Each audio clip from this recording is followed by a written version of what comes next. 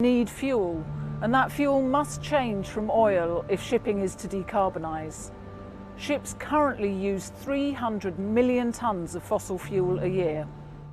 The decarbonisation of shipping requires a massive shift to additional energy-saving measures and renewable energy sources, such as direct wind propulsion or better hull foulings. Fundamental too is modernisation of ship design and the scaling up of the use of alternative low and zero carbon fuels. And this is where solar and wind farms come into play. There are opportunities for countries with access to abundant renewable energy sources to tap into new markets. Renewable energy can be used to create new low-carbon fuels such as green hydrogen and green ammonia, which are low in emissions. Renewable energy can provide plug-in power on shore so that cruise ships have zero emissions in ports. And electric or hybrid ferries can charge their batteries, avoiding fossil fuels. Morocco is situated in one of the world's most favourable regions for solar and wind electricity generation, and with several important ports on busy shipping routes, it has put in place policies enabling the creation of a large-scale, renewable energy infrastructure. Chile is another country with the potential to contribute to considerable energy production and the capacity to serve Asia with alternative fuels. The moves to decarbonisation in shipping give huge opportunities to developing countries. These changes are being driven by IMO's initial greenhouse gas strategy and regulations that have been adopted by IMO to propel energy efficiency in shipping. IMO regulations drive innovation. IMO is further developing its regulatory framework to promote the global availability, affordability and uptake of alternative marine fuels, taking into account developing countries' specific needs. Decarbonising the shipping sector demands international cooperation between countries via IMO and bilaterally, with renewable energy producers, port authorities, and between public and private sectors.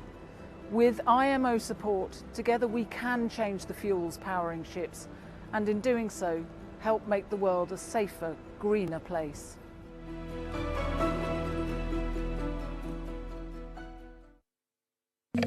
Thank you, and it now gives me great pleasure to invite the Secretary General to provide his opening remarks. Secretary General. Thank you, Director. Excellencies, distinguished guests, ladies and gentlemen, good morning, good afternoon, good evening. It is a great pleasure to welcome you to this second IMO Symposium on alternative low and zero carbon fuels for shipping. Decarbonizing international shipping is a priority issue for IMO, and we are all committed to act together in achieving the highest possible ambition. Following the success of last year's symposium and having heard the interest of many members of the organization at the last MEPC for such an informative event to help inform the organization's work and discussions on the reduction of GHG emissions from ships, the theme of this year's symposium is ensuring a just and inclusive transition toward low-carbon shipping. This reflects the need to support the maritime sector's energy transition while leaving no one left behind. IMO member states are actively engaged in the process of revising the initial IMO strategy on reduction of GHG emissions from ships and in developing a basket of candidate midterm measures, including technical and economic elements that will set global shipping on an ambitious path to phasing out GHG emissions toward the middle of this century. I'd like to take this opportunity to thank all IMO member states and industry representatives and experts for the tremendous efforts and the sweat to date. We are now approaching to a critical, crucial point toward finalizing the decarbonization strategy by the middle of 2023. Incentivizing the availability and the scalability of low and zero carbon marine fuels and the technologies, and ensuring the ability of all member states to take part in this transition is a key and paramount. In parallel, we need to look at any measures that may need to be put in place to address the safety issues related to alternative fuels. As well as new technologies and new fuels, we should not forget that we will need relevant training for the maritime workforce as we chart the way forward to decarbonize international shipping. During this symposium, you will hear from prominent speakers and experts about the many elements of the just and equitable transition, including in overcoming global barriers to access to low and zero carbon marine fuels, especially with regards to demand and the price and the scale. While there are significant obstacles to overcome in our decarbonization journey, we must not forget that this transition also comes with significant opportunities, including for developing countries, such as the expansion of renewable energy production, or inclusion of the developing countries in route-based action plans. We will also hear about the need to reinforce links between shipping and other sectors, such as the energy and the port industries. Central to this symposium is the question of inclusivity of this transition. We need all hands on deck to overcome obstacles, identify safety travel routes, and successfully decarbonize international shipping. Ladies and gentlemen, I thank the Maritime Environment Division for putting together a very interesting program. I'm very much looking forward to the interventions of our eminent speakers and panelists joining us today in this informal setting. I'm confident that their knowledge and views will benefit all. I also thank all the participants today here in the room and those joining us remotely for your interest. Collaboration and partnership will help us in finding solutions to the issues we face today. IMO, as a leading global forum to regulate international shipping, will continue to support this decarbonization journey and to promote a just and equitable transition, leaving no one left behind. I will continue to put all my efforts to facilitating and supporting the finalization of the revision of the GHG's initial strategy and the further development of the basket of the mid-term measure. Again, I'm very glad to see you all. Size of the participants much bigger than previous time. Also, this is after almost end of COVID. So I'm very pleased to see you in good health. We have been developing since 2018 when we adopted the initial strategy. It was not an easy achievement. A lot of discussion, argument, compromising process until we adopt the initial strategy. April 2018, many contributed. In that initial strategy, one important element, we have to adopt final second strategy toward decarbonization. That is timeline is the middle of next year. It is expected to take place July next year. Time-wise, we don't have much time until that. But as I mentioned earlier, crucial part for the decarbonization journey, this is alternative future fuels, no doubt. So that's why I can see many more participants here today, and I see your effort and interest in this matter. So it is not limited to just the shipping. It is relevant to the global supply chain and also global GHG decarbonization strategy worldwide. With that, I'm very pleased and I'm grateful to your participation and effort to journey and looking forward very excellent, smart discussion which will be beneficial to all participants when we meet among member states, MEPC, and the International Working Group. This information will help a lot, no doubt. Thank you very much.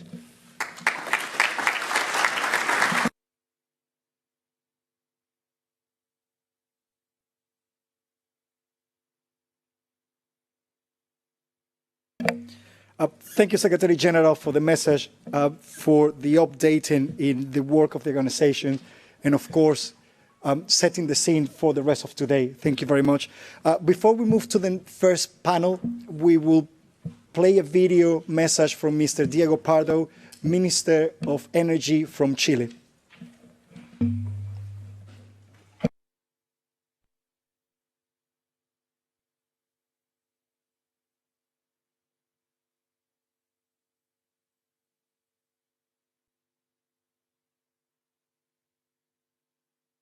The international shipping sector contributes with around 3% of global greenhouse gas emissions, which will increase if mitigation measures are not taken as a matter of urgency. Chile is fully committed to the use of sustainable maritime transport for global logistics chains, and our aim is to be an example for the countries that signed the Clydebank Declaration. We are a country with an outstanding availability of renewable energy, particularly in the regions of Magallanes and Antofagasta. This makes the Chilean coastline a strategic place to foster the supply of clean, zero-emission maritime fuels.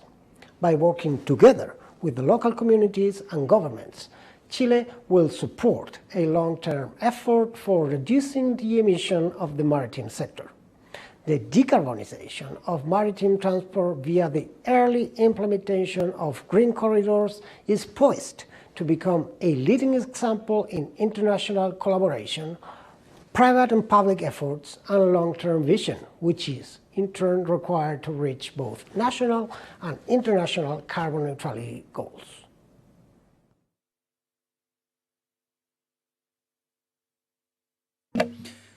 Thank you for that message from the Minister of Energy from Chile.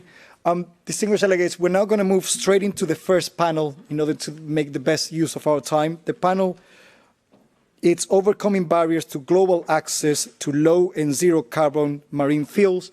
And in order to move forward with it, I would like to invite the moderator, Ms. Catherine Palmer, UNFCCC Climate Champion, and the rest of the panelists to please come to the podium. If you can just, the rest of participants, just bear with us for a couple of minutes while we move the panelists to the podium. Thank you.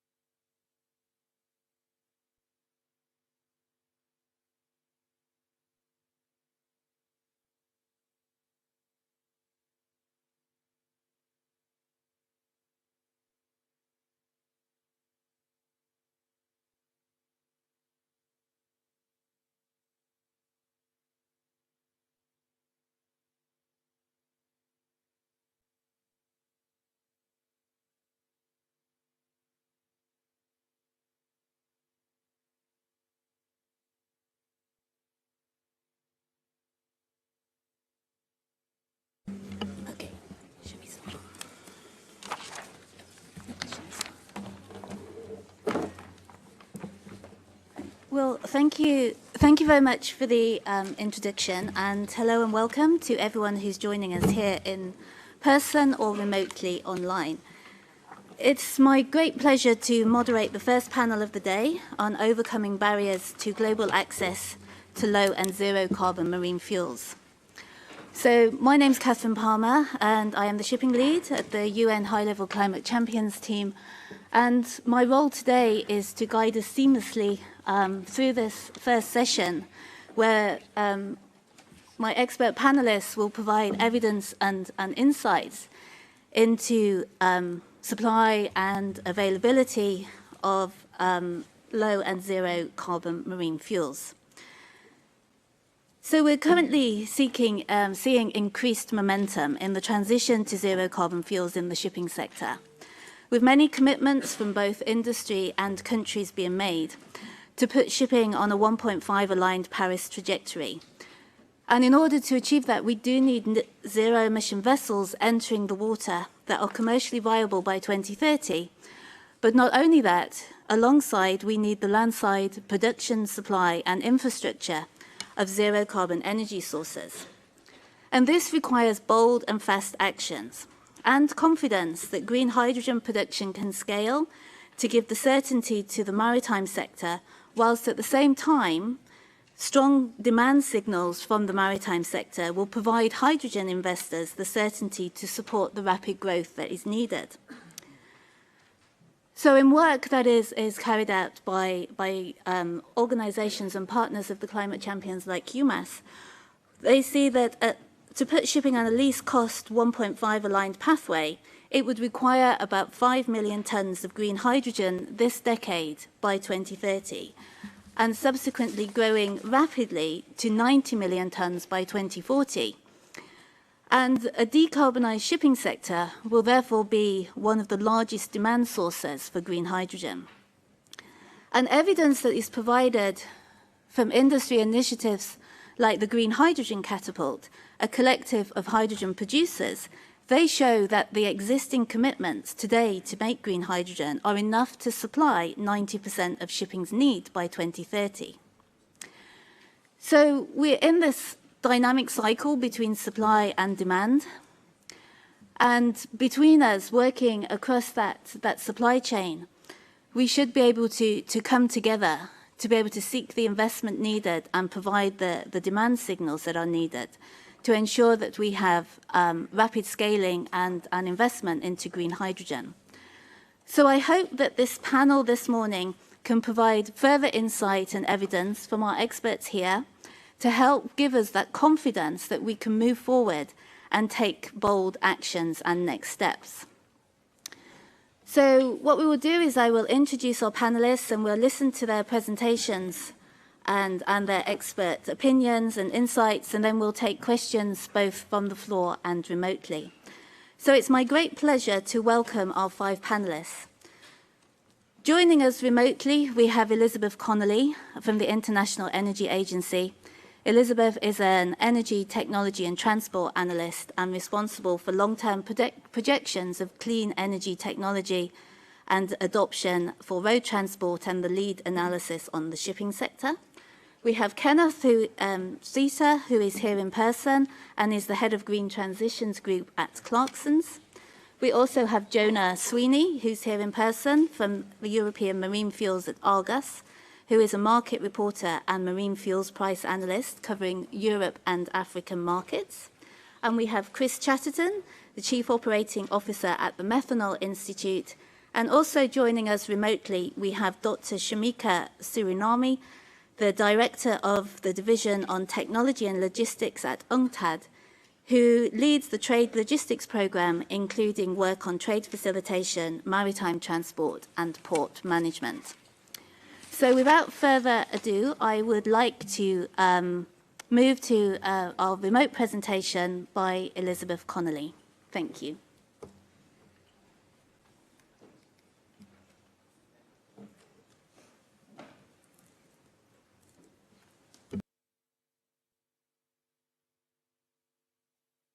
Thank you for inviting me to speak today, and apologies I can't be there in person. As part of the IEA's Energy Technology Policies Division, my work focuses both on the technologies and policy mechanisms that drive the evolution of the energy system. And today I'll go over how we see international shipping evolving into 2050. At the IEA, we're focused on understanding the energy and emissions trends of the shipping sector, and we leverage data from UNCTAD and IMO on historical stocks, sales, and mileage of international shipping vessels, and calibrate those against IEA country statistics. As part of our work on sustainable technology outlooks, we make projections about how the sector will evolve under different scenarios. While this presentation will focus mostly on our results from the net zero emissions by 2050 scenario, I did want to take a second to describe our 4 core scenarios. So the first is our stated policy scenario, which, as the name implies, is based on existing policies and measures for enforcement, as well as expected market dynamics based on historical data and socioeconomic drivers. The announced pledges scenario assumes that all climate commitments made by governments around the world are achieved. It includes nationally determined contributions as well as longer-term net zero targets, and assumes that they will be met in full and on time. The difference in emissions between the stated policy scenario and the announced pledges scenario represents what we call the implementation gap that needs to be closed for countries to achieve their announced decarbonization targets. With respect to international shipping, the announced pledges scenario is compatible with the IMO's greenhouse gas emissions strategy and achieves a 50% CO2 reduction in 2050 compared to 2008. Then we have the sustainable development scenario, which is a well below 2 degrees Celsius pathway and represents a gateway to achieving the outcomes targeted by the Paris Agreement. This scenario has been presented in a number of past publications, and I think the most recent, or at least where there was an in-depth discussion of international shipping, was in the Energy Technology Perspectives 2020 report, which focused on hard to decarbonize sectors. And then last year, we introduced the net zero emissions by 2050 scenario. This scenario sets out a narrow but achievable pathway for the global energy sector to achieve net zero CO2 emissions by 2050, where advanced economies reach net zero emission in advance of the others. It meets key energy-related sustainable development goals, in particular achieving universal energy access by 2030, and is consistent with limiting the global temperature rise to 1.5 degrees Celsius. So the last thing I'll mention is that all of these scenarios have the same economic and demographic assumptions, but price and policy parameters do differ. So with that, let's get into some of our modeling results. You can see that in general, CO2 emissions from international shipping have grown over the past 2 decades. We see a 33% increase since the year 2000. And under our stated policy scenario, emissions are expected to continue to grow, reaching over 900 million tons of CO2 emissions by 2050. And this is despite assumed improvements in energy efficiency. The use of natural gas increases to about 10% of international shipping fuel demand in 2050, but the use of low and zero carbon fuels reaches only about half of that level. In the announced pledges scenario, though, emissions peak in the next few years and continue to decrease to about 300 million tons in 2050. Here, the share of low and zero carbon fuels reaches about 50% of total fuel use in 2050. And then in our pathway to net zero by 2050, emissions from international shipping don't actually reach zero, but do get to less than 100 million tons in 2050. And this isn't to say that the shipping sector shouldn't strive for zero emissions, but it's more an acknowledgement that international shipping is a hard to decarbonize sector, especially considering the long lifetime of ships, and that reducing emissions by around 85% compared to today's level can still be compatible with limiting global temperature rise to 1.5 degrees Celsius. So let's look at how we get on the net zero trajectory. In the short term, there are opportunities to reduce emissions by optimizing energy efficiency, such as through the use of wind assistance technologies. In the medium and long term, however, switching to low carbon fuels will be required, including biofuels, hydrogen, and ammonia. Because of constraints on sustainable biomass production and competing demand, for example, from the aviation sector, we envision biofuels meeting only about 20% of shipping fuel demand in 2050. but in particular, we view ammonia as a good candidate for decarbonizing long-range transoceanic journeys because of the high energy density, at least relative to hydrogen. And we have ammonia meeting almost 50% of shipping fuel demand in 2050. And then, as I mentioned, we see low carbon hydrogen as an option for better suited for shorter range coastal vessels. And overall, hydrogen constitutes 15% of shipping fuel demand in 2050. In our scenario, fossil fuels do continue to be used in shipping and constitute about another 15% of fuel consumption in 2050. One of the benefits of moving to green ammonia as a fuel for the maritime sector is that ammonia is already produced and transported in large quantities around the world for industrial uses. And so this existing infrastructure and distribution network can be leveraged, as well as the experience with ammonia handling. Hydrogen, on the other hand, will require a build-out of new infrastructure, though ports located close to refineries or other industrial plants that already use hydrogen may be able to benefit from excess supplies of hydrogen to fuel vessels. You'll notice that we haven't included bio or e-methanol in our projections, and that's again because of limits on the availability of bio-based CO2 and because of the relatively high cost if the CO2 is to be sourced from direct air capture. Here, I just wanted to acknowledge again the challenge. So part of the difficulty in fully decarbonizing shipping is the low technology readiness level of key technologies for ocean-going vessels.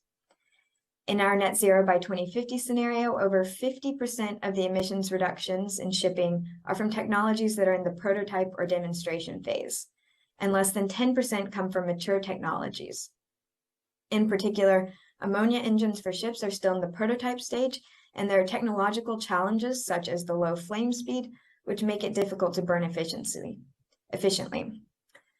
Both innovation for new technologies and progress in existing technologies will be needed to substantially reduce shipping emissions in the long term, as well as the development of supporting infrastructure. And so as part of the Energy Technology Policies Division, I of course can't end without discussing policy recommendations to help enable the penetration of clean energy technologies for international shipping. So firstly, we recommend that the stringency of the IMO operational carbon intensity standards be increased and that material non-compliance measures should be implemented in the near term. It's also important that well to wake, as opposed to just operational emissions, are taken into consideration. Regulating well-to-wake emissions can support the transition to truly low-carbon fuels and avoid incentivizing the reallocation of greenhouse gas emissions from onboard operations to upstream fuel production processes. Third, we recommend the use of direct mandates, where directly mandating quotas of certain zero-emission fuels and technologies creates a guaranteed demand for the technology providers and green fuel suppliers and incentivizes investment in clean fuel production and supply. Finally, there should be an acceleration of investment in RD&D, both from governments and industry, to commercialize zero-emission or zero-emission ready vessels and to deploy the associated refueling infrastructure this decade. And so again, with that, I'll thank you for the opportunity to present, and I look forward to answering any questions. Yeah, thank you very much, Elizabeth. And Elizabeth is going to be available for the Q&A at the end of this session. Next, I would like to move to Kenneth, who is from Clarksons, and for your presentation. Thank you.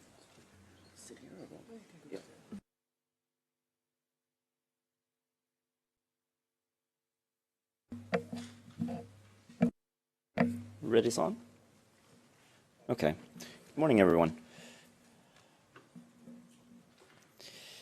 So I apologize in advance, but I might be the least popular person here after my presentation, because my focus is on the sustainability of the path of low-carbon fuels. So I'd like by pointing out where we currently are. Before we talk about expanding and increasing the supply, we need to acknowledge the challenges we have with the current supply of those future fuels, mainly ammonia, methanol, and hydrogen. What I'm showing you here is the replacement potential that we have in the existing production today. If we were to get first crack at that supply, it would barely cover what shipping needs. And we're talking then the global supply of hydrogen, 94 million, that is then being, if we take 45 million that's used in steel and in refining, we take all of the ammonia, global production of ammonia, and we take all the global production of methanol, then it would cover basically what we need as an industry. But of course, these supplies are not available. These supplies are being used by other industries that are essential for our survival, such as fertilizing. Then the first thing we need to do is to acknowledge that there is currently a climate problem, a climate challenge with those supplies that we already have. So we need to decarbonize the production of these various fuels. And if we take hydrogen as being sort of the feedstock for the various derivatives, hydrogen in itself, the 94 million currently being produced globally, has an emission profile equal to that of shipping, about 900 million tons of CO2 per year. So we need to decarbonize this before we can start talking about increasing the supply of it. And the future path for fuels, not only maritime fuels, is that we are moving from fossil-based fuels towards electricity-based fuels, renewable-based fuels. That is very much given. And if you subscribe to ammonia as a fuel, or methanol, or even hydrogen as a direct fuel, the feedstock or the starting point is that we need to have access to renewable energy so that we can produce sufficient green hydrogen and then build the various fuels. But when it comes to this pathway for shipping, there are some challenges clearly now, and we are arguing that the technology is not mature at its current stage, and we need to allow this technology to further mature before we can adapt alternative electricity-based fuels or e-fuels at larger scale for shipping. If your starting point is that you have 100 units of energy today and you want to convert this to any type of e-fuel and you want to use it as a fuel for shipping, the fact is that due to conversion inefficiencies, you're likely to lose about half of what you started with just in the conversion process. Then you take the remaining 50% and you apply it to your ship, and because of the low thermal efficiency of internal combustion engines, you lose another 50%. So in an environment where there's scarcity for renewable fuels, we're arguing that this is the sustainable pathway for shipping, that you take a limited amount of renewable energy and you apply it to an industry where you only get 25% utilization of what you're starting with. In order to decarbonize shipping, and take ammonia as an example, we would need about 2,000 gigawatts of energy to then replace all of the fossil fuels currently being used in our industry. That would reduce global GHG emissions by 3%, which would be a great achievement.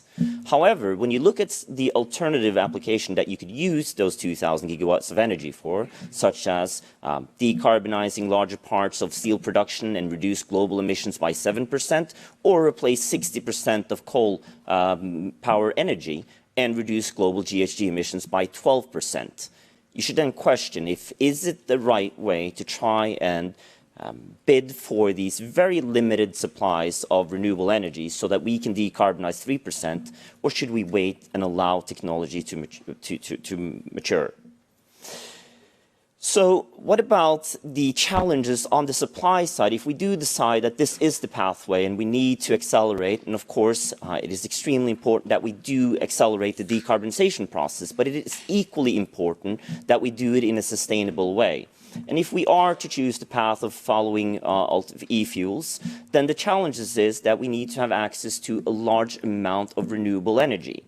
In order to decarbonize the supply of hydrogen today, global supply of hydrogen, methanol, and ammonia, we would need about 2/3 of global installed renewable capacity in order to decarbonize that. If you want to further on add the 2,000 gigawatt tons of renewable required to decarbonize shipping, we would exceed the global supply of renewable installed capacity. So the point here is that this is not something that can be done overnight. We need to understand how practical will it be to completely try and switch our fleets towards renewable fuels in the short term. So what is a more sustainable pathway in our view is that we have to acknowledge that there isn't one solution. There's multiple solutions, and we have to acknowledge technology will play an important role to decarbonize shipping. We need a combination of two cornerstones in order to achieve our goals, and we believe that technology has probably a higher impact in the shorter to medium term, where you can improve energy efficiencies while we allow the development of alternative fuels to develop. Alternative fuels or zero carbon fuels is definitely a solution for the future, but it's not a very likely solution in the shorter transition window that we believe we're going to be in for this decade and probably far into the following decade as well. And I hope with that I've provoked enough people to raise some good questions in the Q&A session. Thank you very much.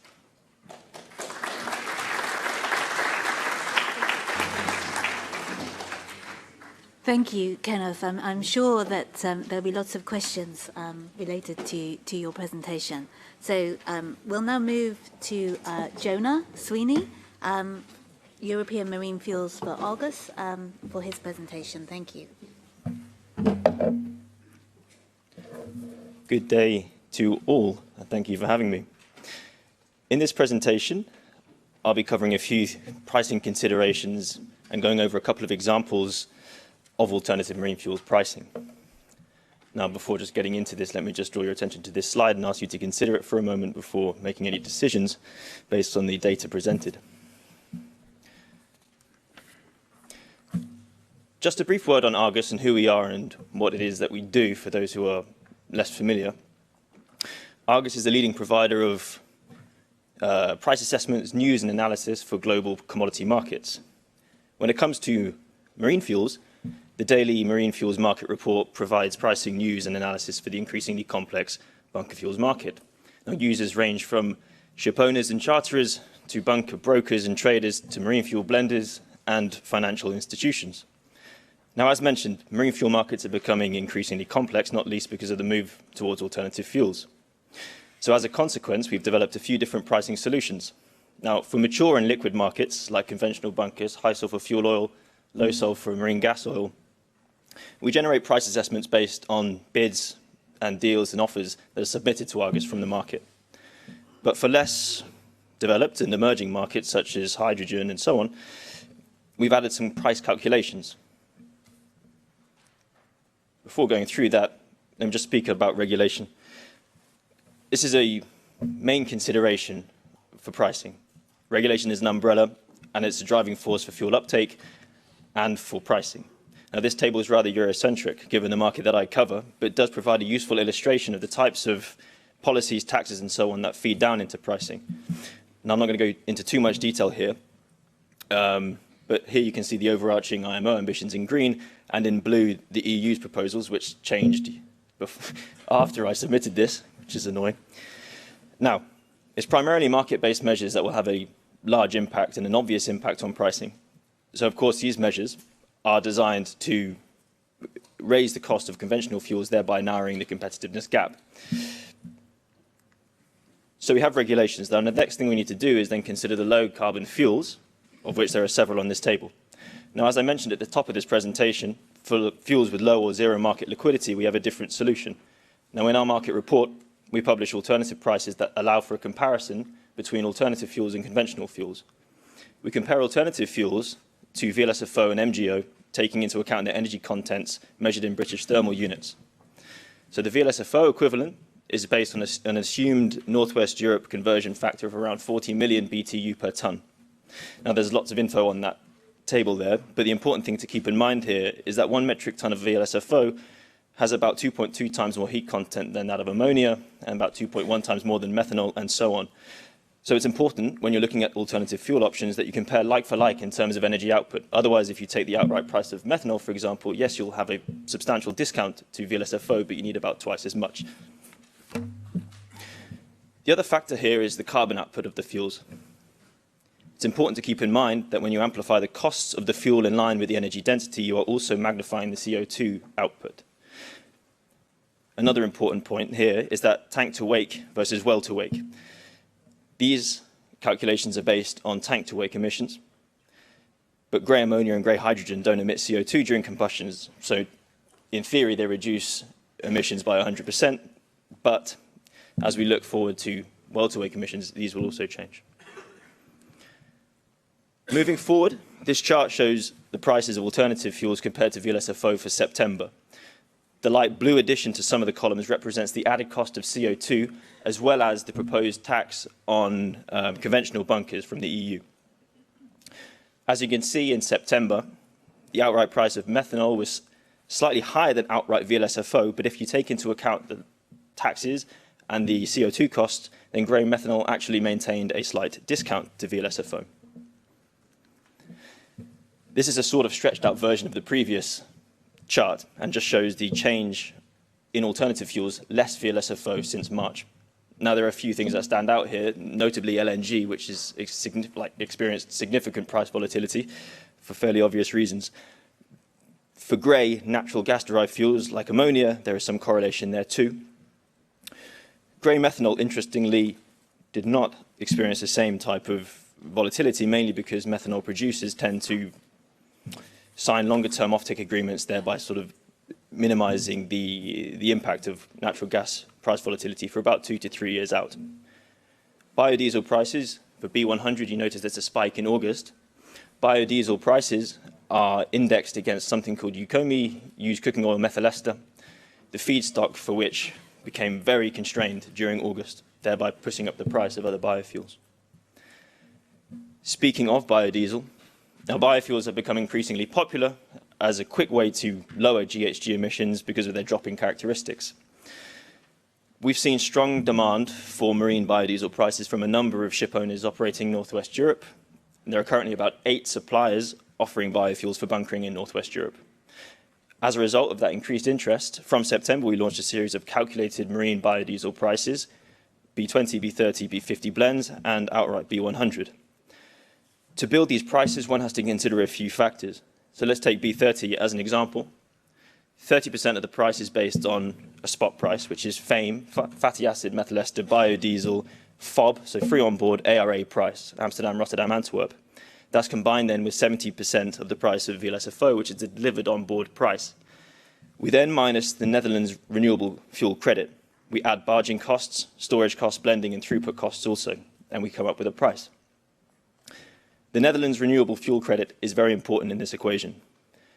Without this credit, the Dutch government shaves off, or with this credit rather, the Dutch government shaves off around 50%, 40 to 60 or so, the price of advanced biodiesel.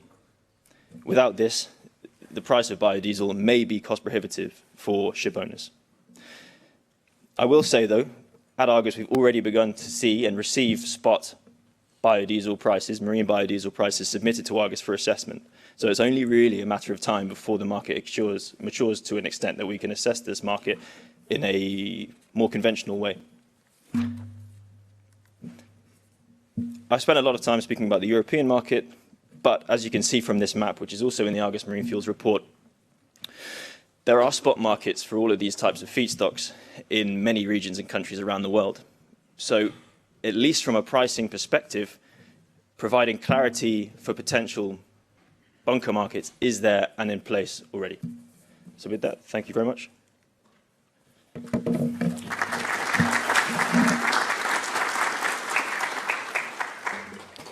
Thank you very much, Jonah. And now I'll move to Chris Chatterton from the Methanol Institute. Thank you.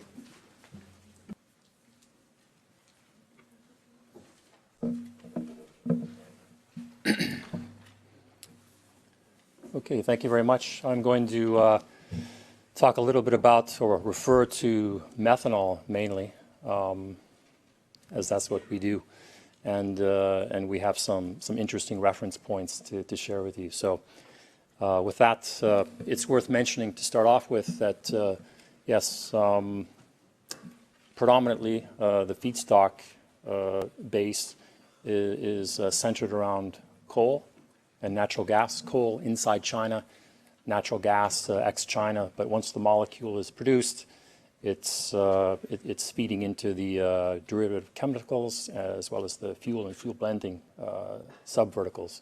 And we have a very small, but you could say nascent, but growing rapidly segment for renewable as well as biogenic sourced methanol.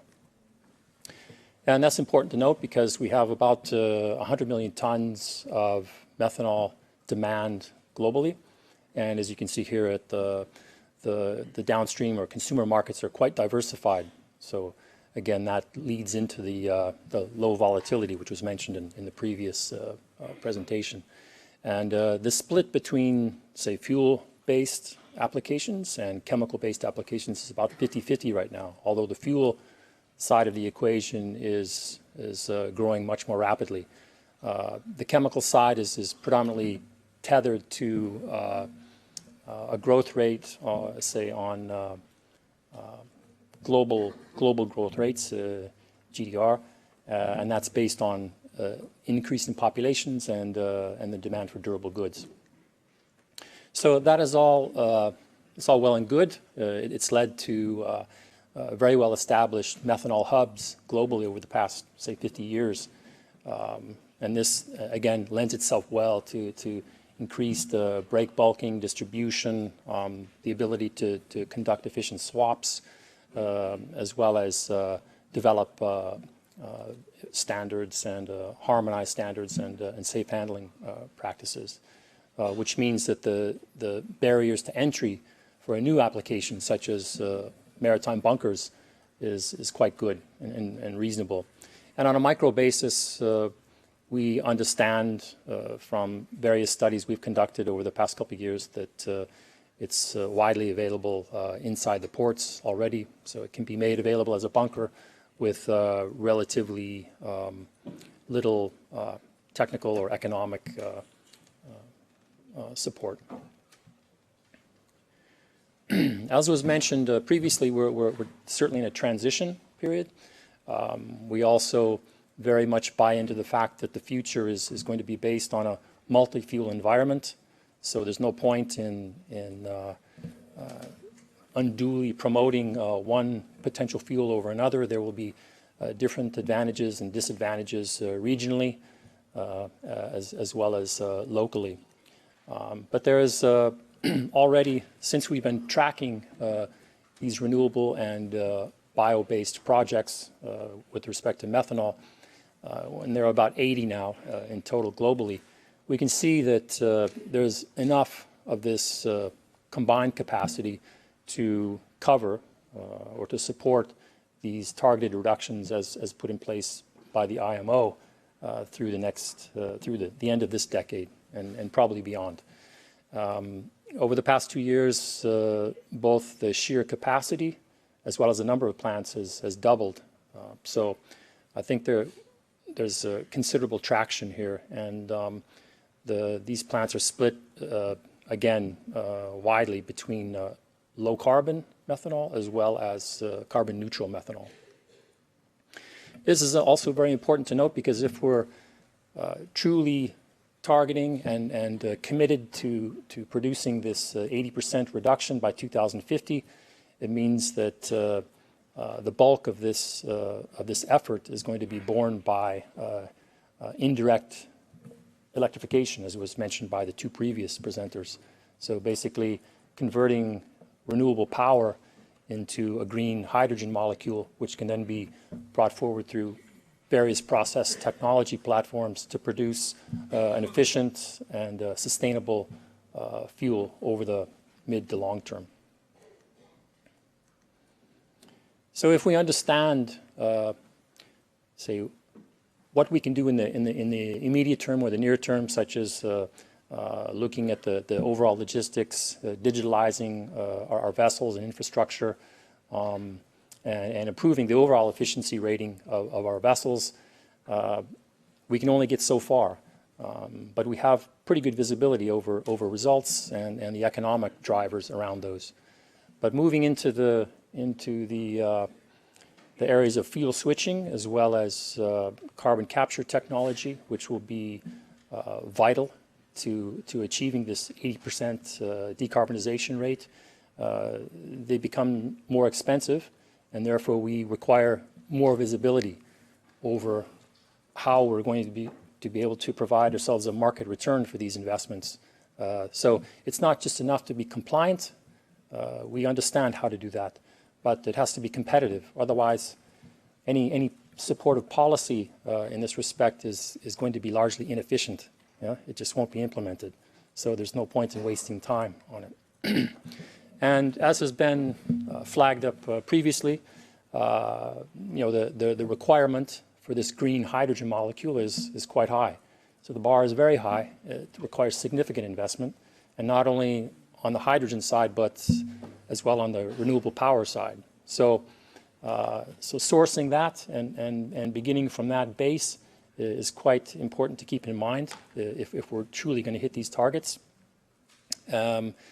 To the tune of 500 gigawatts of electrolysis capacity and another 1,000 gigawatts of renewable power.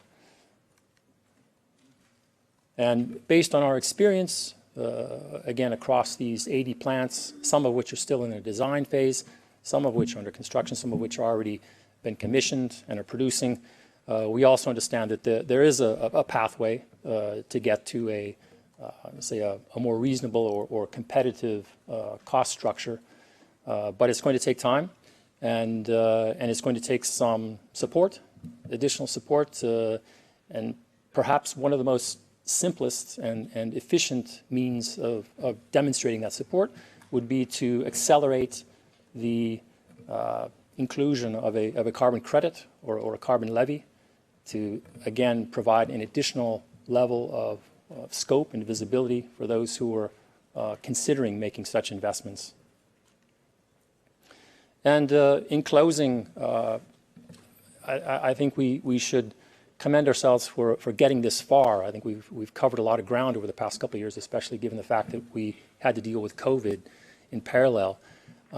So continuing to work through EEXI as well as CII, it would appear anyway that the next natural extension of that would be to, again, accelerate the discussions and the debate around the introduction of some sort of emissions cap and trade or a book and claim type system with respect to these renewable fuels, as well as set a price for CO2 emissions and going forward CO2 equivalent emissions as we move into a more of a well-to-wake basis for assessing these future fuels.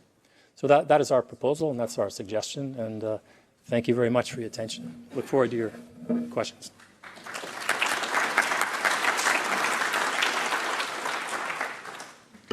Thank you very much, Chris. And we now have our final speaker who is joining us remotely. So I'd now like to give the floor to Shamika. Thank you.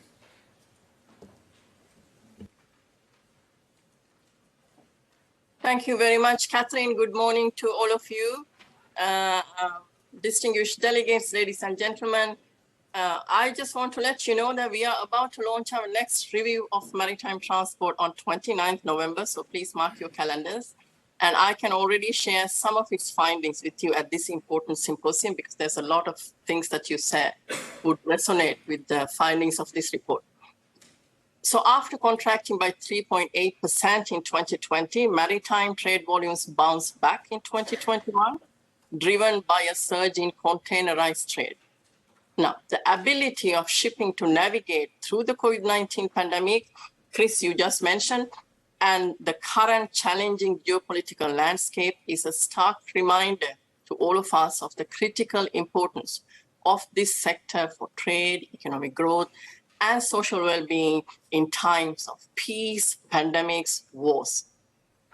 But I want to get back to this point a bit later, that the turbulences have also shown the asymmetries between countries and their capacities to manage risks, cope with multiple shocks, and recover. And this is a point that I will come to a bit later. Now, the transition towards a low-carbon shipping is a must, and nobody can not agree. And given the dire state of climate change impacts we hear every day, however, it will be enormously challenging for developing countries that cannot afford the considerable investments required. Chris, you just mentioned regarding methanol, and many of the speakers also said how some of the technologies are at very nascent stages. And developing countries also lack technical capabilities and enabling regulatory frameworks. But all not bad. several developing countries have high potential for zero carbon bunker fuel production, for example. At UNCTAD, we are working with Ghana, Mauritius, and Morocco to, in fact, determine how their renewable energy production potential can be further leveraged, with ports playing a catalyst role.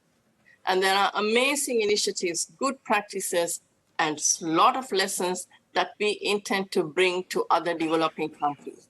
We need to do a lot more of this sort of work.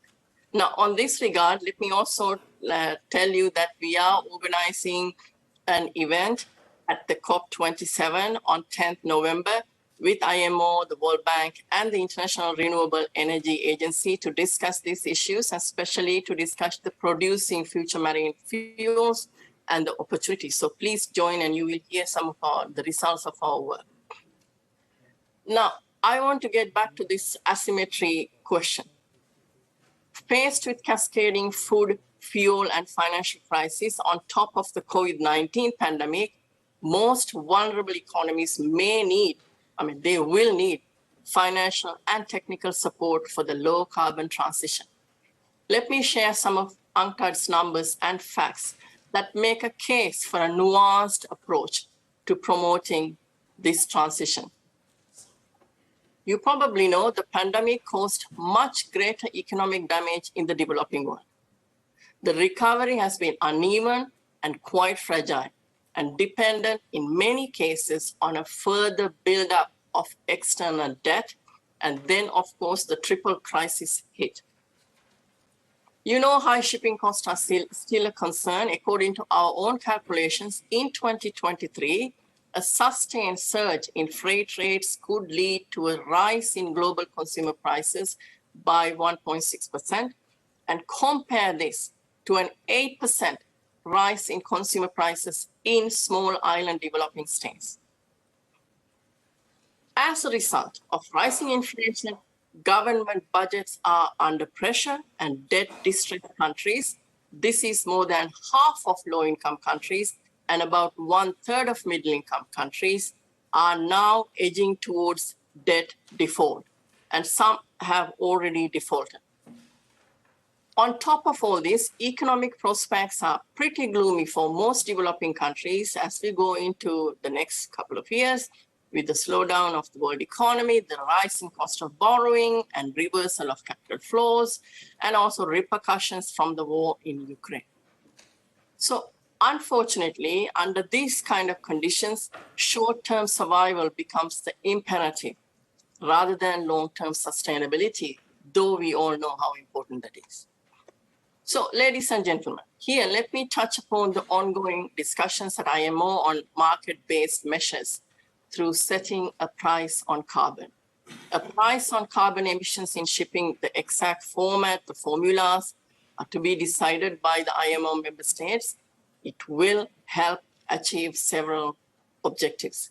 First, it's a no-brainer. It can help create a level playing field for alternative fuels. Second, it can generate funds to be invested in the development of alternative fuels. And third, and most importantly, in the current context that I just outlined to you, the revenues generated by market-based measures can help developing countries most in need, such as the SIDS and LDCs, to absorb the transition cost and fund climate change adaptation and mitigation measures during this transition period.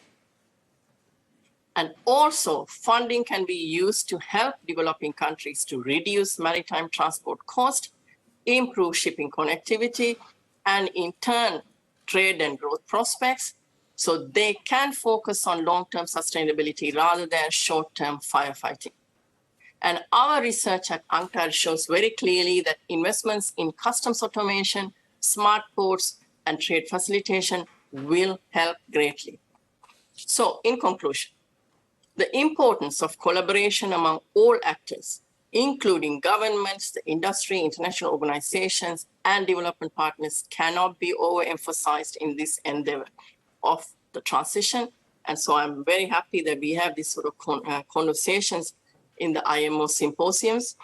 And you all know UNCTAD and IMO's collaboration is long-standing, At UNCTAD, we will continue to support the transition towards low carbon shipping.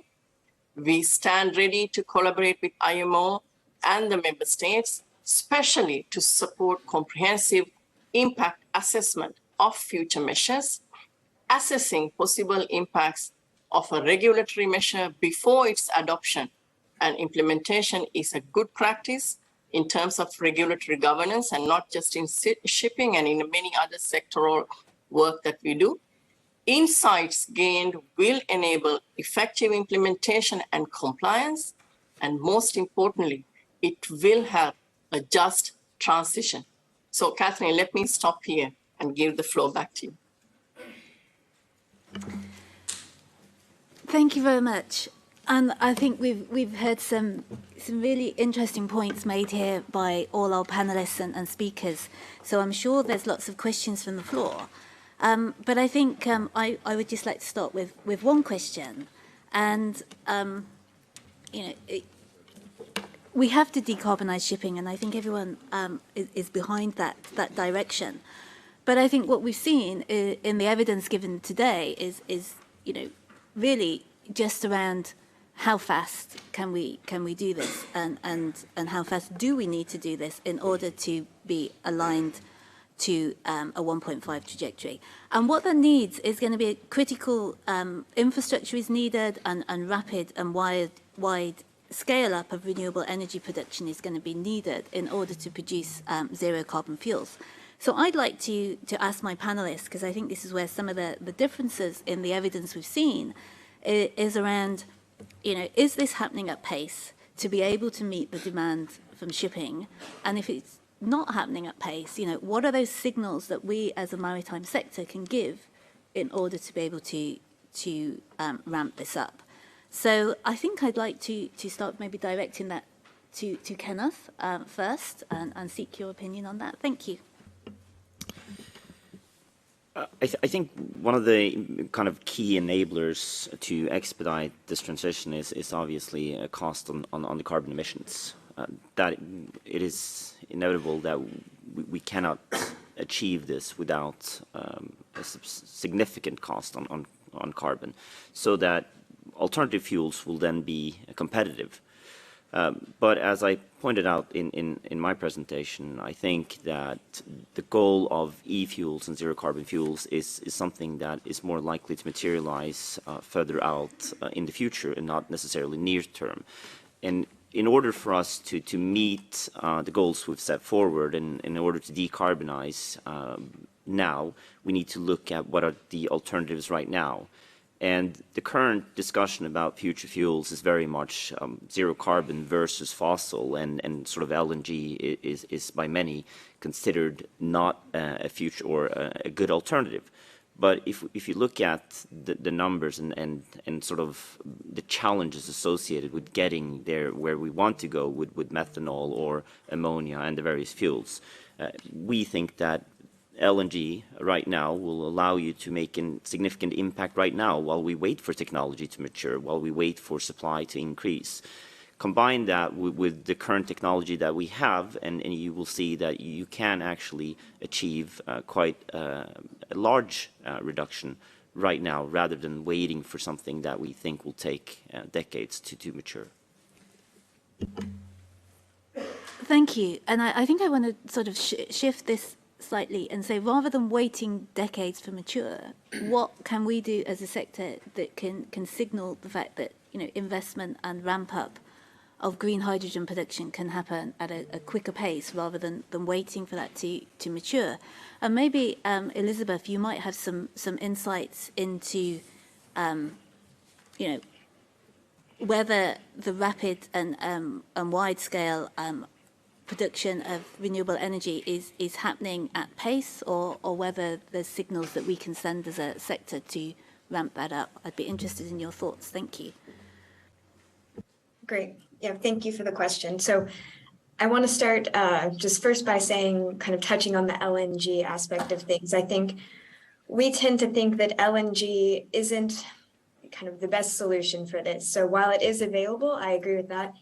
The emissions reductions on a life cycle basis are contentious. I mean, there's a lot along the natural gas supply chain where we see venting and fugitive emissions that really increase global warming impact. So just to say that I think in the near term, efficiency measures are really important. And this, also can play into the adoption of alternative fuels that are more costly, because if we're using less of them because we have more efficient vessels, that's kind of a great result.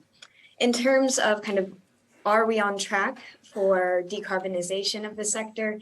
The IEA has this is a topic that we focus a lot on, trying to track developments. And so we have an online report that's IEA's Tracking Clean Energy Progress. And we kind of use a traffic light system to categorize the progress of key clean energy technologies against our pathway to net zero by 2050. And so I will point out, there's only kind of 2 technologies on there that are kind of shown as green, as fully on track with net zero, and those are electric cars and lighting in buildings. And so when we look at maritime shipping, or on the fuel side, we have renewables, bioenergy, and hydrogen, which are all shown as kind of yellow. So not fully on track, but not, I guess, terribly behind. I think there's, still been a lot of progress on those, but they're not fully on track with the deployment we need for the net zero by 2050 scenario. And then in general, for international shipping as a sector, speaking kind of more towards the development and deployment of zero emission or zero emission ready vessels, we have that sector shown as red, so not on track. So I think, especially given the long lifetime of vessels and even if the fuels aren't ready in the near term, we need to be producing vessels that are ready for zero emission fuels. And so that's kind of my key takeaway, is we really need to have investment in zero emission, at least ready vessels. Great, thank you very much. Anyone else like to come in before I ask for questions from the floor? I would just say, I think it comes down to closing the competitiveness gap, which has been said multiple times. You need to find a way, probably as a regulatory body, to incentivize businesses to invest in such a large scale. The lead time for these projects, for these green projects, is probably in the region of 5 to 7 years. So there isn't much time. So you have to make that regulation clear and very quickly in order to facilitate companies, allow companies to dedicate those funds. I just made that point. Yeah, go ahead. Yes, thanks. I guess I would just add on to that, because I fully agree. There is, I think, maybe one way to summarize it is just we shouldn't be sacrificing good for excellent, and we spend a lot of time debating this fuel or that fuel when there are options available now. LNG was mentioned as one. We only look at tank-to-wake emissions at the moment. So the sooner we can move to a well-to-wake assessment, the clearer it will be for all stakeholders involved. And at the moment, there are options available.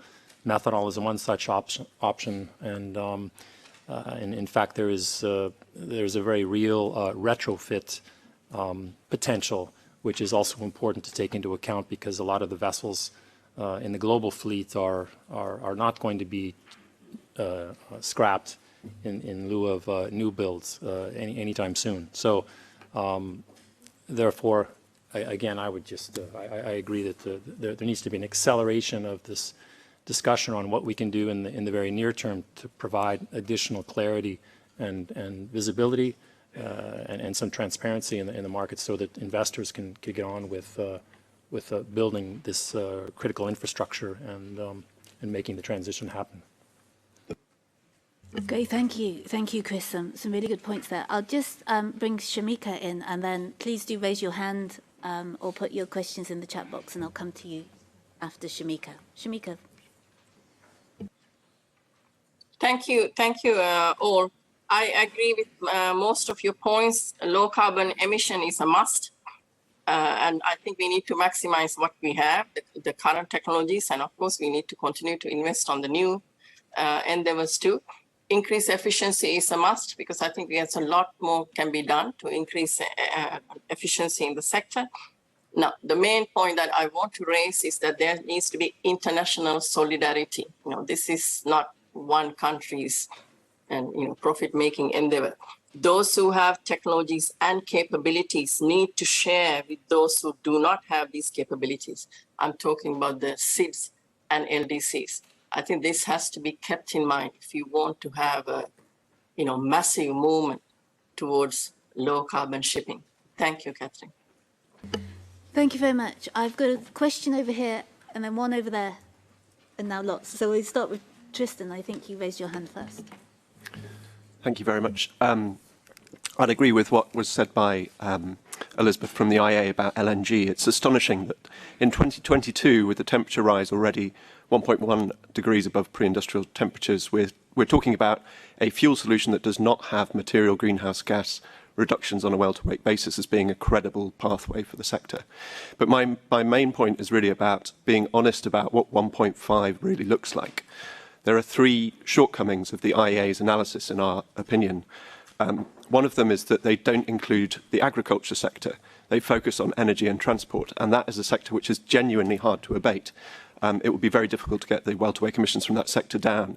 So other sectors will need to do more if we're not going to have major problems as we try and reach net zero on an overall basis. The other is that they're very optimistic about the supply of biofuels. And whilst that's not necessarily a bad thing to be optimistic about it, it does create a risk that if that supply does not materialise, then we will have to go down a different pathway to reach zero emissions. And their assumptions do not align with what we understand to be the best available science. And it creates quite a lot of magical thinking in their modelling generally as to what the transition pathway needs to look like. We think that when you take those two considerations into account and you don't rely on the negative emissions, which are necessary if a sector like shipping in their modelling still has positive emissions in 2050, so they're relying on negative emissions as well. If you take all of those things into account, then the 85% reduction that they set as a 2050 objective really needs to be achieved in 2040. Now, we don't hit that if we are not going to be honest about that in 2022, because the investment timescales, the fleet turnover, the asset investment really needs to be unlocked now. Otherwise, we don't get anywhere close to where we need to be. So just an appeal to consider some of the risks in modelling with a bit of optimism. We really need to be careful. Thank you very much. I've got a question from Saudi Arabia over here. Thank you.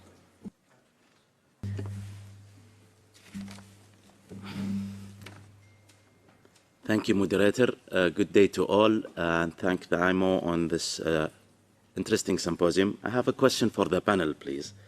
Many of you mentioned the challenges in adoption zero emission fuels. The question by Ms. Palmer highlights the issue.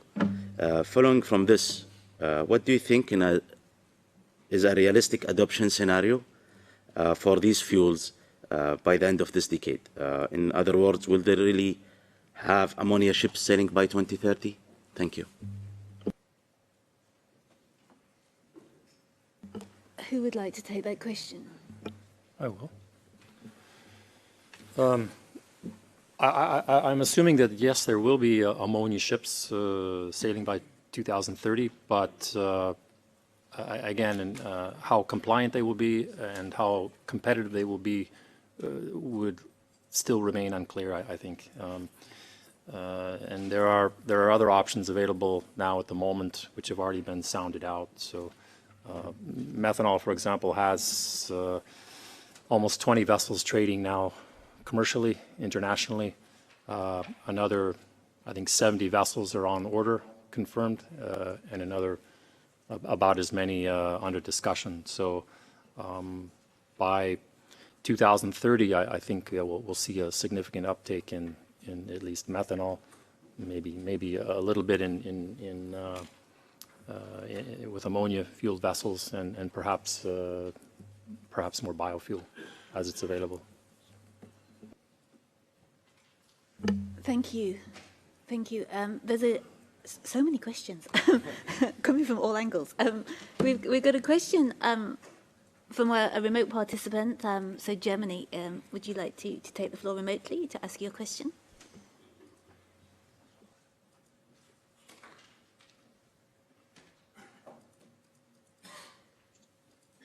I'm heard now. Yes. Hello to all. Can you hear me? Can you see me? Yes, we can hear you. Thank you very much. Hello to all.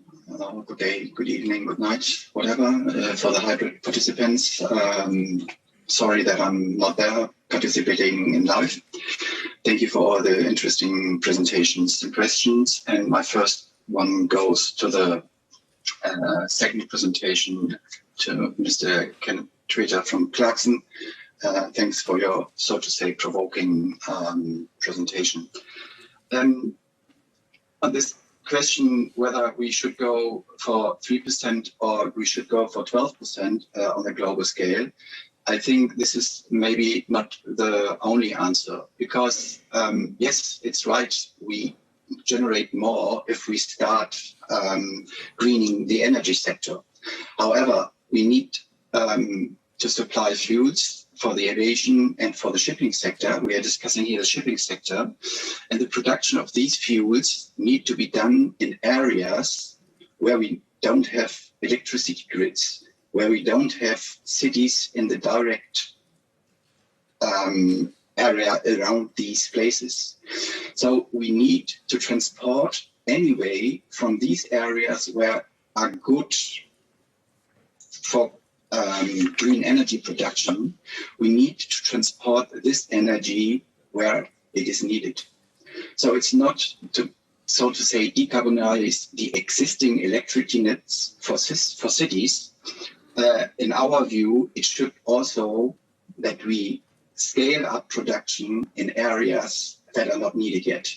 And this maybe comes also to what our speaker from UNCTAD said, Ms. Shamika Siliman, that this might help, and we are sitting in one boat also for developing countries, that in areas where, so to say, nothing is, but very good evidence to produce via sunlight or via wind farms, this energy that is needed for green hydrogen, and then transported possibly as an ammonia to the areas where it's needed, and there ships come in. So I think that would be a good synergy to keep both your points and not play out against these argumentation. Then if you, I'm having the floor on the Argus presentation, it would be interesting to see what are the price differences between green and grey ammonia, what comes in there, and also between green and grey other alternative fuels that come. And having said this, I can only really echo the importance of well-to-wake. So it will not be the technology of ammonia deciding whether a ship is green or not. It's whether ammonia will be produced green or not. The same goes for methanol. So everything what we do needs to go on a well-to-wake basis, because otherwise we can't decide, are we harming the climate or are we greening the climate? So we need to look, and we need to have a, so to say, birth certificate of the fuel, whether it is produced sustainable or not, and there to implement the greenhouse gas impact of it. Thank you very much. Thank you. Kenneth, you'd like to answer? Yes, just very quickly. I think the point I'm trying to get across is that the current demand for hydrogen today is about 94 million tons a year, which is predominantly grey produced. So it's not realistic to believe that we will see green hydrogen production earmarked for shipping. We will see first decarbonization of current production, then shipping will have to compete on a price basis versus all other industries that are currently using that hydrogen. And in order for shipping to win that price race, we will have to have an incentive. We need to have a carbon enabler, a carbon price that will enable us to be competitive in our pricing. That is my point. Then second, we will then have to increase that supply of 94 million tons so that we can replace current fossil consumption in our industry. Thank you. Thank you. And very quickly, I'm going to give the final question to Bahamas, and then we can wrap up, yeah. Thank you, moderator. I wish to, first of all, thank the presenters for their outstanding presentation. And even though it's been depressing, saying that we're being very frank and honest here with a subject matter that impacts the entire world. This is 2022. We are looking to projection for 2050 in terms of trying to bring about some reduction in the international shipping for carbon. And quite frankly, if I was coming to this for the first time, I would wonder, where has the rest of the world been for the last 20 to 30 years? It's not that we haven't known about this situation. It's not that we haven't known about the impact of climate change, even though part of the industry has been sitting on the information for some 50 to 70 years. But yet we have known that this day would come. And it's like we're just beginning. We're just waking up and realizing that, okay, we need to do something about this, but how are we going to go about it? Well, you know, this is ground zero. And it is today. It is now, especially coming from a small island developing state. And low-lying as it is, the ice caps are already melting. You know, and it's not just the low-lying islands that are going to be impacted. We're talking about major metropolitans that are going to be impacted, including places like London and New York and Amsterdam, et cetera, et cetera, et cetera. So, you know, we might look at this in disparate ways, but the fact of the matter is it's impacting all of us. And as member states here, we will proceed with regulatory framework to enable the market-based measures at least to come into some form, into some conformity. But we know that the nature of the market is one based on competitiveness. And there's a profit margin in there. I mean, you know, you're not going to invest unless there's a return. Let's be honest. But where are the national governments in all of this? They have invested heavily in the fossil fuel industry for the last who knows how many years. And they are still investing in the fossil fuel industry even today. Where's the recognition that there needs to be the collaboration among all of the nations of the world if we're going to have any world? And it's not a particular question to any of you because you're representing an industry and you've represented it well. You've told us in no uncertain terms what it is we need to do to get the investment that will help to accelerate the move towards low and zero carbon fuels. Even if we have to settle on a transitional fuel until we get a more mature zero carbon fuel industry ready.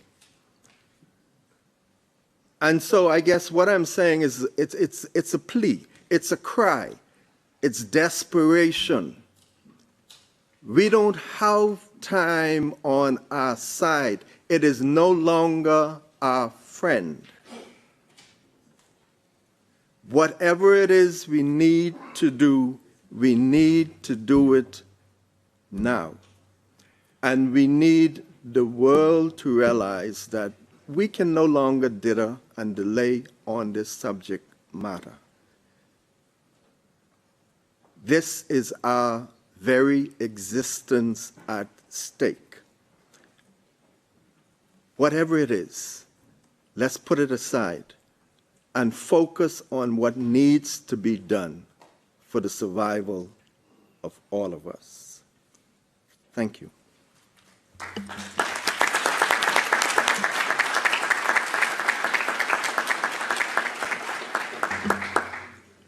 Well, thank you very much. And I don't think there's any other better way to conclude this session. We're slightly over time, and that means we've shortened your coffee break. But I think your words resonate with everyone here who's listening or in the room. And I would just say, COP27, 2 weeks away. This will continue, and hopefully we'll see some other clear signals around the how the supply and demand sides can come together to give that confidence for investment and to advance forward. So I'm really sorry that we've got so many questions. I haven't been able to take them all, but hopefully we can continue to discuss this over coffee. So I'd like to thank my panelists, and we'll move on. Thank you very much.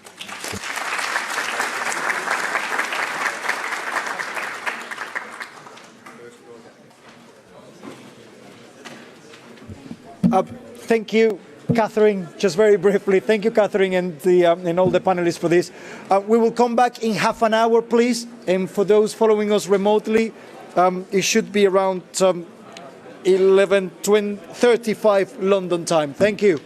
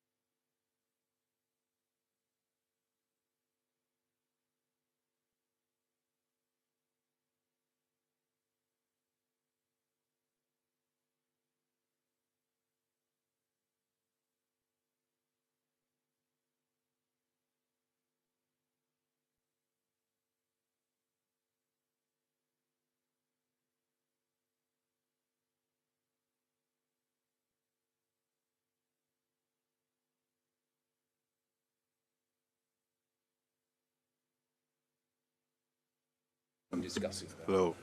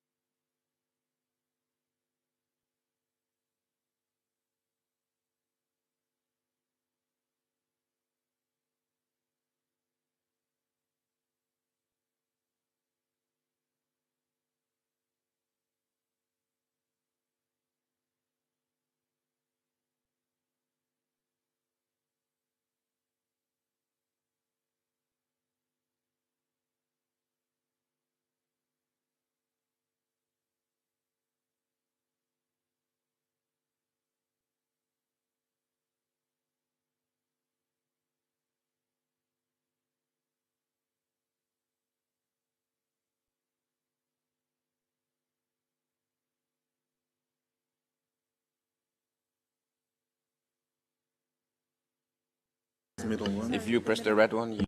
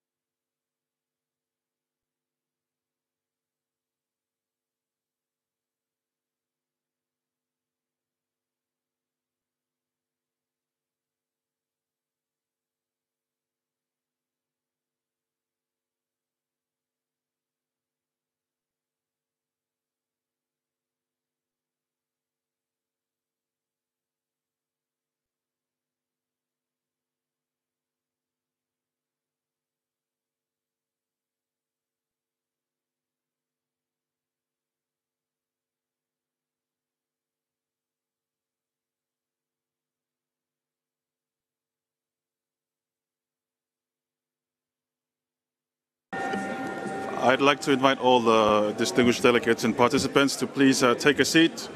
We're just about to start block 2 of the symposium session. Please.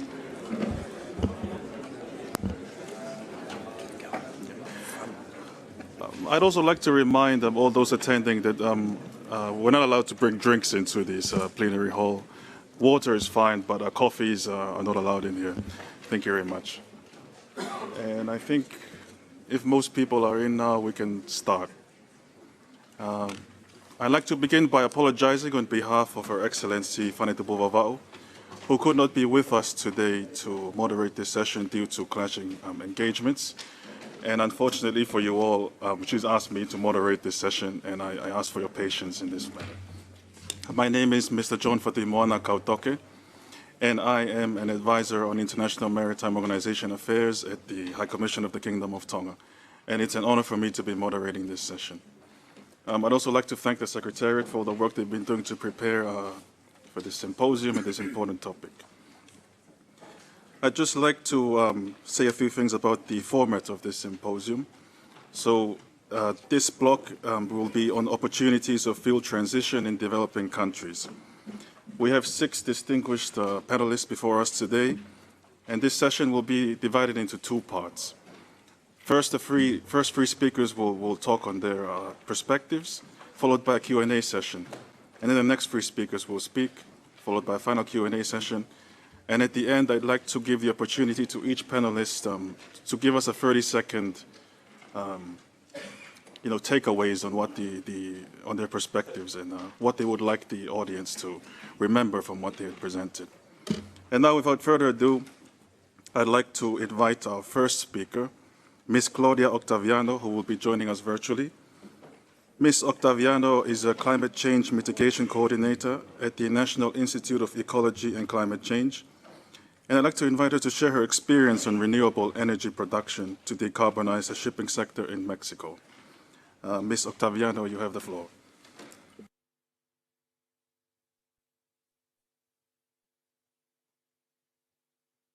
Good morning, ladies and gentlemen in the UK. My name is Claudia Octaviano, and I am General Coordinator for Climate Change Mitigation at the National Institute of Ecology and Climate Change of Mexico. I will have the honor today to participate, sharing with you some of the analysis and options that Mexico is implementing in terms of decarbonizing the shipping operations. So I would like to acknowledge upfront the cooperation with the Marine Ministry in Mexico, who have shared with us many of the information that we present today in terms of what Mexico is doing. They are the ministry that is in charge of the actual implementation in the country of these measures.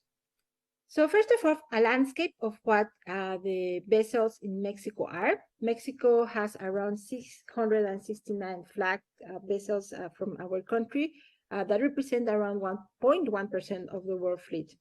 As you can see in the screen, we have around half of these vessels dedicated to oil transportation. Mexico is a very important oil producer and exporter. And of course, we have also cargo ships, overall cargo fleet, and all of the rest of the other uses of international trade are also important in our country. As you can see also, it is important to consider that around 56% of global vessels have an Asian flag, and around 20% of the vessels have a flag from the American country. So this is the different representation. I'm sure that many of you have already a very good understanding of all these numbers, but it gives us an idea of what is the participation of Mexico in this transportation mode. But of course, this is not to say this is not important in Mexico. In Mexico, we have very important operations, and this is very important for our economy. Around 36% of all imports, of the value of all imports in Mexico, are moved through the sea, and 19% of our exports are also moved in marine operations. So this is key in terms of our international trade. And in terms of the weight, 30% of all cargo is transported by sea. So this is, of course, of critical importance in Mexico in terms of our economic development and international trade strategy. You can see now in the screen our infrastructure in terms of ports and also marine terminals. These ports are, as you can see, all over our more than 11,000 kilometers of coasts, both in the Gulf of Mexico and also through the Pacific side. We have different players on the ground. Many of these ports are administered by the states, but there are also federal, municipal, state-level authorities, and also there are some concessions in terms of private sector participation. So there is a full array of players that need to be involved in decarbonizing shipping operations. You can see here also that most of the operations occur in the installations in the Gulf of Mexico, or most of the ports have the activity or movement there, but also it is very important what is happening in the Pacific side. So both sides of the country have important operations, and most of the operations occur in high transportation activities, and cabotage is around 18% of our activities in Mexico. So movement in the same country, it's currently 18%.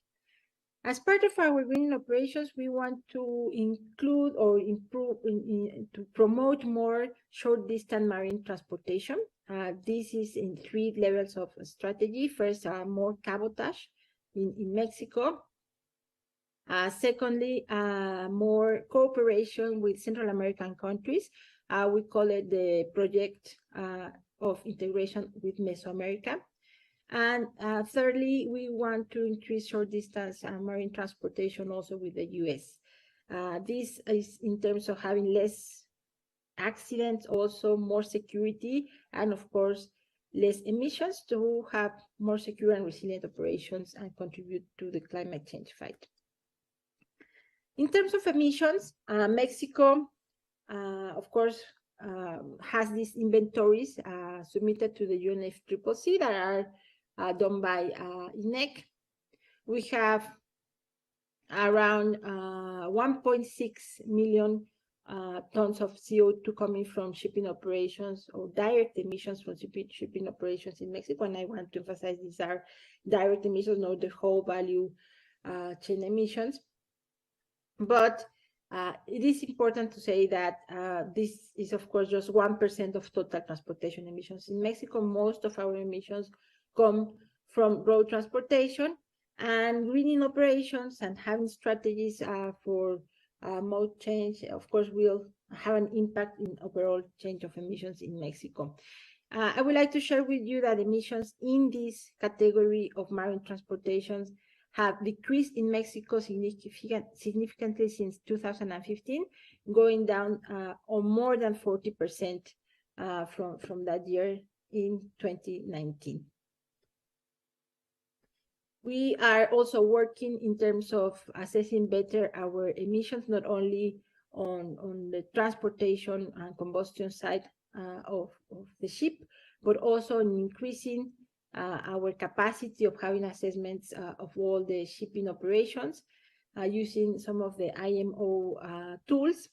And we also participate in the Green Voyage Project 2050 for international transportation. And with these tools and with this project, we aim to improve our legislation and policies for greening both ports and operations of shipping in the country. As I mentioned in the beginning, these institutional arrangements are very important.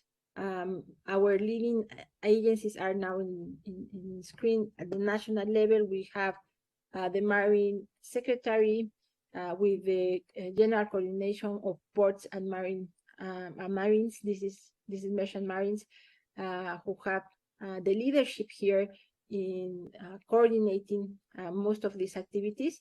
We also have the Ministry of Environment, the Ministry of Treasury and Public Credit, and of course the Ministry of International Relations. At the regional level, Mexico is currently chairing the Technical Advisory Committee for Sustainable Port Management and Environmental Protection. And at the international level, this, of course, all aligned to the Paris Agreement, to the 2030 Agenda for Sustainable Development, to the High-Level Panel for Sustainable Ocean Economy, and, of course, to the IMO that we, of course, want to comply with all of the international agreements that Mexico is implementing. So the two big dimensions that we have in terms of decarbonizing come both in port operations and also in marine transportation. In marine transportation, we want to comply, as I mentioned, with international agreements, and also to have a good alignment with energy policies that are, of course, underlining the fuel chain, and also for example, green electricity production in the country. We have this considering the compliance with environmental laws, establishing systems for monitoring and measurement, having operations and rules for port administration, and of course, innovation in terms of mitigation measures for the vessels and also for the ports. In terms of the ports, there is an important evaluation of environmental performance, of social responsibility, of port community communication, and of course of interinstitutional collaboration to green operations, not only at the installation level, but also considering the broader implications for community level impacts of port operations. One very important aspect of that is the improvement of air quality in the coasts.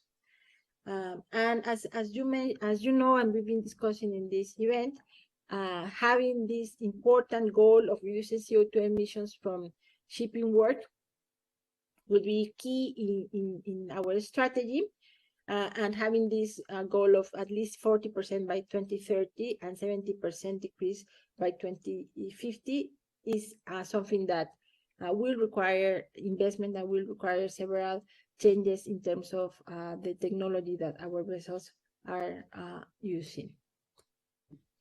So this is something that Mexico first needs to have a strategy on how biofuels will be or could be produced, a very important study of the costs of the operational improvements, the plans that need to be taken at the ground, and of course having research and development at the country level that we will have to implement in order to produce our own biofuels and have them to be competitive and without environmental impacts in other areas, for example, deforestation. So this is something that Mexico will be considering as part of our integrated strategy for greening operations and also for promoting biofuels for the transport sector more broadly. Something that I would like to also underscore is that it's not only about traditional green fuels. We also want to include in our strategy and in our studies for decarbonization the use of green synthetic fuels, and also the technological part of development of engine and boats that can use this type of fuels. Currently, we are conducting studies and analyzing the options and technological routes for green hydrogen production. Also, we are very interested in all the processes for production of ammonia. And of course, methanol is also one of the technological routes that we want to understand more and also have more nationally done and conducted studies on the cost of these different fuels for our transportation options. And as we have been discussing and will be important in terms of vessel implementation of these technologies, having a good understanding of the implications of energy density and potential requirements in the vessels are going to be very important. We've done some preliminary analysis in Mexico in terms of quantifying the amount of electricity, of green electricity that we will require, the cost of green infrastructure operations, of course, with the experts that have done other analysis, independent analysis of what the implications for infrastructure in Mexico will be. And it is in the order of 130 to 180 billion pesos in Mexico. So it's an important investment in terms of the capacity, current capacity in Mexico on current projects in Mexico. And of course, we want to consider the renewable potential also, that as you can see here, it seems that it is something that is doable in terms of the total demand of electricity that these operations will require, in terms of the total electricity that will come from renewable energy resources in the country. Also, it is important to share that we are very interested in having very fine analysis of the cost of green hydrogen in Mexico. And we would like to continue the collaboration with IMO partners in understanding the technological routes and also the implications of having greener ports fueled by these alternative low carbon fuel options. And these are the different costs that we have gathered for this presentation. And of course, going forward to 2050, it seems that green hydrogen could be an important option compared to gray hydrogen. And now this is something that, of course, we have to look much more in terms of what are the potential for producing these fuels in Mexico, and of course, the different investment mechanisms that will have the correct price signals for the expert and business plans that will have to be developed in terms of having this on time in Mexico. So with this, I would like to thank you again, and thank you very much again for Mexico for the invitation to present in this symposium. Goodbye. Thank you very much, Ms. Octaviano. Before I present our next speaker, in the interest of time, I'd just like to respectfully ask the panelists for their consideration in keeping their interventions and presentations within the 8-minute mark. And with that said, I'd like to now invite Mr. Walid Gamal Eldin. Mr. Eldin is the chairman at the Suez Canal Economic Zone, and he will be sharing his experience on the production of green hydrogen and ammonia projects in the Suez Canal Economic Zone. Mr. Walid Eldin, you have the floor. Thank you so much for inviting me here today. My name is Walid Gamal. I'm the chairman for the Suez Canal Economic Zone. It gives me great pleasure to share the experiences that we are currently having over the past 2 years of how to establish green hydrogen, green ammonia, e-methanol, or what we call now a green fuel hub within the Suez Canal Economic Zone, based on the demands that we're seeing worldwide, whether for the decarbonization of industries or for the decarbonization of sea freight. Having said this, I want to give a very small introduction about the Suez Canal Economic Zone. Suez Canal Economic Zone is around 455 square kilometers, or effectively 455 million square meters, comprised of 10 ports, 6 ports, 3 on the Mediterranean, 3 on the Red Sea, and 4 economic areas dispersed around the Suez Canal. Again, the Suez Canal itself, around 12% of the world trade passes through the Suez Canal every year. Last year in 2021, 21,000 ships have passed through the Suez Canal, showing how vital and important the Suez Canal is to the world. Having said this, the Suez Canal Economic Zone have attracted interest through its regulatory reforms and infrastructure and incentives to sign up around 16 different MOUs with international production agencies that would like to implement projects related to green hydrogen, green ammonia, and e-methanol. Some of these projects are earmarked specifically for the sea freight industries, and some of them are effectively the producers of this energy and the off-takers of this energy. So some of them, with whom, without naming, contributes 10% of the CO2 emissions in the sea freight industry. So therefore, they have a plan to eliminate that by 2040 by acquiring new vessels that are in ethanol to decarbonize the sea freight industries. Others are looking for green ammonia. So at the end of the day, we're leaving it to the judgment of the producers and the off-takers. By the end of the day, we're providing the necessary infrastructure and incentives and requirements to transform this essential fuel to help decarbonize the world and the climate change objectives.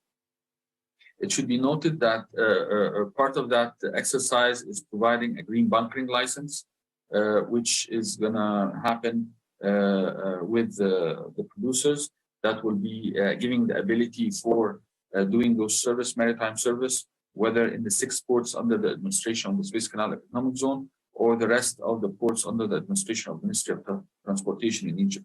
So effectively, 15 or 16 ports within Egypt would be allowing green bunkering thereafter. We expect these investment programs, and I don't call them investment projects because effectively these are investments that have scalability over the next 15 to 20 years. So therefore they start small and they start to become bigger and bigger over time. And we see that because without scalability, the price for green hydrogen, green ammonia, and ethanol will be not as attractive for others to follow. So therefore, with the scalability and incentives and the infrastructure and the requirements help to bring down the price. So off-takers would be more readily appealing to them to decarbonize. Having said this, it should be noted that decarbonization, it's not an easy task. So the first project or pilots that will start for all these projects are expected to happen by H1 2026. We are expecting to sign final definitive agreements with up to six of the 15 investors in COP27 that will be held in Sharm el-Sheikh next month. These are the ones that we expect to have full production of these important green fuels by H1 26. And thereafter, the scaling up happens in 2030 by the end of phase 1, and then phase 2 and phase 3. So effectively, we're trying to provide whatever the means necessary to house this important fuel that we feel will help the world in its efforts for climate change. And at the same time, it would be a very important fuel for various industries and various decarbonization efforts. And one of them as important, which is the sea freight industry, the SE zone with its ability to have integrated industrial areas with both the industrial area and the ports very close by in proximity of around no more than a few kilometers away, because we will have the industrial complex in the industrial area and the ammonia tanks, the jetties, the liquid bulk terminals in the port connected, because due to the sheer size of how much ammonia or methanol will be produced, and sometimes biogenic CO2 when it's needed, so therefore to decrease the cost. Another very important thing that I feel over maybe the next 10, 15 years will happen is not just the use of shipping these important fuels from the SE zone or Egypt to the world through ships, but rather also through pipes. So this would be the second phase to make it more economically feasible.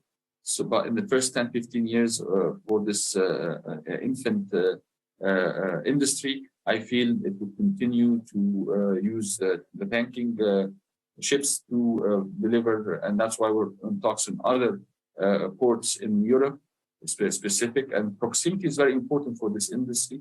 So we're trying to direct most of these fuels to the economic blocks around Egypt, mainly Africa, Asia, and Europe. And we're talking with the ports in Europe, so that will be receiving most of these energies when produced. So in a nutshell, I feel that we're doing our best. We're trying to see how can we help in the cost of this very important fuel to help in the climate change efforts. And hopefully the first 6 signed agreements that will happen in COP27 in Sharm el-Sheikh next month will be a step forward for industries of alike, whether it's industrial, sea freight, and so on, would head to the direction of using these important new fuels that now I think are very important. The market demand is slim, but it's growing very fast with the change in the pricing due to inflation of commodities, and at the same time to put in the efforts for decarbonization of industrial and sea freight industries. I hope I didn't take more than 8 minutes, and I thank you so much for inviting me here today. Thank you. Thank you very much, Mr. Gamal. Before we have our first Q&A session, I'd like to invite now Dr. Lau Blacksikar, I hope I pronounce your name properly, who is the Senior Project Manager at the Global Maritime Forum, and he will share his experience on the involvement of developing countries in inclusive route-based actions. Dr. Lau, you have the floor.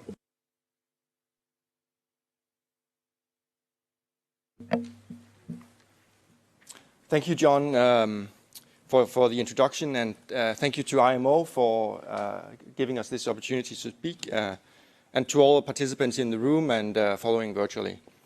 In my presentation, I will seek to answer a crucial question about route-based maritime action plans, or green corridors in short.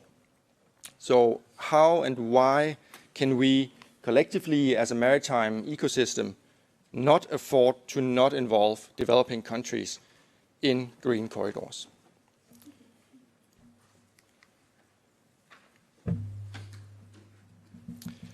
But first, let me just say a few things about the Getting to Zero Coalition, which is an industry-led platform for collaboration that brings together leading stakeholders from across the maritime fuel and fuels value chains with the financial sector and other committed parties to making commercially viable zero-emission vessels a scalable reality by 2030 towards full decarbonization by 2050. The Getting to Zero Coalition is a partnership between Global Maritime Forum and the World Economic Forum. At COP26 last year, more than 240 maritime companies and organizations from across the globe and value chain presented the call to action for shipping decarbonization to global policymakers. Signatories to this call to action are already fully committed and are taking ambitious action, but also stress the need to work together with governments.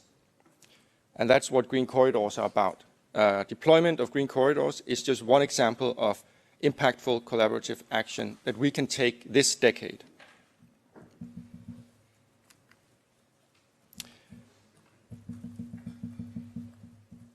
In the decarbonization transition that we are facing, there are 3 phases for shipping: an emergence phase, a diffusion phase, and a reconfiguration phase. And we are currently in the emergence phase, focused on learnings and driving down costs of the new fuels, technologies, and vessels. The diffusion phase will be when we have the cost-competitive, scalable zero-emission fuels and the commercially viable zero-emission vessels ready. And this will allow the market to effectively scale up these new solutions. To be able to reach this diffusion phase, we know that the tipping point we need to reach is 5% scalable zero-emission fuels in use in international shipping. And this is already a widely recognized target that many actors in the maritime value chain are seeking to reach. To do this, to reach this target, green corridors is a fit-for-purpose solution because they can be deployed now as a form of a special economic zone at sea, if you will, and it can be driven by first-mover actions. Not all will need to decarbonize in this emergence phase. Not all need to participate equally. But what is important, though, is that as many as possible begin to plan now how they will take part in the later diffusion phase. And to enable an inclusive and effective scale-up and uptake of zero-emission fuels and technologies and vessels, as many countries as possible should be engaged in some form in this emergence phase. A bit about a green corridor. It can be defined in many ways. It can be a port-centric, route-centric. It can be pilot or demonstration project-centric. It can also be a programmatic or niche market focused corridor. At the Global Maritime Forum, we use this definition. A green corridor is a specific shipping route where the technological, economic, and regulatory feasibility of the operation of zero-emission ships is catalyzed through public and private actions. And we think that green corridors should be programmatic in its focus. They can reduce some GHG emissions, but the real focus should be on scalability, on systems learnings, and driving down costs of solutions, preparing for the real impact in the diffusion phase. They should focus on mobilizing demand, and here is a key role for policymakers to support this, to mobilize demand. They should focus on inclusion of as many value chain stakeholders as possible, and they should make plans and guidance publicly available.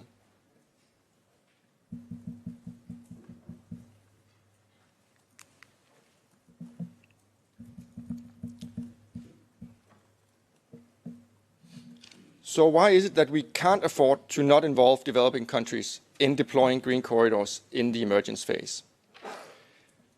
It's going to be in many developing countries where we will have the renewable energy that is needed to produce and supply shipping with the hydrogen-based zero-emission fuels in the future.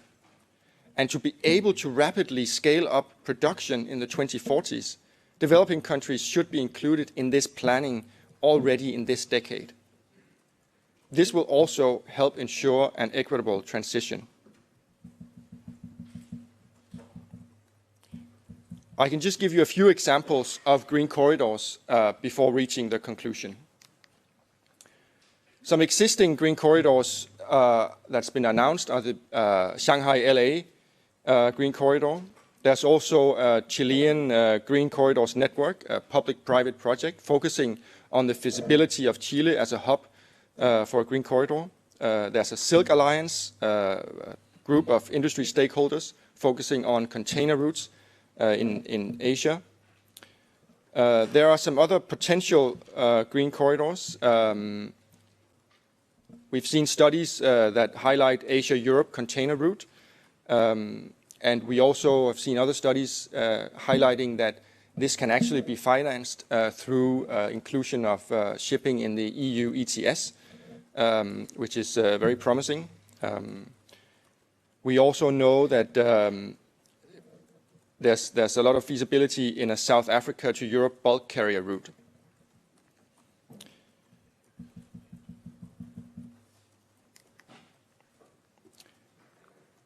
So we already have many publications about green corridors, but it's not always a given that developing countries are absolutely necessary to include in green corridors or how to include developing countries. Based on one of our publications on definitions and approaches, to conclude my opening question, why can't we afford not to involve developing countries, and how could we do it?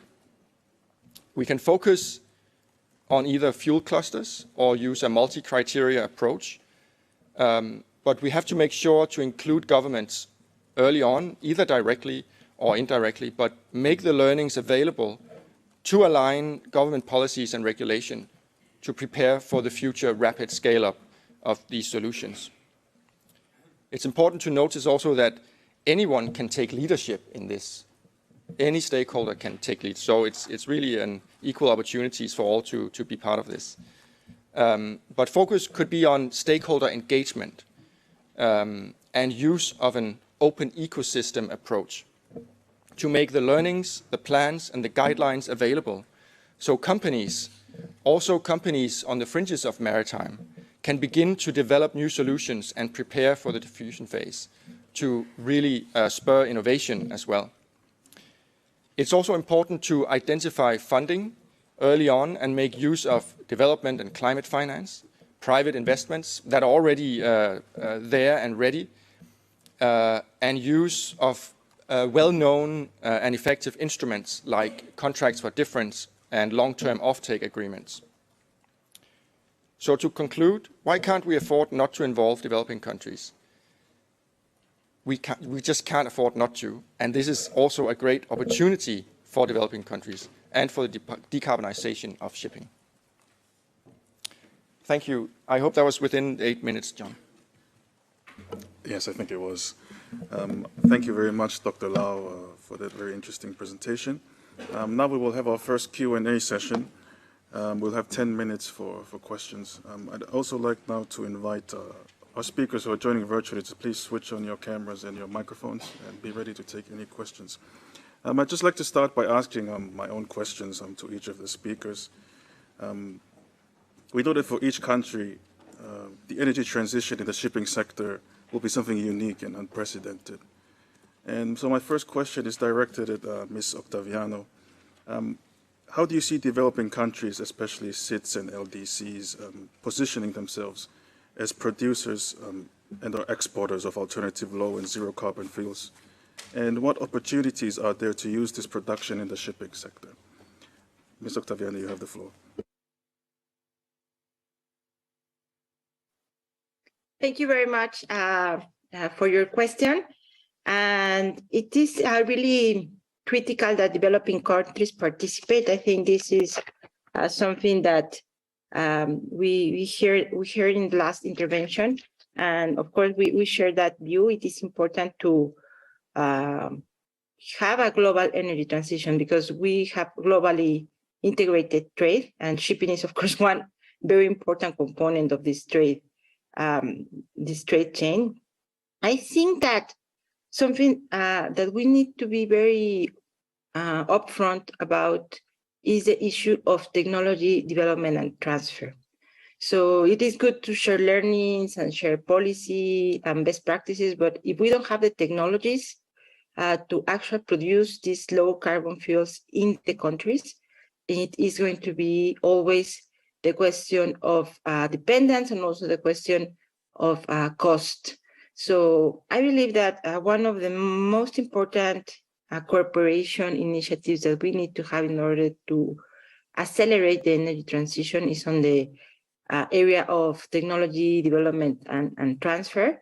And in that regard, I see developing countries having a big role in using their own resources, changing the dependence on oil and hydrocarbons as a whole, using green energy to produce these fuels. And of course, this is critical in terms of the SIDS and the LDCs because many of these countries are dependent on oil imports. So having integrated energy strategies and accompanying technology development programs to use our own resources in terms of changing this is going to be very important. Another key issue that I think we need to underline in terms of international cooperation is the assessment of co-benefits for these countries. All these countries also receive a lot of pollution coming from vessels that are not using green fuels. The pollution of the oceans are more important for some of these countries. So having full understanding of how these countries benefit from participating in these, for example, green corridors is going to be very important. I think of, for example, of some of the tourist islands in Mexico that constantly have these problems, right? So how do we help the Caribbean and all other areas of the world that are dependent on some of these transportation modes by having more clean energy production on site? I think it will be something that needs to be integrated in the strategy. Thank you. Thank you very much, Ms. Octaviano. My next question will be directed at Mr. Eldin. We realize that several regions in the world are taking preparations or steps to prepare their own bunker supply chains. And Mr. Eldin, what incentives and targeted action need to be put in place in order to encourage long-term investment in bunkering infrastructure to deliver green hydrogen and ammonia as well as other low and zero carbon fuels? Mr. Eldin, you have the floor. Thank you so much. It's a very important question, and it was a talk with one of the European ports yesterday, specifically on that. In general, for low carbon fuels, green fuel that we call in the SE zone, there's a lot of elements that is needed, which is the renewables itself. Not all the countries in the world have the same level of renewables that is needed for all of this. So there will be a lot of projects worldwide, and the previous presentation showed that a lot of emerging countries will partake and participate in production of green fuels, no matter where they are. But the difference will be always the price and the quantities. So therefore, we cannot have one stick on measurement for all the countries because it will differ. But there will be several that will convert to hubs, because you will require to have during the shipping route a lot of green bunkering locations and service centers and maritime service centers. But there will be a few that will be called hubs that would provide a greater level of energy compared to others. But definitely a lot of emerging countries, and I'm in total agreement with the previous presentation, that emerging countries have a chance to be part in one form or another for this fuel transformation and help and support the green bunkering, because it cannot be based in one or two countries around the world, because ships, as you know, and shipping lines go everywhere. So there has to be different green bunkering, but definitely the infrastructure in each will be different. The level of and scalability and complexity will be different. And it will be based whether this area will convert into a hub or merely be a service station rather than a hub itself. So yes, I think this is something very important, but there's no one level of rule for all. It will differ. It depends on what's available. Some countries have good wind to produce, some countries don't. You cannot do anything about that. So they will have to rely on solar energy that will reach that point. Some are inland, so it will not work. If we're talking about major countries in the world, there's a lot that can produce, but the location will affect the price of what they produce and the infrastructure that is in place. So green bunkering is going to happen, and it will happen over a period of time, and scalability will be one of the key conditions on the availability of green bunkering services and its size and its quantities. And definitely, I'm in total agreement with the previous presentation about the issue that we're now. I'm trying to understand this new industry. We have been on the learning curve for the past 2 years to really help these investors with the required necessity requirements. So it's a complex situation, but I think it's for the greater good and will affect positively on the green bunkering services to the maritime industry. Thank you very much, Mr. Eldin. I see we have a question online from Mr. Digvijay Pratap Singh. Mr. Singh, you have the floor. Yeah, good day, everyone. The reason behind I had been asking that there is a possibility, as we are bunkering in Oman ports. So I have a query that we are seeing so many alternative fuels are there, as we are already bunkering with the fuel, VLFSO and diesel oil. Now this can we see that by 2030 there will be no fossil fuel availability in the market, or we are going to go with the 7 or 5 alternatives using the bunkering services, which as I believe with one of the petroleum company we are working with, hiring let it be ammonia bunker barge, or let it be future hydrogen bunker barge, will not be impacting the mobilization and this maritime industry as a commercial point?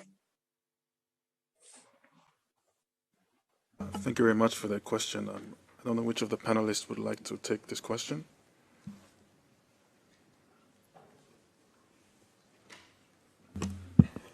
I can... Mr. Walid. Mr. Walid, you have the floor. Thank you. I'm in total agreement with the question. There will be multiple energies provided in 2030, from low to toxic fuels or fossil fuels, and that will continue, because honestly, we have sat with both sides of the table. People see fossil fuel bunkering will stay for the next 50 years, and some others are not. So there's different views to that, and the scalability of the green hydrogen or low carbon fuels will take time. It will not be readily available for the world by 2030 in the quantities to serve all. And more importantly, even if it is available, the price will not be right. So therefore, this is one of the issues.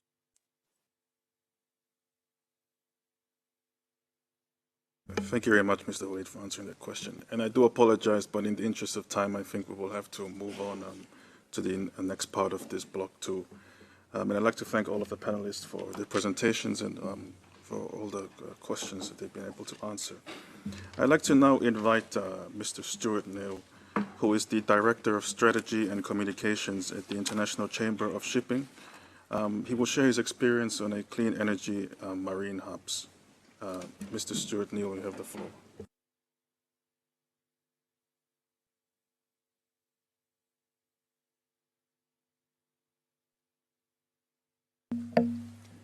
Thank you very much indeed, Your Excellencies, ladies and gentlemen. Good morning. Back in June, the International Chamber of Shipping hosted a summit here in London.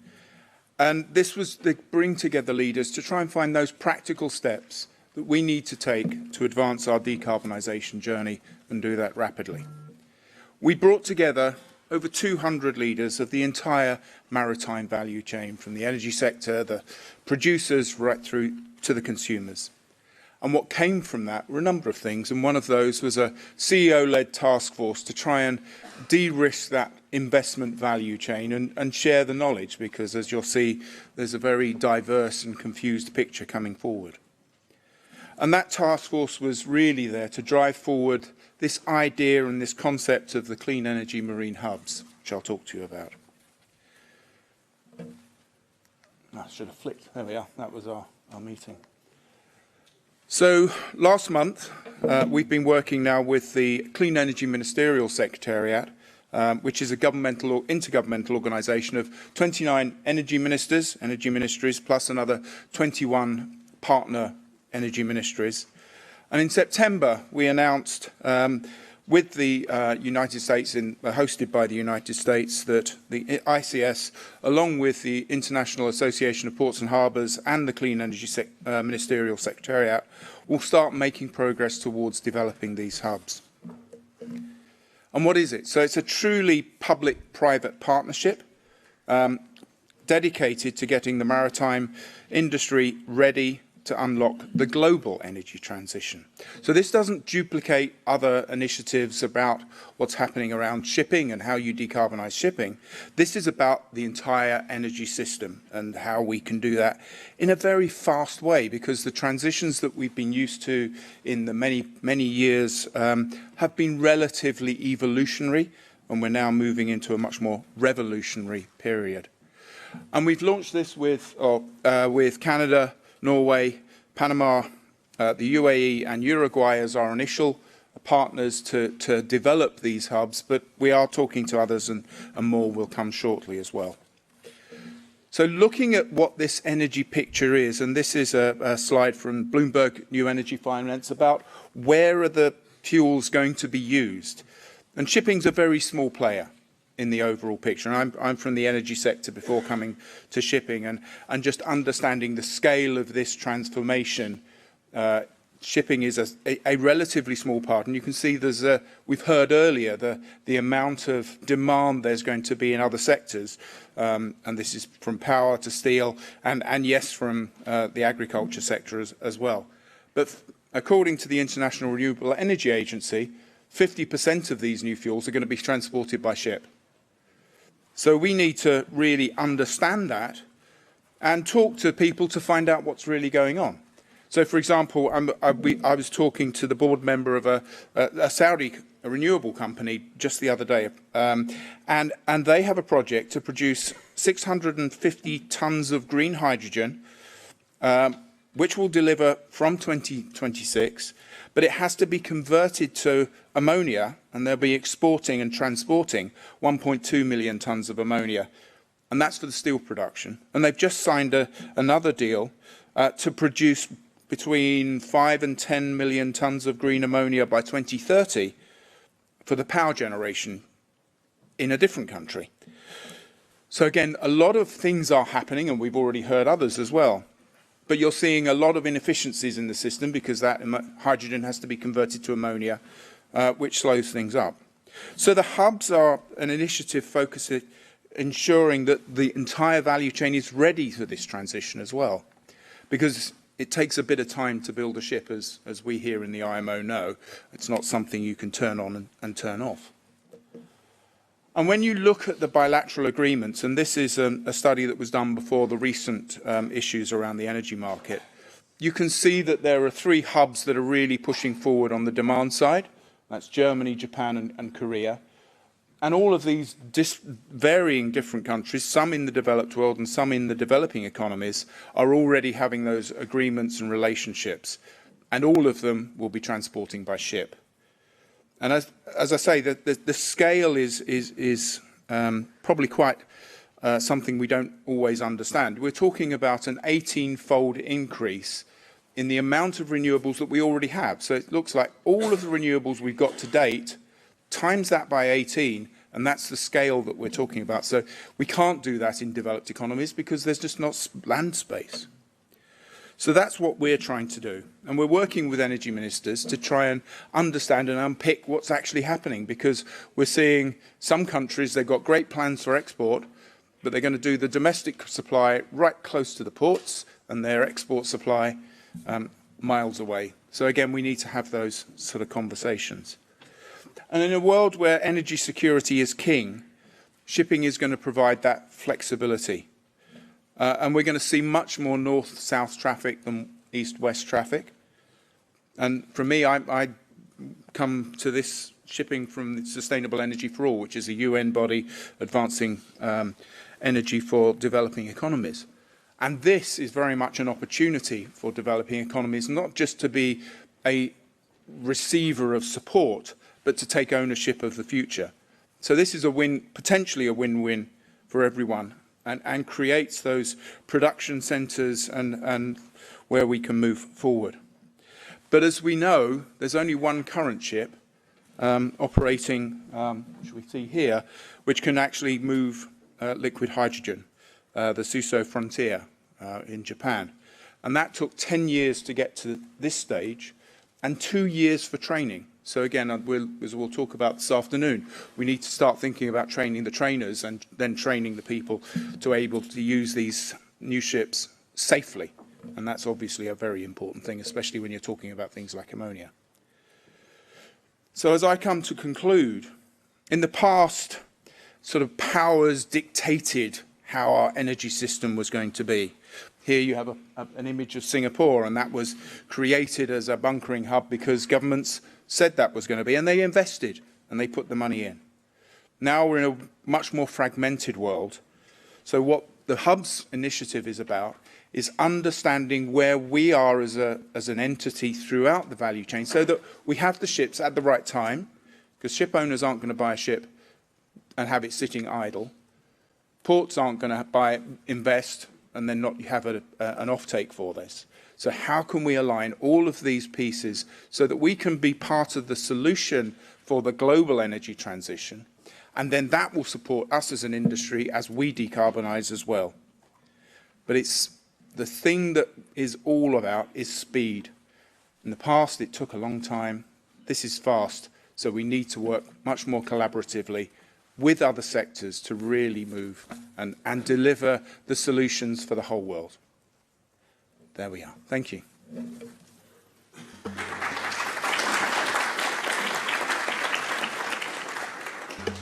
Thank you, Mr. Neil, for that very interesting perspective. I'd now like to invite our next speaker, who's Mr. Yan Qian Kai, who's joining us virtually. Mr. Kai is the Vice President at China Classification Society, and he will share his experience on onboard carbon capture technology in shipping. Mr. Kai, the floor is yours.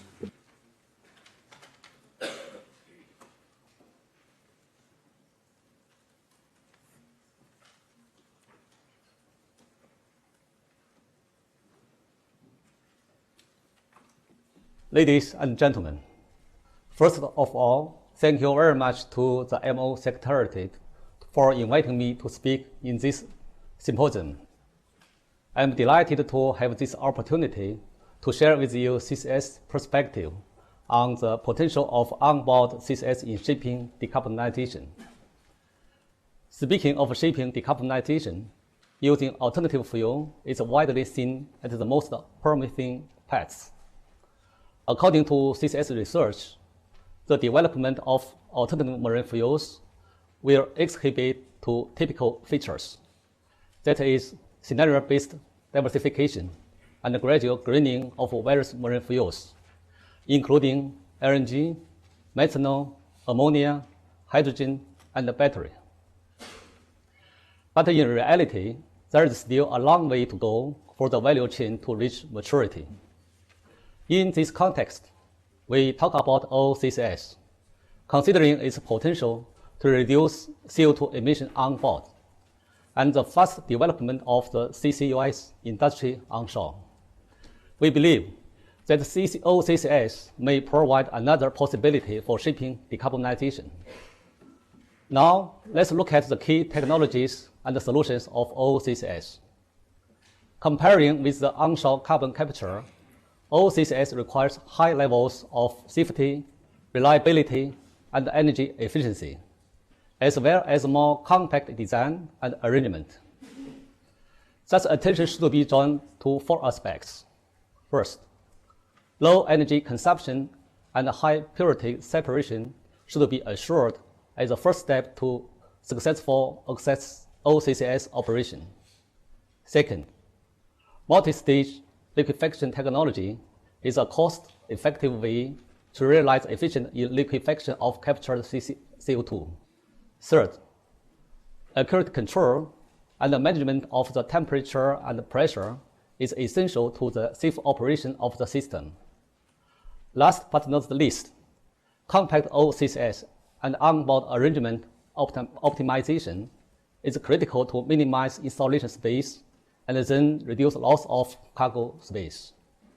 Okay, how about the situation of OCCS used in the shipping sector? I would like to answer this question in three respects. First, is the application of OCCS itself. Then, the ship-to-ship or ship-to-terminals interface, in particular the liquid CO2 transfer system. The last is about reception facilities, that is CO2 receiving ship or LCO2 carrier. A number of enterprises in the world have developed and tested OCCS. The principal analysis and trials show that around 80% CO2 reduction can be expected with existing technologies.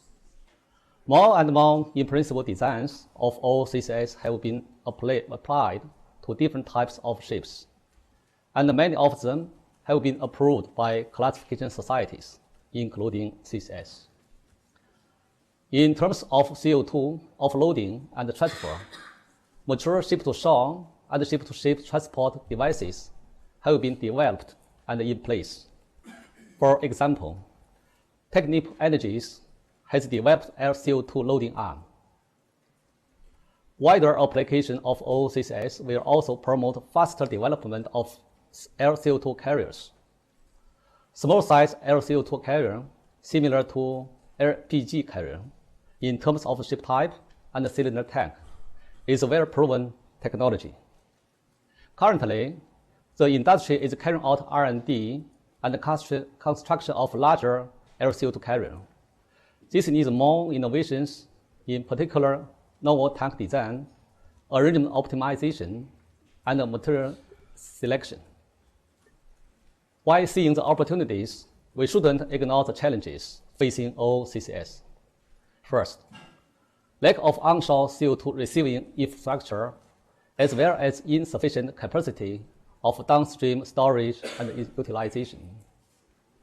The next is about immature technology of OCCS, especially the relatively high energy consumption, operating cost, and large size, which together make design and the installation of OCCS difficult.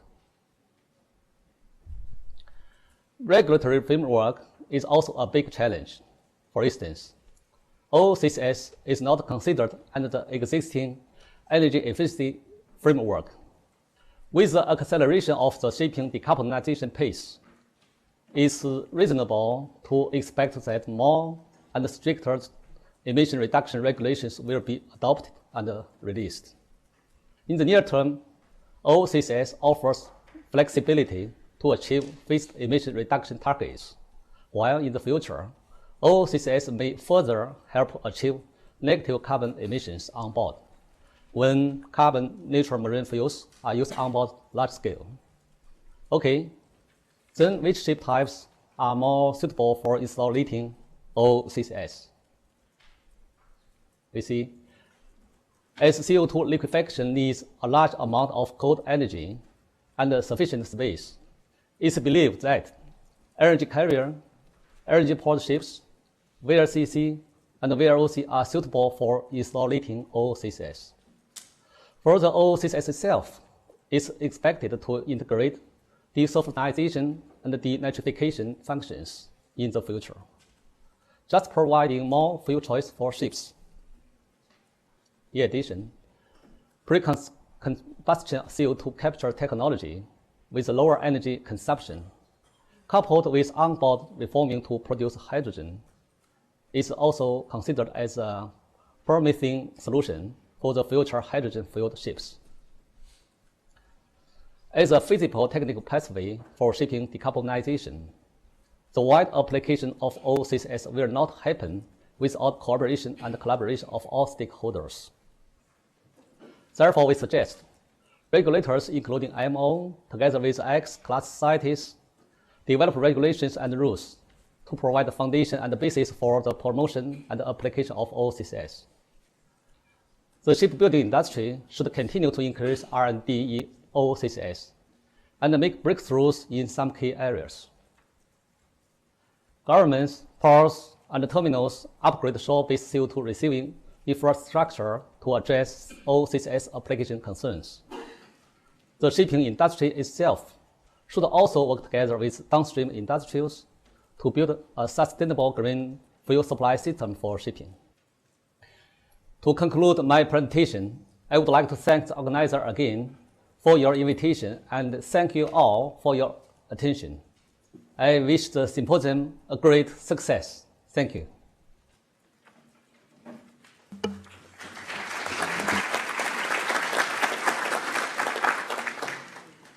Thank you very much, Mr. Kai, for your presentation. I'd like to now invite our final panelist, Mr. Wojtek Kielkowski, who is the managing partner at SeaMind Blue Ocean, to share his perspective as a commodity trader on shipping decarbonization. Mr. Kielkowski, you have the floor. Thank you.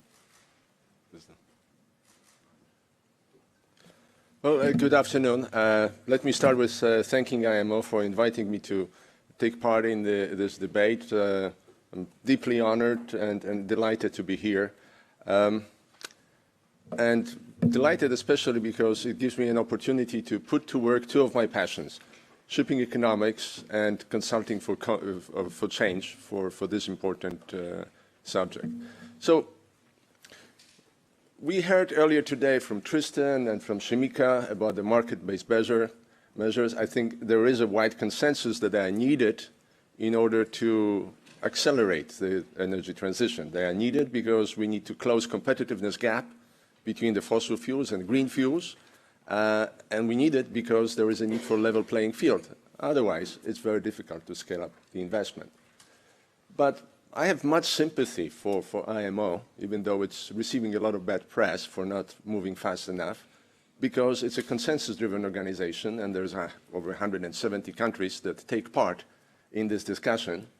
And understandably so, looking at how the COVID has played out for the world, where rich got richer and poor are poorer, people are naturally concerned about basically the cost of that transition to developing countries. I mean, specifically, those countries that are going to be disproportionately affected because they are heavily reliant on ocean transport, rightly concerned.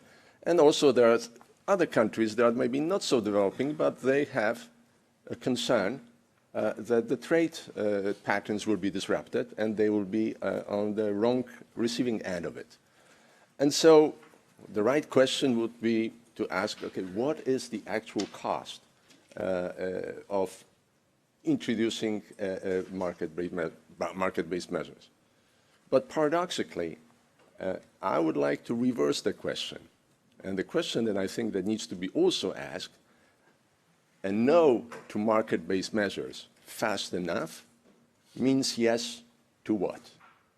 And to that end, I wanted to explore I think another E, because so there is a tension between the environmental E in the ESG and the social E. And to explore that, I'd like to share a perspective bringing another E, that is economics, specifically shipping economics. And so to this end, at the risk of stating the obvious for some, I think we need to remember that there is more than fuel to the freight. The future freight is going to be made up, of course, of a CO2 tax and port costs and fuel, but there is another key component, that is the cost of time, the time charter, the TC, the time charter rate. And as a matter of fact, it is the key driver behind the volatility of the freight. And believe me when I say it, there is no more volatile commodity than the freight itself. As an example, post-financial crisis, I was trading the same ship in March 2008 on the trade from iron ore from India to China at $100,000 per day. Fast forward 6 months, I was trading exactly the same ship for $3,000 per day, 97% change. The bunkers dropped too, but they dropped by 50%. So volatility does not compare. Now, if you look at the specific example of iron ore front haul from Brazil to China, and just go back a year ago, you would see that the freight was roughly about $8 million. Today, the freight is about $4 million. Last year, so despite the fact that we all know we are in the environment of high energy prices, and indeed, the bunker prices have gone up by 50%. And yet, we are right now trading at $4 million. You see, last year, the TC component made up for 75%. And today, the situation is dramatically different. So yes, I mean, so the first thing to remember is it plays a significant portion. But more than that, I want to take you for a super fast shipping economic lesson. I try to keep it very simple.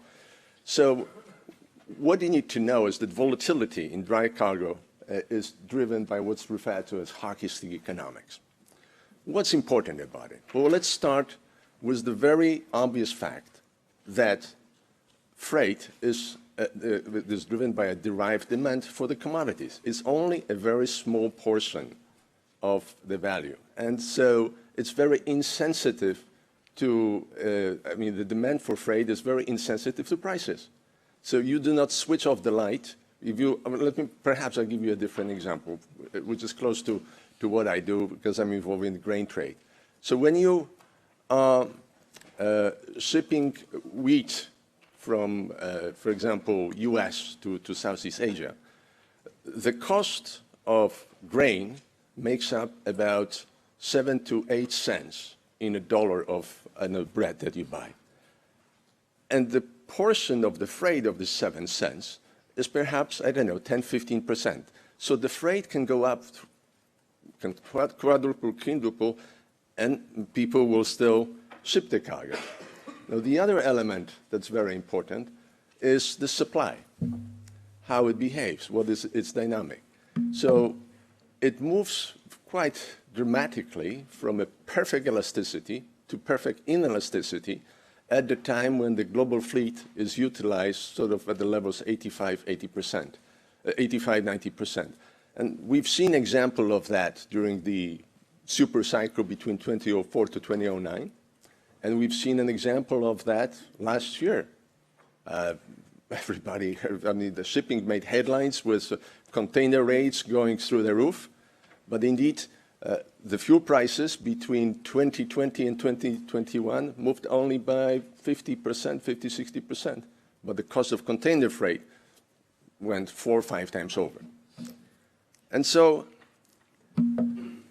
here is the proof in the pudding. We're looking at the iron trade from Brazil to China. You see in the right column the volatility of freight during that particular period. And you also see that despite that volatility of freight, the distribution, the proportion, the trade pattern has not moved by an inch. It's been pretty much trading between 69 to 70% being shipped from Australia and the remaining 30% from Brazil. Now, the key point. Here we have a chart that shows the behavior of the freight market, dry bulk freight market, for that particular trade over the last 20 years. You see, during the period between 2004 to 2008, we have averaged about $70,000 per day in a TC rate. Over the last 4 years, we have averaged 20,000. So that's significantly lower. But if you see the 4 years prior to the super cycle, 4 or 5 years, you see that the dry bulk fleet renewal was characterized by very low net fleet growth to the tune of 2 to 3%. Because super cycle induced basically a flotilla of ships that flooded the market after 2010, the oversupply led to a slump between 2010 to 2020. And so we are, so to speak, in a dire need to commence the dry bulk fleet renewal as soon as possible. If we fail to do that, we might very well be in a situation that when this recession comes to an end, and every recessions have one thing in common, they come to an end at one point. It may come to an end perhaps 2025, 2026. We're not going to have a fleet in place to absorb that demand. So what's the connection to energy transition?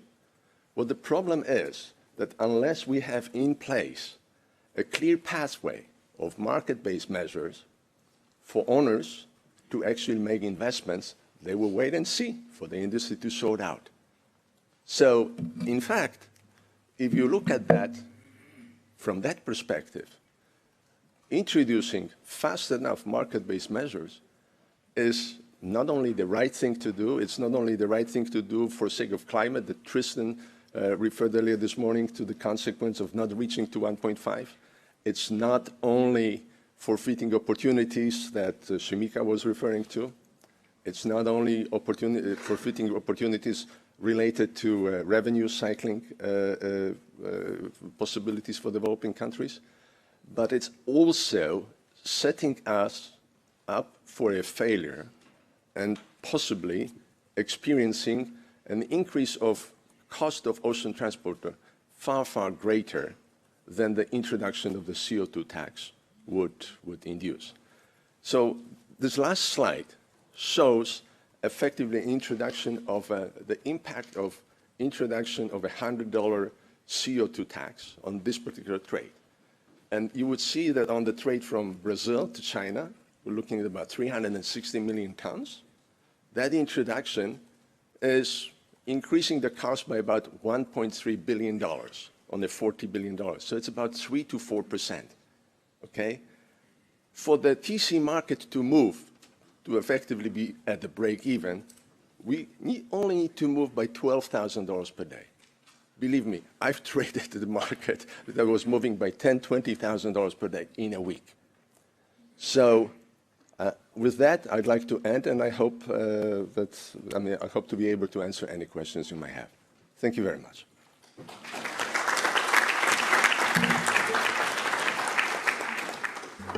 Thank you very much, Mr. Kwiatkowski.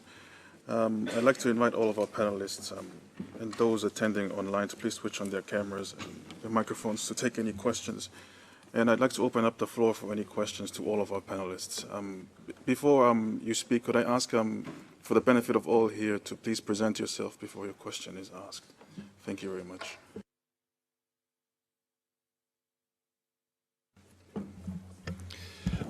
Hello. Yes, my name's Gavin Allwright. I'm the Secretary General of the International Windship Association. I've heard a lot of presentations here, and they're all excellent presentations. But I'd like to just ask for a little bit of clarity. We're talking about an energy transition, but we're also overlaying the fact that this is only a fuel-driven transition. And with wind propulsion, direct wind propulsion included into a lot of these calculations, that starts to break a little bit of the logjam here, where, just as an example with the green corridors, these are being implemented primarily as a low carbon or zero emissions commoditized fuel source. But they're not being overlaid with the traditional green corridors, which are the trade winds. And a lot of those trade winds go through least developed countries, also are critical issues for SIDS. And I just wanted to hear what the panel has to say about the fact that we need to be looking at a holistic energy transition, not simply the commoditized fuels that we've heard the most focus on here. Thank you. Thank you very much for the question. I'd like to invite any of the panelists to please you have an interest in answering this question. Thank you very much. I can begin. Thanks, Gavin, for that. No, I totally agree that wind propulsion is definitely part of the energy transition and the fuel mix, if you will. I think what I try to convey is also that it's important to focus on the scalable zero-emission fuels to be able to see the holistic full energy mix. Where are we going to be at in the 2030s and 2040s. And green corridors can be applied, as I said, in fuels cluster perspective, as some are, but also based on other criteria. So for example, trade routes, trade volumes, or servicing SIDS and LDCs where it's absolutely critical that they are still being serviced. So that's those are good points that we need to take a fuller holistic perspective on this transition, but also seek to identify who are best placed to do the different parts of this. Absolutely. Thank you very much, Dr. Lau. I'd also like to ask Mr. Kai from the China Classification Society if he had any comments on this question, please. Thank you, Mr. Kai.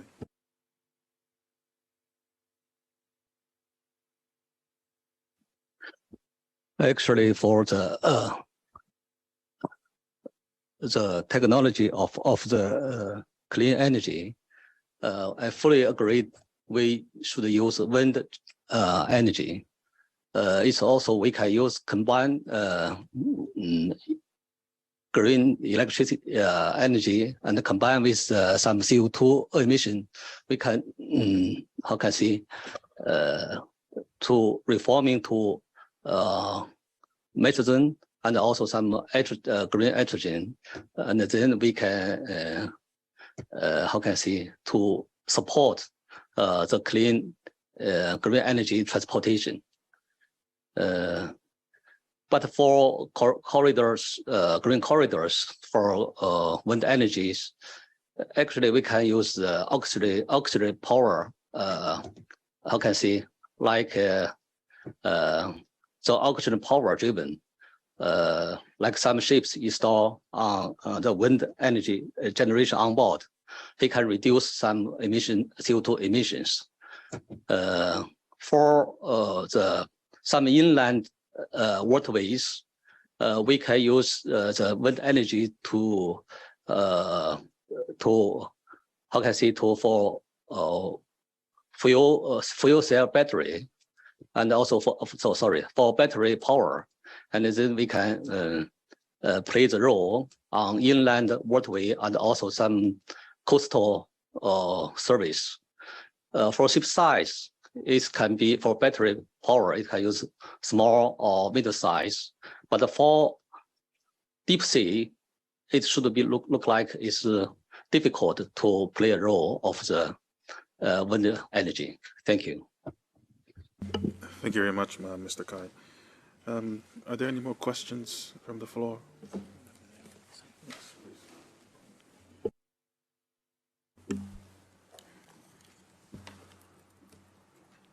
Thank you. So my name is Archie Brooke from the delegation of Saudi Arabia, and my question would be for the ICS representative, Mr. Stuart Neal. So firstly, thank you very much for your presentation, and great to hear a reference to Saudi Arabia's initiatives in green hydrogen.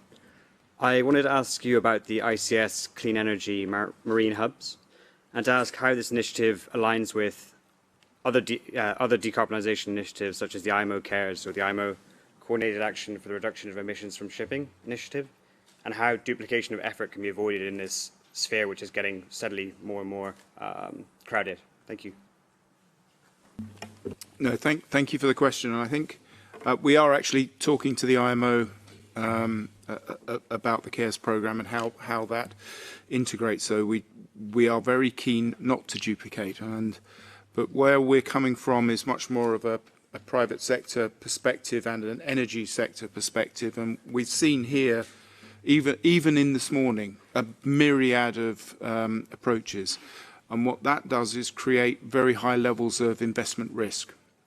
So even at its core, an understanding and a knowledge sharing of what the landscape is looking like, working closely with governments and with the private sector to understand where we need to focus our resource and by when, is really important. So I think that's a very key part, that we're not looking to duplicate. So there's complementarity, but not duplication. And that's why our focus isn't necessarily, as I said at the beginning, within the IMO framework. This is working with energy ministries who ultimately have that responsibility to creation of fuels, and then with the off-takers as well.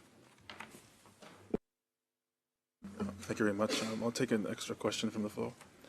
Yes, please, sir. Yes, Aidan Cronin, Siemens Gamesa brand in Denmark. I'd just like to put it to the panel. I mean, we hear a lot of, it can't be done. It could be like Kenneth this morning. We keep pressing the snooze button and forget about the reality. How do you see, I mean, I see the maritime industry as a very strong, a very dynamic, often quite innovative. I don't see this difficult to change. I think it changes very dramatically. So what would you need to be encouraged to drive what's happening, rather than sitting in the back seat and talking, how can we de-risk it for you?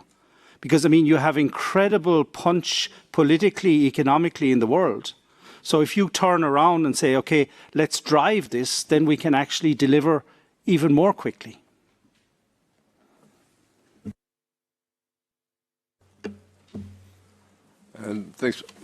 Thanks very much for this question. Well, I think one of the key elements that could help to accelerate and drive that are the market-based measures. I think the industry is very innovative. The industry has called for action on that. And as I mentioned, one of the stumbling blocks that the industry faces is a lack of clear pathway. It's, like it or not, those decisions need to be driven by a reasonable ROI. So, if I look at that from a perspective of grain trade, as an example, 3-4 years down the road, say I'm running a vessel that's eco-friendly, or maybe 5 years down the road, and my next-door neighbor competitor is offering a freight that's going to be 20-30% cheaper for whatever reason. Well, like it or not, the charter is going to take the cheaper price. So we need to close this competitiveness gap. And of course, it's very difficult to enforce it rapidly. We need to scale it up. But we really need to get on board. IMO needs to get on board with all its members.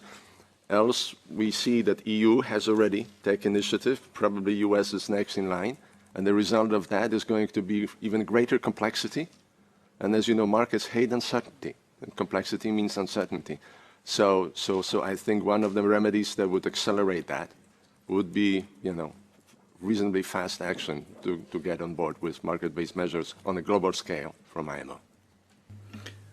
I just make a quick back comment to that is that's fine. You take the grain shipping, but if your consumers are dead from heat exhaustion, then you don't have a market anyway. So there you have it. Okay, doubles up. Thank you. Thank you very much for the question and the answer. I would like to ask your indulgence for 10 more minutes so that we can answer some more questions. I see we have a question from Siemens Energy from Marina. Marina, you have the floor. Hello, thank you. Well, I work for Siemens Energy Brazil in the area of hydrogen and e-fuels with business development and also application engineering. And we are commodity exporters, right? So we have very strong sectors of, for example, pulp and paper and also sugar and ethanol. And then we have customers that generate like bio-waste based electricity. And we see that they can produce very competitive e-fuels, but they're not based on solar or wind. They're based on this bio-waste electricity produced. And then they also have the biogenic CO2. And we see that according to the RED III and last updates on the Delegate Act and so on from European Union, they are not focusing on this type of production route, even though we consider it as sustainable and the prices are very competitive. And then I would like to check what's the view of IMO on this type of route. Thank you, Marina. I'd like to invite some of the panelists if they would like to answer the questions.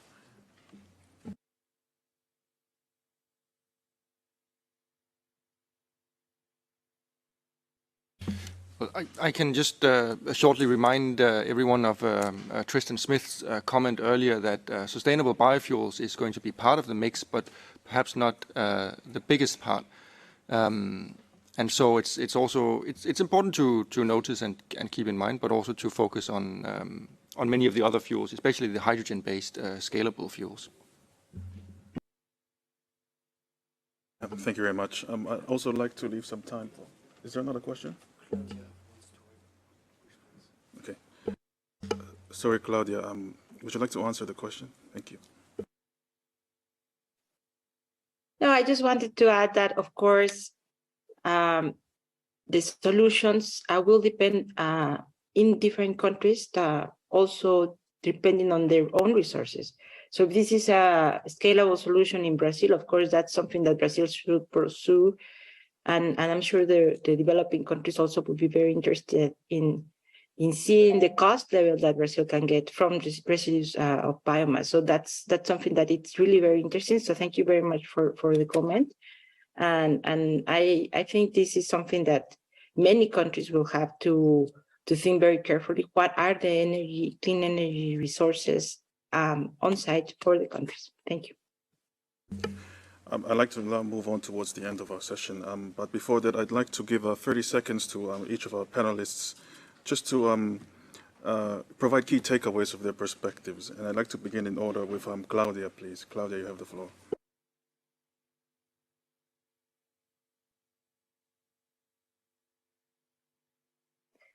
Thank you. Thank you again for the invitation to participate. I guess the key takeaway I get from the in different interventions is the importance of cooperation in terms of thinking on this decarbonization of this sector. There will be a need for policy implementation to drive and accelerate this transition. And the other key takeaway is these policies, of course, need to consider market-based solutions and instruments. And this is something that needs to be done in the context of the competitiveness and, of course, the integration this industry has globally. So a big challenge. So it's big thanks also and need for the IMO and partners to make these activities to the real action, not only discussion as some of the questions were put on the floor. Thank you very much. Thank you very much, Claudia. I'd like to now invite Mr. Walid to provide a 30-second takeaway. Thank you. Thank you so much. I think as all the discussions have been heading to, there has to be incentives for this decarbonization to happen. It's not going to happen on its own. There is a lot of skepticism about the green fuels, but from what I see and discussions with multiple partners, it's happening. It's thin, the demand is thin in the beginning, but it's going to happen. So I'm totally with the question that came from the audience. IMO needs to push for it. There has to be some sort of incentives for entities and countries to push for decarbonization. It's not going to happen on its own. It will move slow with whoever wants to pay the initial expensive price, but through time and scalability, that will come down. But there has to be a price against such slow pace. So to push for it faster, then there has to be some sort of incentives for this to happen. So I'm in total agreement that this needs some incentives to have it happen. Thank you very much, Mr. Walid. Dr. Lau. Thank you. Yes, shipping decarbonization is already happening, but we need to get to scale. I think we've heard that we also know what to do, but we need to learn how to do this in open systems and share that with each other. We know that production and supply of new fuels will be there, but we need to provide that regulatory clarity on demand. For example, a combination of a GHG fuel standard and a price on emissions. And we've also heard and know that developing countries have many opportunities to play a key role in this transition. Thank you very much. Mr. Kai?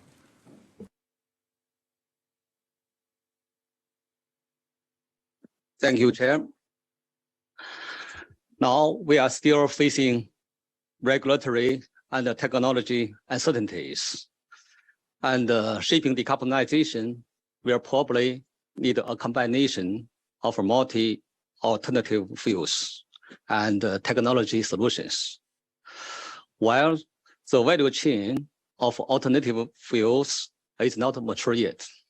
So at this point, all CCS is expected to become mature in the coming years.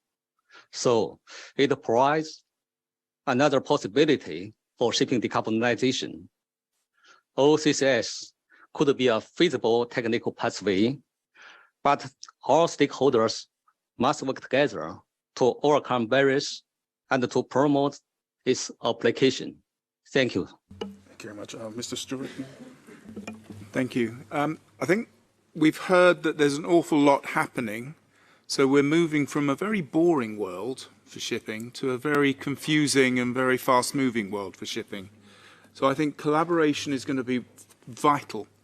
And it's also outside of the shipping industry itself. It's a much broader perspective. So we shouldn't be narrowly always focusing. We have to here, of course.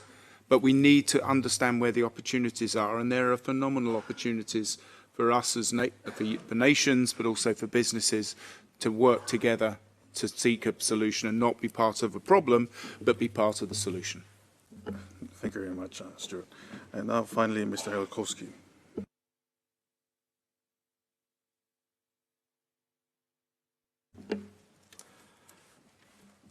We must remember that the cost of time with which we move on to introduce market-based measures is not free, just like cost of ships is not free. And therefore, in order to address the very concern of the countries who do not want to be disproportionately affected by the increase of cost of maritime transport, we have to move fast enough to avoid another super-like, it's a super-like cycle in 3-4 years from now as a result of the lack of a dry bulk fleet renewal. Owners need clarity, and they need clarity for sake of scaling up their investment in green ecologies. I'm sorry, green technologies. Thank you. Thank you very much, Mr. Helakowski. And I'd like to thank all of the panelists for being here today and for presenting their perspectives. I'd just like to echo the words of my distinguished friend from the Bahamas. There's no time like the present, and we need to act now. And I'd also like to, I think that shared opportunities is an important aspect in the equitable transition. And so we as Pacific SIDS especially would like to encourage the ongoing work in this field.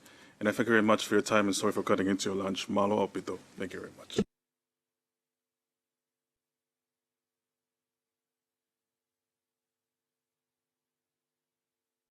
Thank you, John, and thank you to all the panelists and the participants. We're running a little bit behind schedule, so we'll break for lunch for 1 hour. So please come back at 2:15. So 1 hour. And as I said, for those that are following the symposium here, the 4th floor cafeteria is open. Thank you.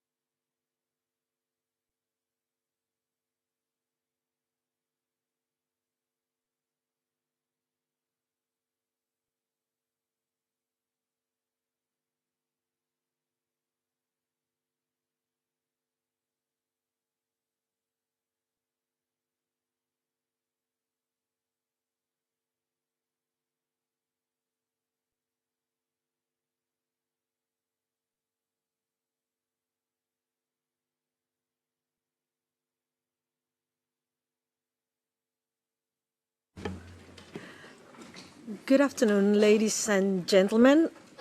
I hope you had a good lunch. I am so part of this organization and these discussions that nobody felt the need to introduce me. So I'm Fernanda Vilicay, permanent representative of Argentina to the IMO. It's a great pleasure to be with you today, and I thank the MED team for giving me the honor of moderating this panel that will go very much into substance like the previous two ones.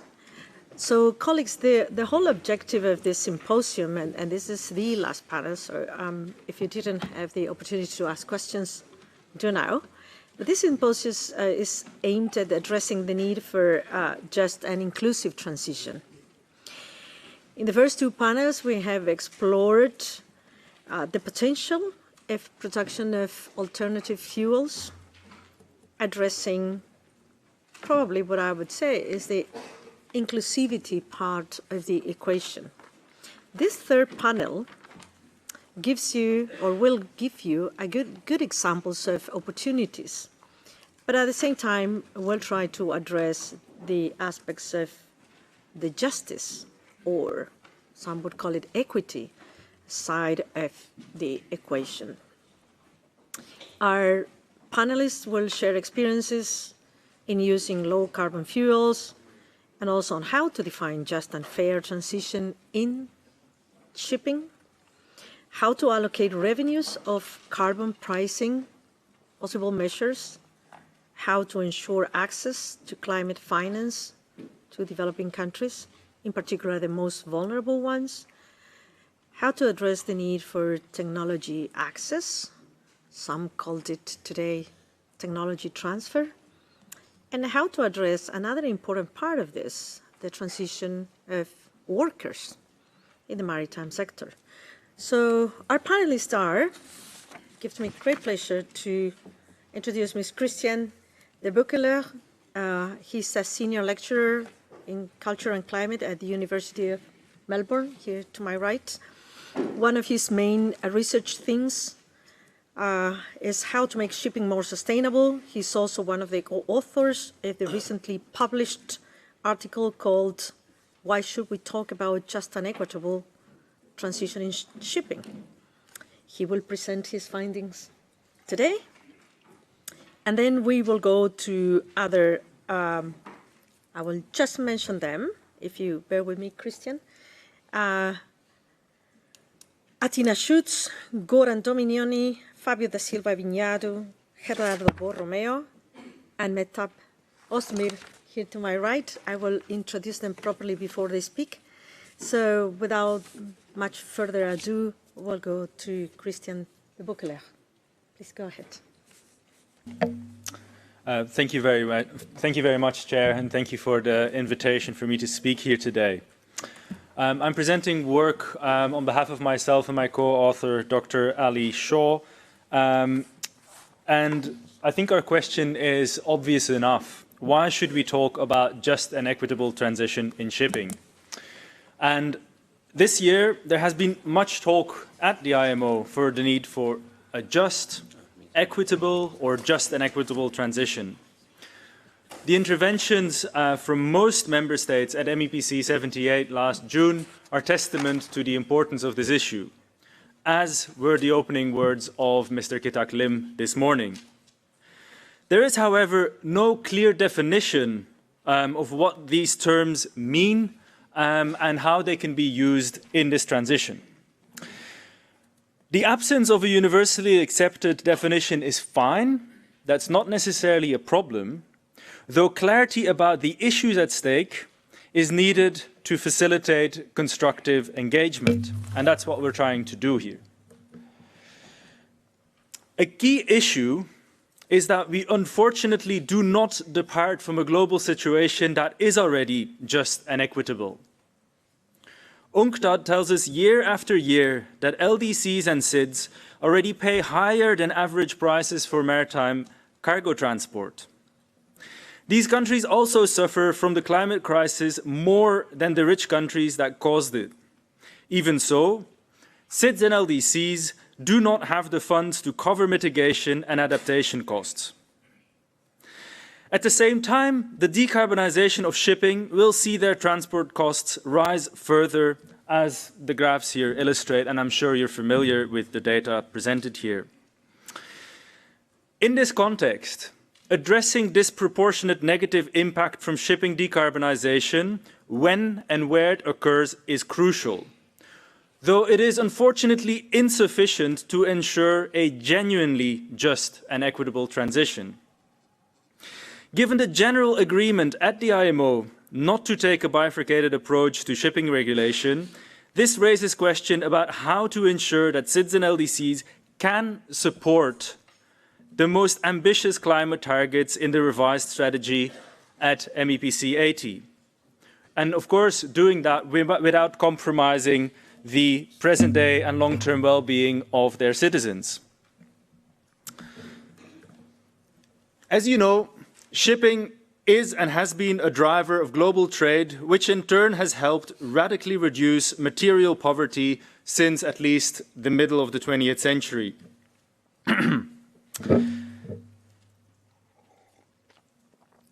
However, shipping also has a very long history of facilitating colonial exploitation, slavery, and unequal trade, which in large part also went on to fuel excessive consumption around the world. So shipping is not a neutral player in this field. That's what I'm trying to say.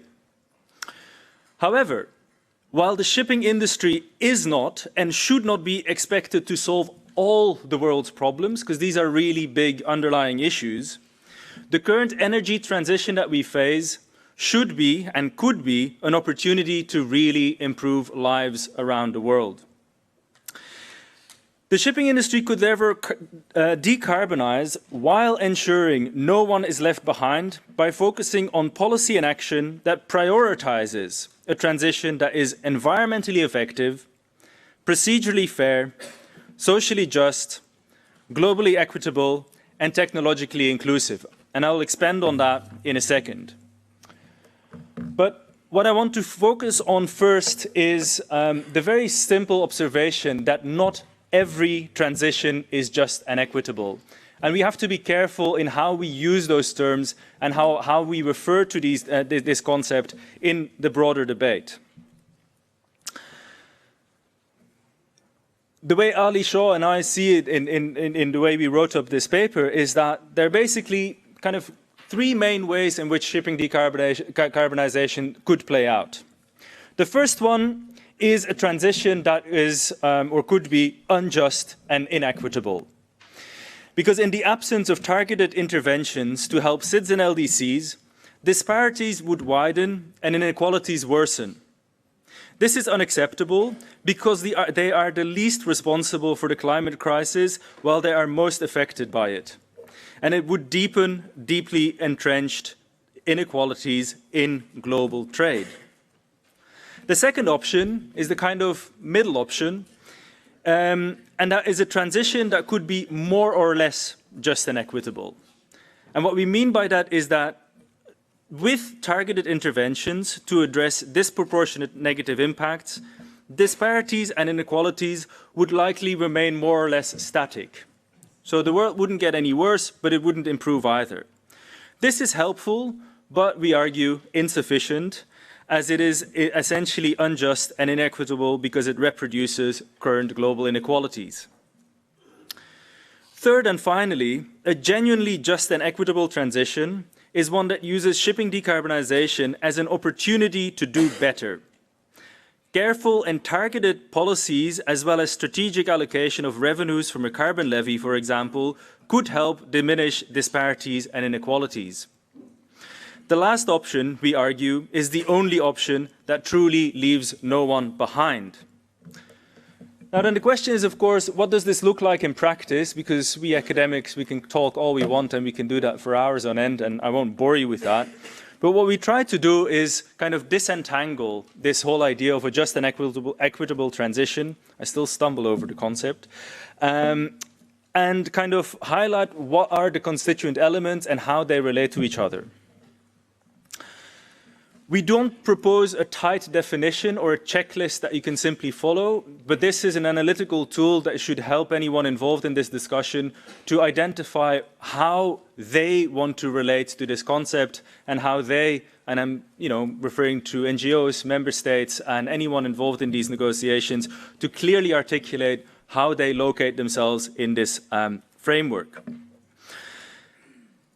The two largest circles that you see, environmental effectiveness and procedural fairness, are non-negotiable. They are grounded in the climate science that we have to respond to and good governance principles by which this and hopefully any UN agency functions. They cannot be bargained with.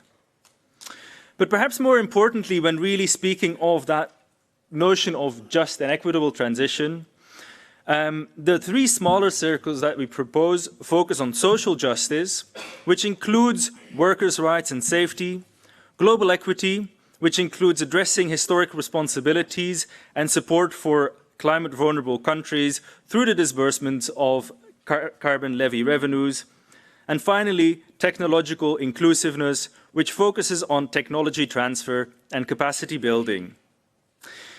These elements, we argue, are the conduits between those good governance principles of procedural fairness and the environmental outcomes that we have to accomplish. They both rely on and contribute to the connection between what is environmentally effective and procedurally fair. This synthesis that we present separates the elements that make up or can make up a genuinely just and equitable transition, though they are interconnected. The separation we suggest is a tool. It's not a way of saying we can just silo these elements. But they can help different stakeholders to clarify exactly where their role sits and how they relate to other players. Indeed, these elements are interdependent and mutually reinforcing. They require concerted action between industry, governments, and the IMO, among others, to ensure that meeting the United Nations Sustainable Development Goals and keeping the planet livable for humanity as a whole. Thank you very much.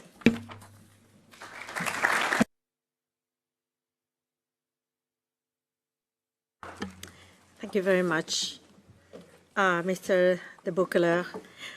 Colleagues, friends, we're going to have now two more speakers that I'm going to introduce one by one. And after those two, we're going to have a round of questions of this first segment of this panel. And then we will proceed with three more speakers in a second segment. So now it is my pleasure to introduce Mr. Athena Schutz, who is joining us remotely from the South Pacific. He's a researcher attached to the Micronesian Center for Sustainable Transport. The research to be presented focuses on climate policy and particularly on how to ensure a just and equitable transition from the perspective of small island developing states in the Pacific region. So if we have everything ready for a remote presentation, we can go ahead. Thank you.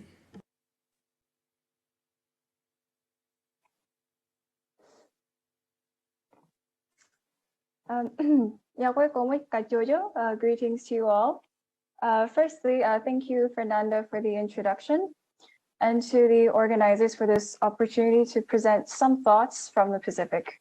I'm quite new to this game, so I hope my comments are on script, and I also understand that I have just 8 minutes to provide a compelling logic for why this equitable transition must be essential to the revised strategy that we are committed to adopt at MEPC 80 next year.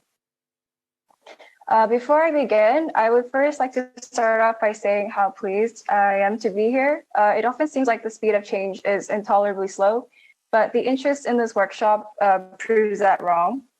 Because just less than 2 years ago, the Marshall Islands ambassador, Ishoda, introduced the term equitable transition into the IMO lexicon, concerned that our only focus on temperature goals was going to leave much of the global south behind. An equitable transition had been used at the IMO previously, and yet here we are today with consensus at all levels of the organization that this needs to be central to our planning. And so I thank you all here for that reassurance. And I'd also like to quickly thank the previous speaker, Dr. Dubuc-Hilaire, for his very useful introduction to the topic. Because to me, it's very clear from your presentation that there are overlaps with the way that we are looking at this issue. So now I'll introduce myself. My name is Atina Schutz, and I'm joining you all today as a student researcher with the Micronesian Center for Sustainable Transport, which is a Marshall Islands government research center that focuses on various transport and policy issues, including domestic maritime transport and negotiations. I'm from the Marshall Islands, which is a unique atoll nation and culture in the middle of the Pacific Ocean. And like many countries in the wider Pacific region, the ocean is where we have lived for thousands of years. The Marshall Islands is also less than 2 meters above sea level and is considered a small island developing state. I'd also like to mention that SIDS and LDCs are more than a third of the IMO membership, and yet we make up a tiny fraction of decision makers at MEPC plenaries. We need to be very honest going forward, and it's important that we act decisively and commensurate with a 1.5.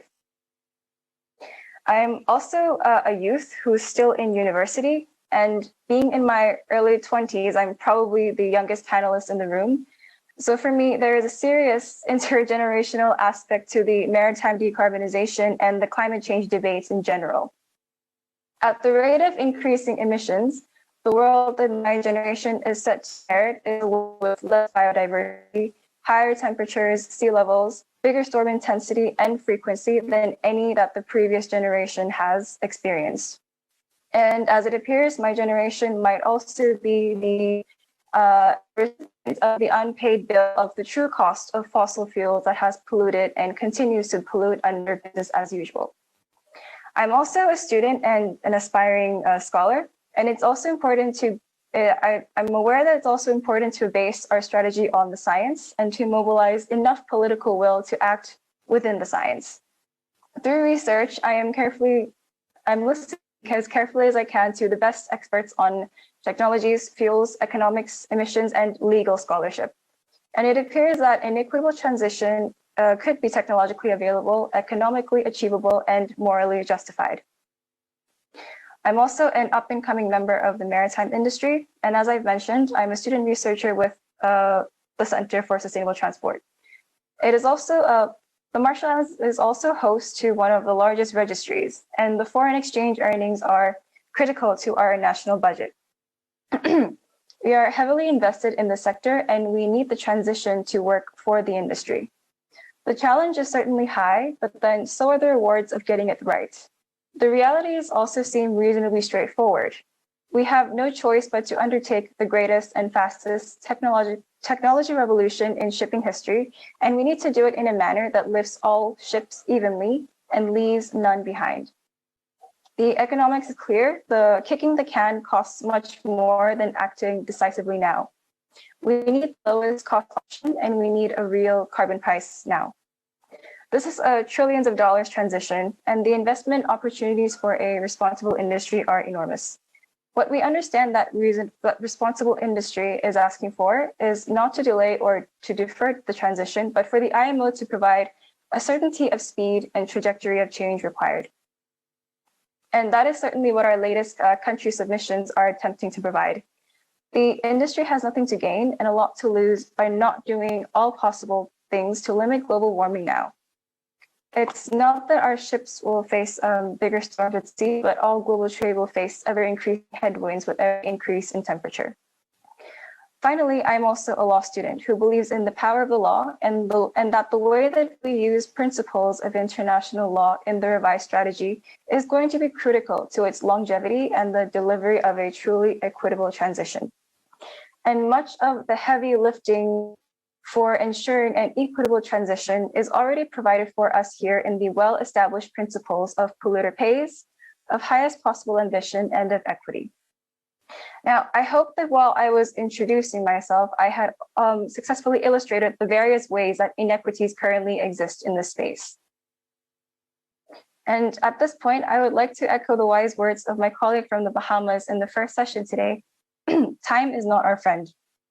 I cannot stress enough the urgency of the situation that we, the global community, find ourselves in. We must get the revised strategy at MEPC 8, and there will not be a second chance. But we are not at ground zero because the Pacific does have a high ambition plan, and we need you and all other SIDS to support us at MEPC 80.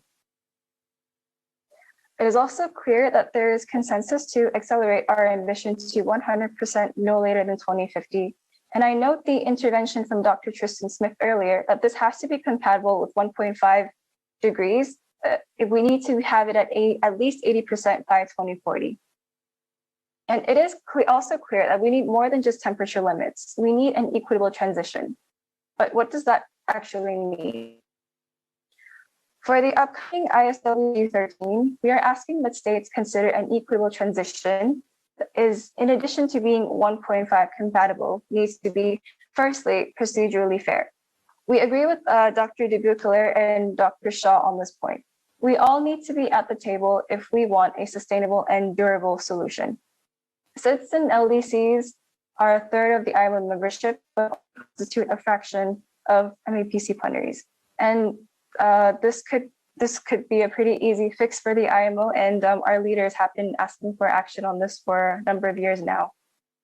Secondly, it has to be equitable in terms of maritime mitigation. And this includes looking at how do we use the revenues of market-based measures to ensure that shipping's transition, its new fuels, and technologies are equitably deployed to all states, and decreasing, but not increasing, the current inequities as we decrease our emissions. Significant revenues are a necessary byproduct of a successful market-based measures. And all the speakers in the last panel highlighted the need for a market-based measure. What portion of revenue is needed to subsidize the industry to move faster? Finally, it has to be equitable in terms of climate impacts. How do we ensure that the shipping industry's negative externalities are paid now and not passed on to the most vulnerable or to future generations? Again, I'd like to echo the wise words of my colleague from the Bahamas: time is not our friend. And as Dr. Tristan Smith said, it's also time for honesty. We have no choice but to ensure that the upcoming revised strategy that we adopt 34 weeks from now is the right one. An equitable transition must be central to our strategy. The climate emergency leaves no other choice for my country, other climate vulnerable countries, and future generations. A transition that only benefits the rich and powerful, where the climate vulnerable are left behind and not the beneficiaries of a technological revolution, is not morally justifiable for a UN agency. With that, many thanks, Fernando, for allowing me the floor and the opportunity to introduce myself. Como dada.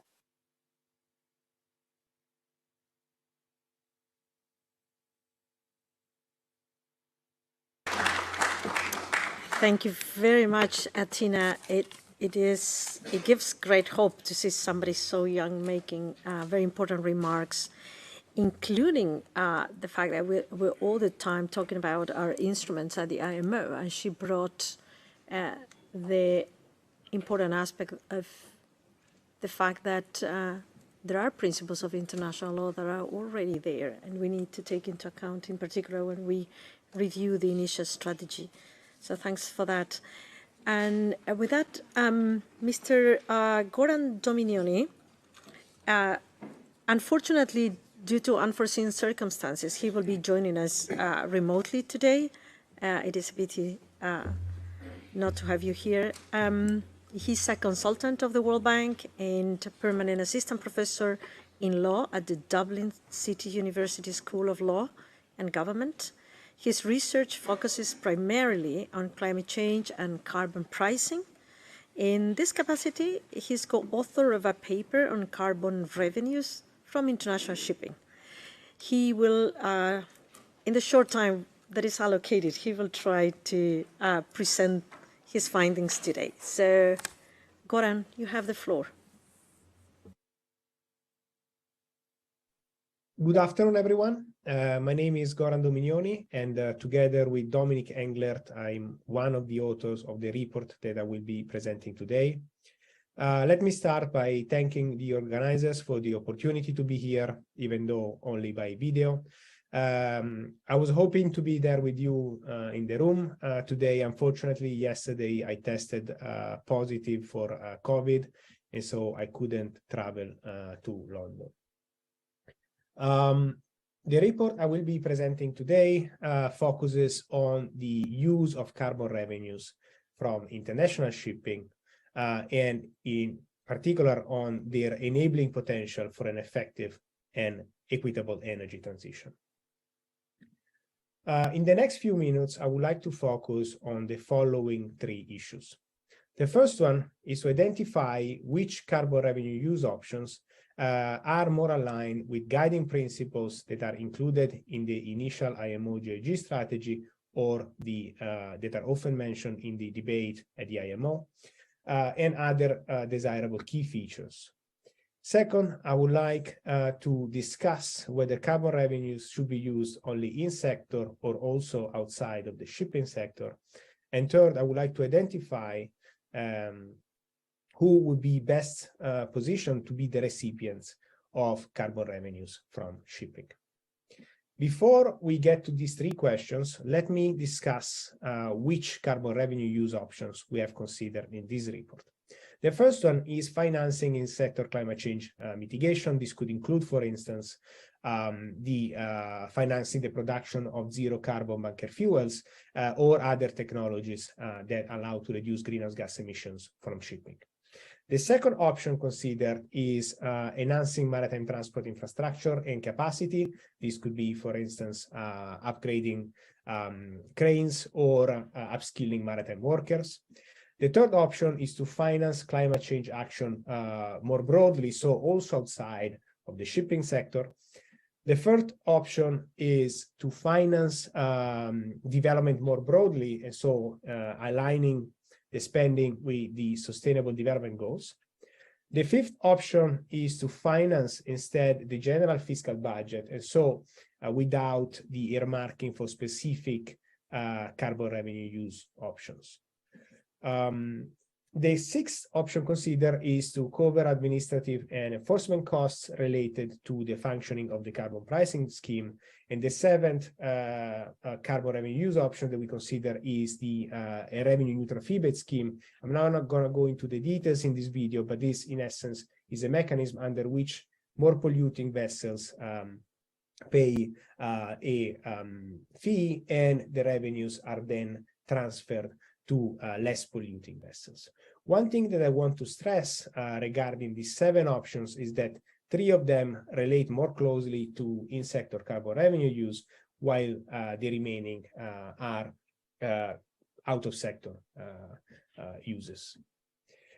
So what we do in the report is to assess the alignment of these 7 carbon revenue use options with key guiding principles of the initial strategy or other principles that are often mentioned in the debate at the IMO.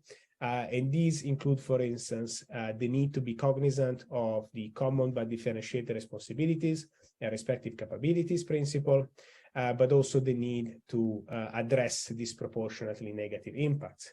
We also consider other desirable key features of these 7 carbon revenue use options, including, for instance, their potential to deliver climate and development benefits. So the analysis reveals 3 main findings. The first one is that some carbon revenue use options are more aligned with the guiding principles and the selected desirable key features considered, and these are financing in-sector climate change mitigation, financing the improvement of maritime transport infrastructure and capacity, but also financing climate change more broadly, so also outside of the shipping sector. The other key finding is that each of these carbon revenue use options has a unique value proposition, and so it should not be dismissed prematurely. The third key finding is that while we think that there is a case to use carbon revenues within the shipping sector, we also think that there is even a stronger case to use a share of carbon revenues also outside of the shipping sector. And this is primarily for two reasons.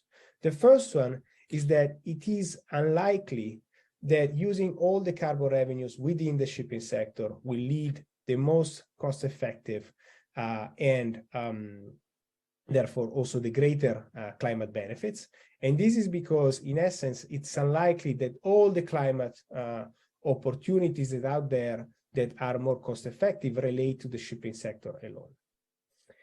The second reason why we think that the share of carbon revenue should be used also outside of the shipping sector is that not doing so would make it quite difficult for some countries to be a recipient of carbon revenues from shipping. Think about, for instance, landlocked developing countries or also other countries for which the shipping sector is not a particularly large part of their economy.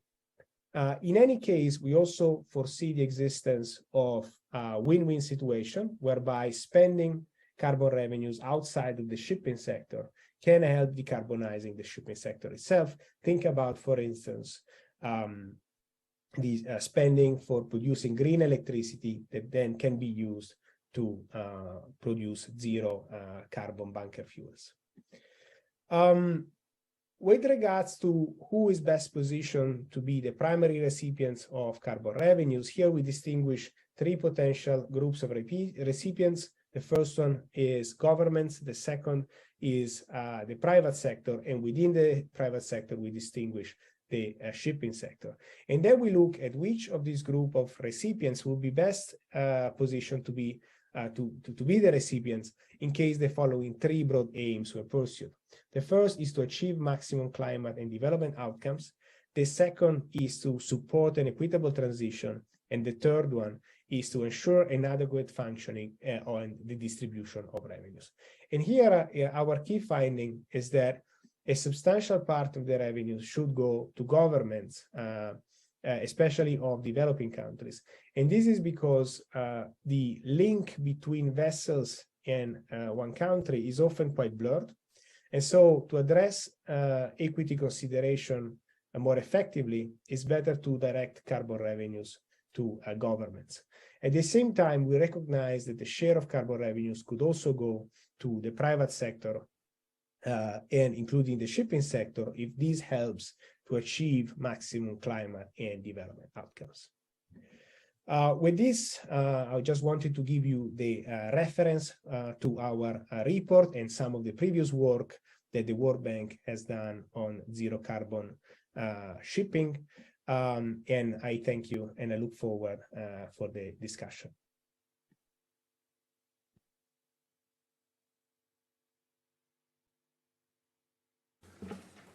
Thank you very much, Mr. Dominioni. Also, now we're going to go into the end of this segment with questions and answers that our panelists will kindly take up. I will ask the speakers that are joining remotely to have their cameras on and until they answer to unmute the microphones. If I may, the first question to Christian. Apologies, I didn't tell you before, but it's going to be like a double question at the request of somebody in the room. From my side, your presentation was very broad. I mean, to present to us, not every transition is equitable, and to look at combinations of actions to ensure it is equitable is huge. My question in particular is technological transition. And when we talk about technological transition, we always discuss having the north-south paradigm in our heads. So the first part of the question is, do you see a potential, or how do you see a potential for collaboration of a south-south paradigm with countries that are already starting a transition with others that do have a potential. And for the second part of my question, it would be a pleasure to give the floor to ITF, who will pose a specific question on the transition of workers. ITF, you have the floor. Thank you, Chair. Jeremy Anderson from the ITF. And so my question for Christian is specifically in relation to the worker element of just transition, and how do we make sure that there is a stronger voice for seafarers and for other maritime workers in shipping's just transition and decarbonisation. And I just want to explain a little bit the rationale for this question. It's very important that when we talk about just transition that we follow the Paris Agreement and also the ILO guidelines on just transition that point to the explicit focus on the workforce and also for a voice for representatives of workers. And that's not something we had much chance to talk about today, but it is very important because seafarers care very deeply about decarbonisation. Seafarers are on the front line of the climate crisis in many ways, and the decarbonisation of the shipping industry is a major priority for the ITF. But seafarers also know that the decarbonisation of the shipping industry simply won't work without a stronger voice for seafarers and more focus on the human elements. And that's why, as the ITF, we're very pleased to be part of the Maritime Just Transition Task Force. And I think we will hear more about that from one of the other panelists. But just in terms of just saying a bit more about why this is so important, if we talk, for example, about safety, we had a big discussion today, or a lot of discussion about ammonia, but that raises major kind of safety concerns that need to be addressed, both to protect seafarers and other communities if ammonia is going to go into operation in a safe way. So we need to make sure that the ISM code, the IGF code, and also the STCW effectively and regulate these risky new fuels and technologies like ammonia or any other solutions. But also, it's very clear that the industry is currently facing a major labour shortage. In terms of the decarbonisation challenge, this is coming at the worst time for the industry. The existing expertise of the global seafaring workforce is vital that we retain, and also that we attract a new generation of seafarers, and particularly women seafarers that have so far been excluded from the industry en masse, and a new generation of young seafarers. So we need high quality training, and we need to make sure that high quality training leads to high quality jobs. I appreciate, Christian, that's just a bit of background, if you can reflect on how a stronger voice for just transition can be, a stronger voice for workers can be reflected in the just transition framework. Thank you. Thank you very much, ITF. We will go now to Christian. I will just thank if you could avoid statements. Probably this will be an exception because we need a stronger voice, and that is the right that was exercised. But for further questions, try to introduce briefly your question if you need to, but go straight to it. So, Christian, with this, thank you. Thank you very much for both those questions. I can be quite brief because I think there is absolutely space for South-South cooperation in terms of technology development and sharing. I think that's quite vital. The question is, of course, what is there, how can we use it, and how can we make sure that we're not reinventing the wheel and that we're actually kind of ensuring that the work that is happening in South-South cooperation is advancing things rather than duplicating work that is already done. But I think there's definitely space for that. Similarly, for the voice of workers, I think it is something that is very absent, and I think that's a real pity. It is, of course, a fact that many people here in the room are former seafarers, and possibly some are still active seafarers, who have a very thorough understanding of what it is like to work at sea. And I think recognizing that expertise is one thing, but also recognizing the concerns and the voices of those who will have to retrain to deal with new technologies, new fuels, new working environments is quite vital, because let's be honest, they are the people who will have to work in those new environments, that will take on new risks and so on.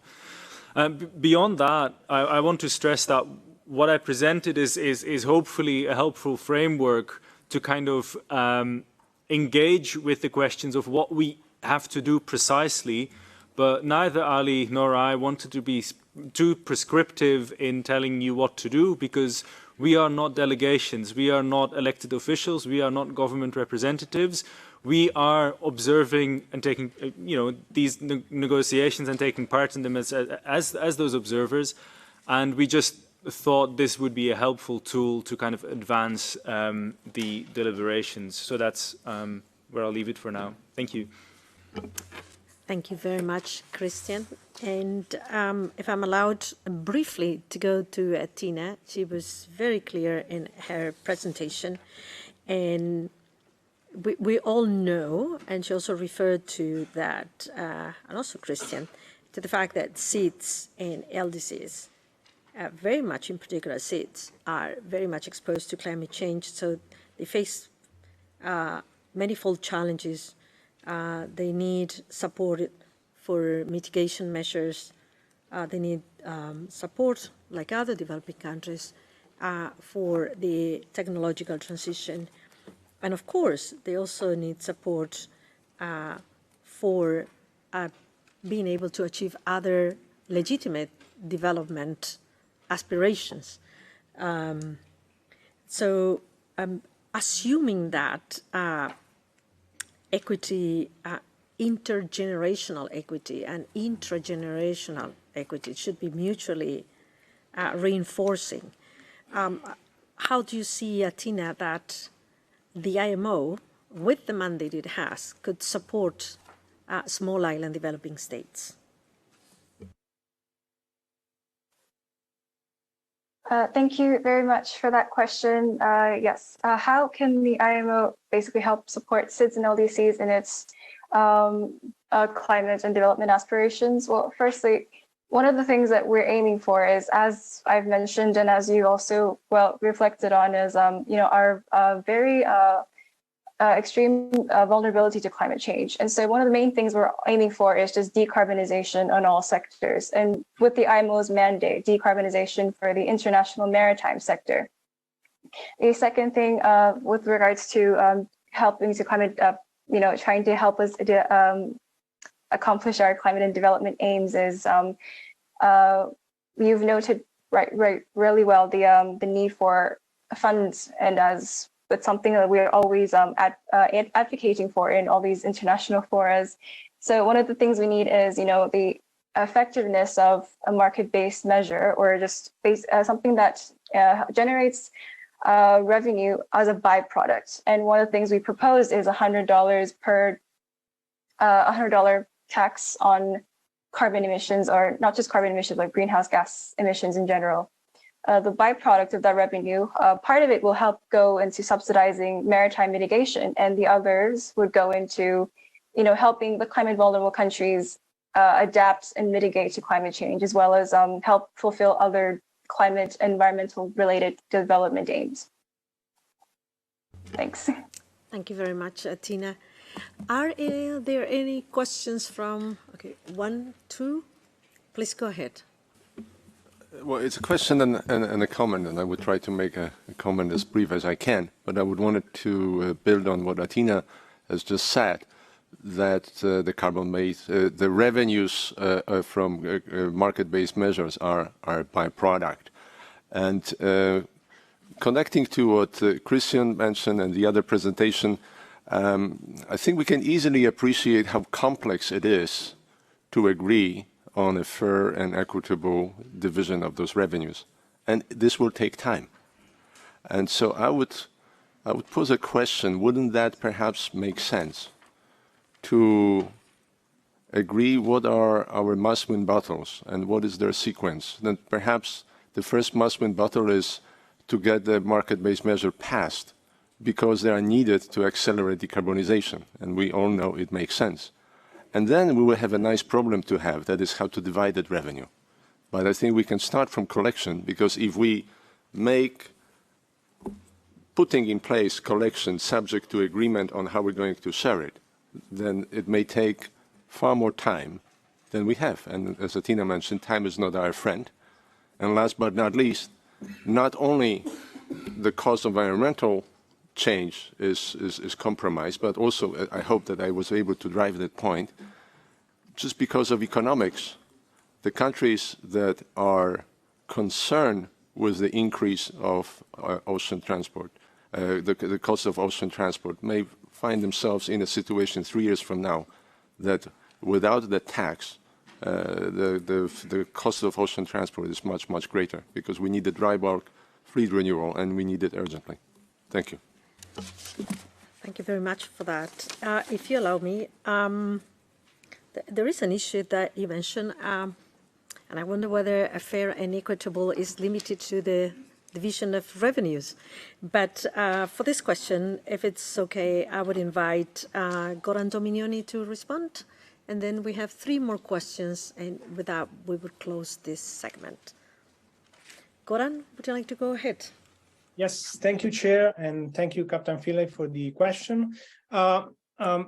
I would say that I'm sympathetic to the fact that there is a need to have a market-based measure quickly in place in the maritime transport sector, and that a decision on how to achieve an equitable transition through the use of carbon revenues may introduce some complications that may delay the introduction of such measure. At the same time, I think that there are reasons to take into account the 2 aspects together, so the introduction of the measure and the use of carbon revenues, simply because there are interactions between the 2. In the sense, in the way you use revenues can actually help, for instance, develop certain type of technologies or deploy the deployment of certain technologies. And so that relates, for instance, to the level of carbon price that you need to have in place. At the same time, there are questions that are very relevant for some countries. For instance, they need to be cognizant of CBDRRC, but also the need to address disproportionately negative impacts. And so having a discussion on this, while also thinking to the implementation about the market-based measure, would be essential for achieving an equitable transition. Thank you. Thank you very much, Goran, for that. We had a lady here in the room. Please go ahead. Thank you very much, Chair. I am Aline Doufis. I am a legal advisor for the Belgian Maritime Administration. Thank you for all the panelists for their very interesting presentations. My question goes to Dr. Dominioni, and it's related to the previous question, but you identify governments as recipients of carbon revenues. How would you see in practice the articulation of this repetition of revenues between governments with each their different needs, with the guiding principle of IMO, which is the most favored treatment? How do you see this in practice? Thank you very much. Okay, probably I should moderate so that all the presenters get questions, but this one is really addressed to to Goran. So please, thank you for the question. Would you like to go ahead, Goran? Yes, thank you again, Chair, and thank you for the question. So how to distribute carbon revenues to different countries, this is something that will need to be considered more closely. We're actually doing additional work at the World Bank on this. But in general, you could think about 2 general approaches. One would be to focus on having a distribution of revenues through a fund, and then there is something we discuss in the report, whether this should be a new fund or an existing fund, and then there should be a discussion there about what are the criteria that are used to distribute the revenues across countries. Another approach, at least theoretically, that you could have is instead to have the countries presenting some project on the use of carbon revenues that then is approved by an entity. What is the governance of that entity? Something to be discussed. And that would give perhaps also a greater level of, if you want, ownership to countries on how to use carbon revenues. What could also envision a mix of these 2 approaches, and so to harness the advantages of both these approaches to carbon revenue use. Thank you. Thank you very much. We have online the distinguished representative of the Cook Islands, Captain Finlay. Go ahead.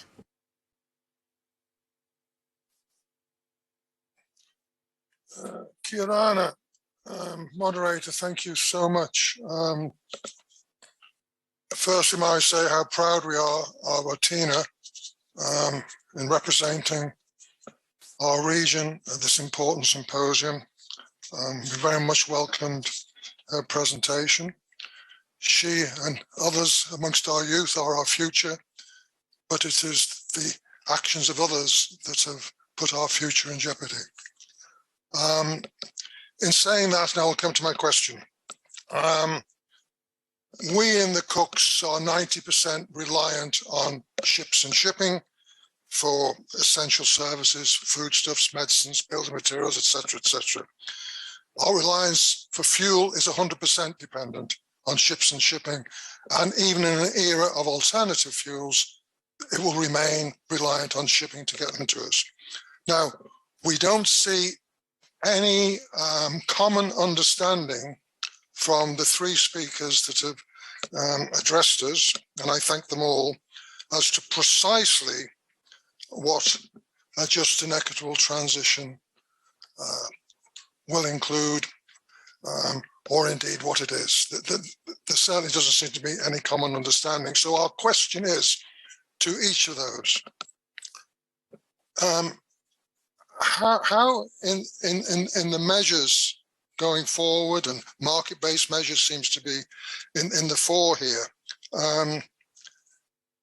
how within a just and equitable transition, once we can decide exactly what it is, can we be assured of the continuation of timely, safe, cost-effective shipping, without which our social structure and our island life cannot be sustained? Thank you. Thank you very much, Captain Fieldy. I would suggest the following. This is kind of a summary and closing question. So I would give the floor for 30 seconds to each of the speakers to address the question of the Cook Islands. After we take the question from South Africa, and we would close with your remarks with regard to the question of the Cook Islands. So now we will go to South Africa. Sifo, go ahead. Thank you, moderator. I'll try to be as quick as I can. Moderator, the issues that have been raised includes technology transfer, capacity building, and funding as critical elements which will ensure that no one is left behind. So the question is, where is the funding going to come from that will capacitate all states that are negatively impacted by the transition? Will that revenue come from MBM? And will that be sufficient? Or it will be a combination, including the one that has been raised by the World Bank? And if so, then what are the conditions that will be attached to it? The other question is, as we understand that most of the green technologies will be developed by the private sector that operates on the commercial basis, then how will the transfer of technology be done, as we know that there's issues of IP that will be involved? Or will the IMO play any role to facilitate that transfer of technology? Thank you, moderator.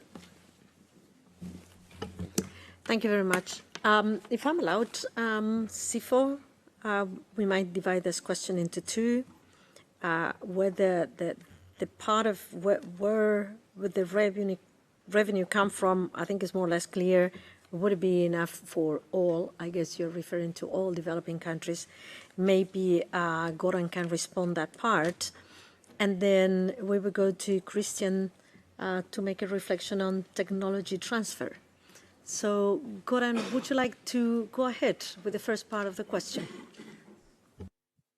Yes, thank you, Chair, again for the floor, and thanks to South Africa and the Cook Island for the questions. So regarding where the revenues would come from, I think this is clear that this would come from a market-based measure, and there are some type of market-based measure that can raise revenues, and there are some estimates out there of what the revenues could look like. This is according to some estimate between 1 and 3.7 trillion US dollars between now and 2050, at the same time, of course, the amount of revenues that you will have would depend on the type of market-based measures that you put in place, and this also connects to the other type of measures that are put in place at the same time. And so, in some way, whether the revenues would be sufficient to ensure an equitable transition is also depending on the basket of measures that are put in place and the amount of revenues, the level of the carbon price that they put in place. And so there are various considerations out there, because the estimates that we have so far about the amount of revenues that can be raised are actually based on the assumption that there are no other midterm measures that are put in place at the same time. With regards to the Cook Island question on how to ensure that the decarbonization of maritime transport doesn't disrupt their communities, I think that this is one of the reasons why we need to consider the implementation of market-based measures and the use of revenues, for instance, at the same time, for instance, to ensure that transport costs do not increase too much on certain routes, and also ensure that there are carbon revenues are also used to ensure, for instance, climate and development type of investments that will ensure a certain level standard of living in remote places or developing countries more generally. Thank you. Thank you very much, Mr. Dominiani, for that. So, encapsulating the question of the Cook Islands, how do you ensure that the measure or measures to be adopted really contain or reflect equity? Christian, 30 seconds, and then we will close with our colleague from the Pacific Islands. Christian? Well, I think the response to that question is quite straightforward, because that is precisely what a just and equitable transition is about. It's making sure that trade is not disrupted throughout this process.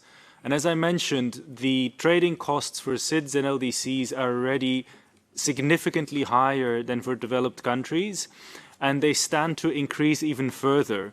So we're starting from an unequal base that threatens to get even worse if we do not enshrine principles of just and equitable transition in this energy shift. So it is precisely because if we do not adopt these kinds of measures that things will get disrupted for those remote islands and other least developed countries. So in that sense, it's something that you cannot simply separate, and if you ignore that, then I fear that that might actually lead to disrupted trade rather than focusing on something that would be just and equitable, as difficult as those negotiations might be. Thank you very much, Christian, for that. And to close this segment, Atina, would you like to come in with your reflections on this question? Thank you. Just to quickly summarize in 30 seconds, I just want to reiterate that equitable transition should be more than just 1.5 degrees compatible. It should be procedurally fair, equitable in maritime mitigation, and equitable in climate impacts. These are also points that are reflected in our submissions for the upcoming meetings. And I also recognize that these are really hard conversations to have, but we need to start now. And in our submissions, it's not about it's not just about what's the best for the SIDS and LDCs or the climate vulnerable. It's what we're really looking at is what is good for the collective, for the whole collective, for everyone in the world. And I also want to close with there's no time to delay. We need to decarbonize the shipping sector as soon as possible. Thank you. Thank you very much, Atina, for those reflections. And now, colleagues and friends, with great thanks to the three speakers of this first segment, we will turn to the second segment of this panel. And we will start with Mr. Fabio da Silva Vinhado, who is Director at the Ministry of Mines and Energy of Brazil. He will attend remotely to present his experience on the production and usage of low-carbon fuels in Brazil. I don't know if we have Mr. Fabio da Silva Vinhado ready. Good afternoon, everyone. Firstly, I want to thank the organizers of the event for this invitation. The title of my presentation is Building a Green and Resilient Low Carbon Economy, the Brazilian Experience. My name is Fabio da Silva Vinhado. I'm the Director of the Biofuels Department at the Ministry of Mines and Energy, Brazil. As an introduction, I bring you history and current stage of biofuels in Brazil. The history of biofuels started in 1975 with the beginning of Proálcool. Proálcool was a government program that started all the production and use of fuel ethanol in Brazil. In 2005, the law 11095 introduced the biodiesel in the Brazilian energy matrix. The same law established mandatory use of 2% of biodiesel blended with the fossil diesel in 2008. In 2014, Law 13033 brought higher blends of biodiesel, B10 until B15. Law 13576 created RenovaBio. RenovaBio is the national biofuels policy. I'll talk about this in the next slides. And 2020 was the first year of full operation of RenovaBio. Brazil has a long tradition to use volumetric mandates, blends. At the moment, this year, Brazil uses E27 for light vehicles, gasoline with 27% of ethanol, or E100 pure ethanol. We have in Brazil flex fuel vehicles. 85% of all our vehicles are flex fuel. For HEV vehicles, we have at the moment B10. 10% of biodiesel in diesel. This is volumetric mandates. Public policies. RenovaBio. RenovaBio is the national biofuels policy implemented through Law 13576 of 2017, with the main objective to promote the expansion of the production and use of biofuels in Brazil's transportation matrix. RenovaBio was the first regulated carbon market in Brazil. One of the key instruments in the program is the CBIO. CBIO is the active of the RenovaBio that is issued by the biofuel producer after the certification of the production. One CBIO is equivalent to 1 ton of carbon dioxide avoided to the atmosphere. After the certification by the biofuel producer, it's important to talk biofuel. The certification is voluntary by the biofuel producer. So after the certification, the biofuel producers can issue CBIO, and the CBIO is traded by the biofuel producers in the Brazilian stock exchange market. The fuel distributors are the obligated part of the program. They must buy CBIO in order to comply their individual targets. About the certification, as I told you, the certification by the biofuel producer is voluntary, and each producer is evaluated individually. So if we have 360 plants of ethanol, each producer's individual needs to certify, voluntary, of course. The producer certify the process by using a calculator. The name of the calculator is RenovaCalc. RenovaCalc gives model and emission factors based on life cycle assessment, LCA.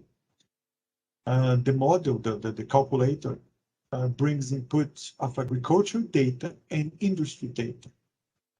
So during the certification, the greenhouse gas emissions are measured since the agriculture step until the final use of the biofuel.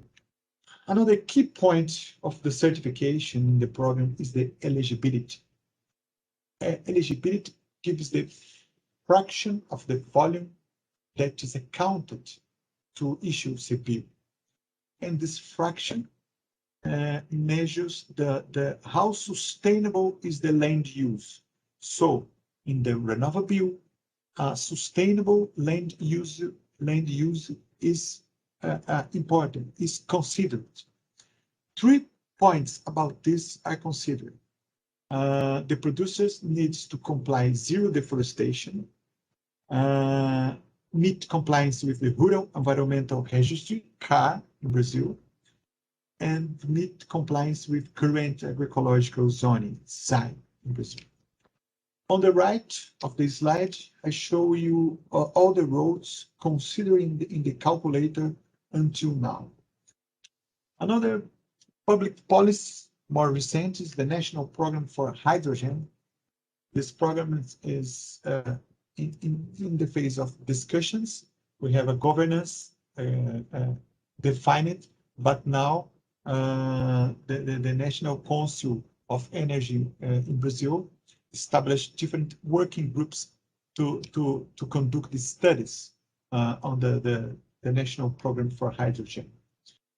In this map, I show some key projects for blue and green hydrogen.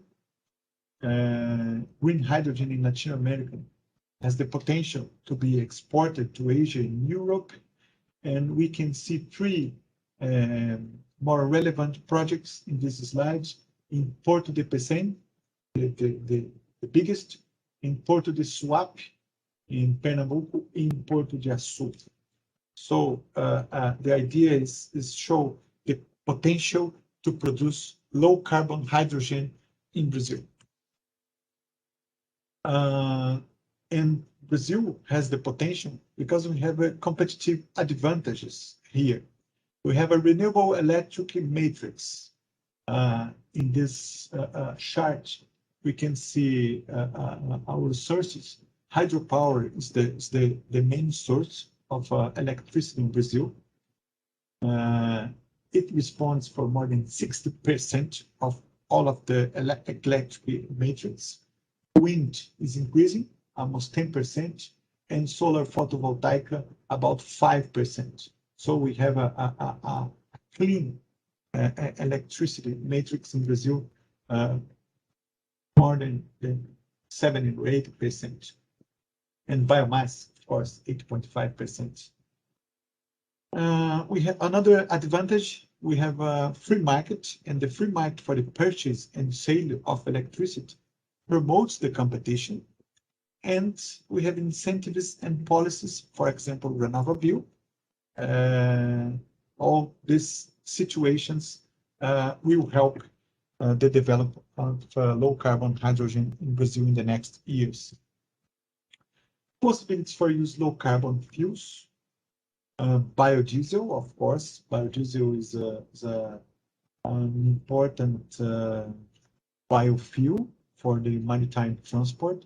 Many ship owners and operators have tested higher plans, B20, B30, B50, even B100.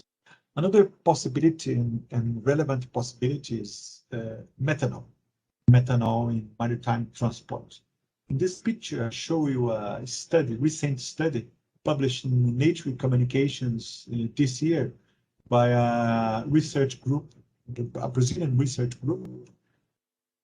We can see a land for sugar cane, and this sugar cane used to produce ethanol.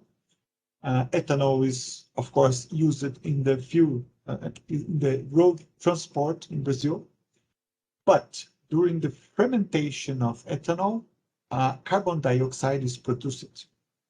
The aim of the study is to show the possibility of produce ethanol and green methanol using the same area, the same land area. So the study is very important and show relevant possibility for the near future in Brazil and other countries, of course. Final remarks. Brazil has a long tradition to use biofuels in the transport sector. RenovaBio, the National Biofuels Policy, is a state policy that accounts greenhouse gas emissions by using LCA to measure the emissions. RenovaBio is an important tool to stimulate the production of new biofuels. Green diesel, green methanol, as I showed in the previous slides, bio-LPG, and others. And Brazil has great potential for the production of low-carbon hydrogen due to its renewable electric matrix. Thank you very much.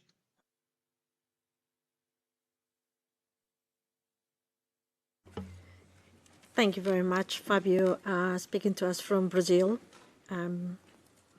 Now we will turn to Mr. Gerardo Borromeo. He also will join us from the Philippines remotely. He is the Vice Chairman and CEO of the Ship Management and Crew Management Company, Philippine Transmarine Carriers, PTC.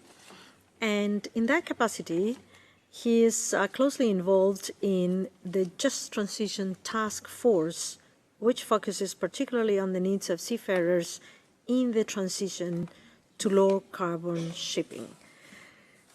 So to hear this perspective, now we go to Mr. Gerardo Borromeo. Secretary Kitak Lim, Mr. Arsenio Dominguez, Director, Marine Environment Division, Excellencies, colleagues in industry, ladies and gentlemen, a pleasant good afternoon. Thank you to the IMO for hosting this important symposium on shipping's commitment to achieve net zero emissions. I'm grateful for the opportunity to provide a perspective on the way forward, given the complexities of the commitment and the challenges we face as an industry. Achieving net zero emission is not a matter of choice. It is a non-negotiable target that the whole of society, the whole of governments, and all industries must effectively address in a timely manner. This suggests a systems approach that models the nexus of people, process, and technology, and can provide the outcomes and policy initiatives that guide stakeholders towards a decarbonized shipping industry by 2050. The challenge to achieve net zero emissions led to the formation of a Just Transition in Maritime Task Force at COP26, a coalition of multilateral agencies, industry associations, and social partners in collaboration with the United Nations Global Compact Initiative. Its remit is to develop a people-centered plan of action to decarbonizing shipping in a way that leaves no seafarer behind. This movement has, at its core, the principles of decent work and social inclusion. As new technologies are adopted, we must anticipate the potential disruption to livelihoods that change brings about. Certainly no easy task. As a collaborative initiative, a global industry peer learning group was established. Our company, Philippine Transmarine Carriers, has signed on to engage with this first global sectoral task force on creating this Just Transition Action Program, which reflects the international nature of the maritime industry. An initial report will be released at COP27 and will provide perspective on the effort to implement a just transition plan for those impacted by the drive towards a greener, more digital, and automated environment in shipping. Information such as the number of seafarers requiring additional training in different decarbonization scenarios, calibrating the scale of existing training challenges, and providing an overview of skills needed in the future will be at the heart of the initial framework.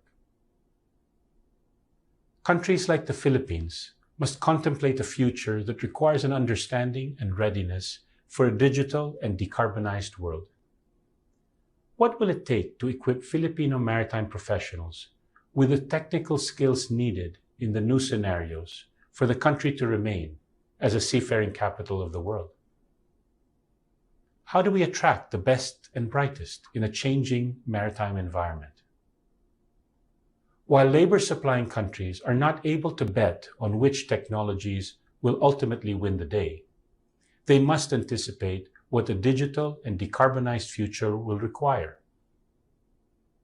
However, the continued lack of clarity surrounding the viability and uptake of alternative fuel options and decarbonization trajectories, the uncertainty surrounding regulatory developments, and the financing of required retraining, reskilling, and upskilling make it difficult to plan effectively.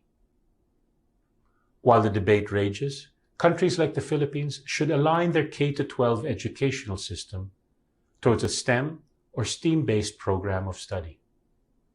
This will at the very least ensure that the next generations of high school and college graduates have the requisite skills to operate within the fourth and fifth industrial revolutions. Consider that the real critical path to achieve a clean and green maritime industry is not solely dependent on the future of a ship. The critical path for shipping will largely depend on the maritime professional we attract and develop. I emphasize this critical path from the standpoint that we can build a ship in less than 3 years, from planning to final launching. But it still takes 10 to 14 years to go from cadet to master or chief engineer, inclusive of a 4-year degree. This historical and structural imbalance between shipping's hardware versus software has always created a human sustainability challenge and will likely continue as long as time and experience serve as the main output of education, apprenticeship, and career development. My suggesting earlier a systems approach to people, process, and technology will help model the pros and cons and consequences of different scenarios, policies, and decisions. This will go a long way to shortening the time to get to the endpoints. 2050 is not far away. To achieve a decarbonized industry by then requires commitments as early as now, milestones met by 2030 and again by 2040, if we are to have the needed trajectory for success in ensuring human sustainability for the maritime industry.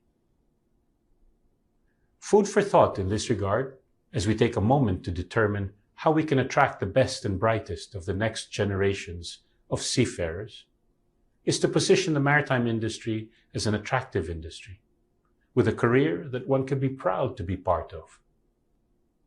It might be timely to consider reviewing the nomenclature, the terminology, and the descriptions of the work on board the ship of the future. As a global maritime industry, we should consider our seafarers as global maritime professionals. There is an intense need for technical skills and green skills. Attracting a mindset that encompasses inclusivity, diversity, and equity, while emphasizing the critical need for leadership and management. All this in an environment that will become more digital and automated. Consider the following as one example. Redefining the position of an able-bodied seaman or an ordinary seaman to an able, skilled maritime professional, emphasizing the capability from the neck up over physical ability. This is just one in a slew of descriptives that will help attract the next generations to a career that is dignified, important, exciting, and relevant in our industry that moves the world. Time is of the essence. The future is now. Let us, therefore, act collaboratively, developing just transition scenarios to minimize the career and operating disruptions that our commitment for a greener future will undoubtedly create. Thank you very much.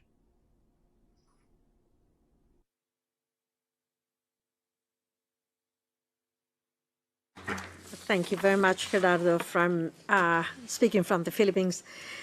Finally, it is a pleasure to give the floor to Ms. Mehtap Özdemir. She's Secretary General of the Turkish Shipbuilders Association. In that capacity, she is well placed to comment on the transition of the Turkish shipyards to building and retrofitting the ships of the future. So, Mehtap, you have the floor. Thank you very much.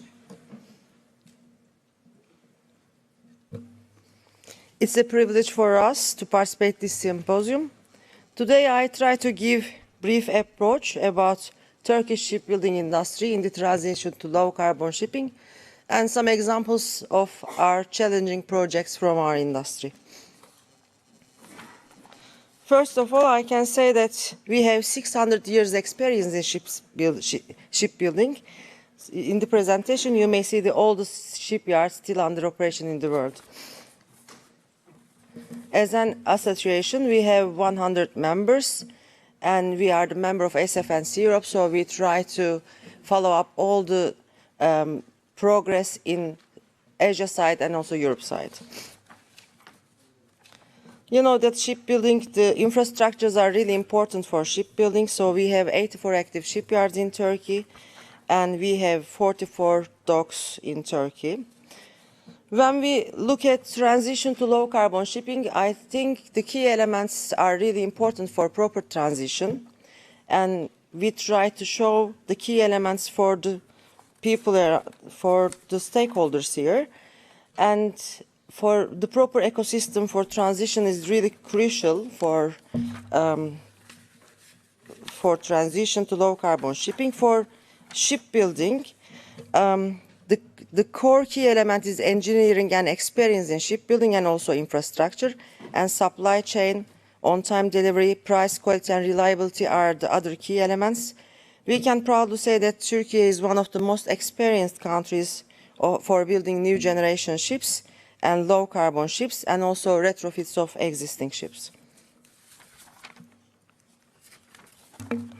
Maybe I have skipped one presentation, so I would like to come back to the figure. Currently, we have 30 eco vessels under construction in Turkey, and this is the 35% of all orders are eco ships. I think the percentage will increase day by day.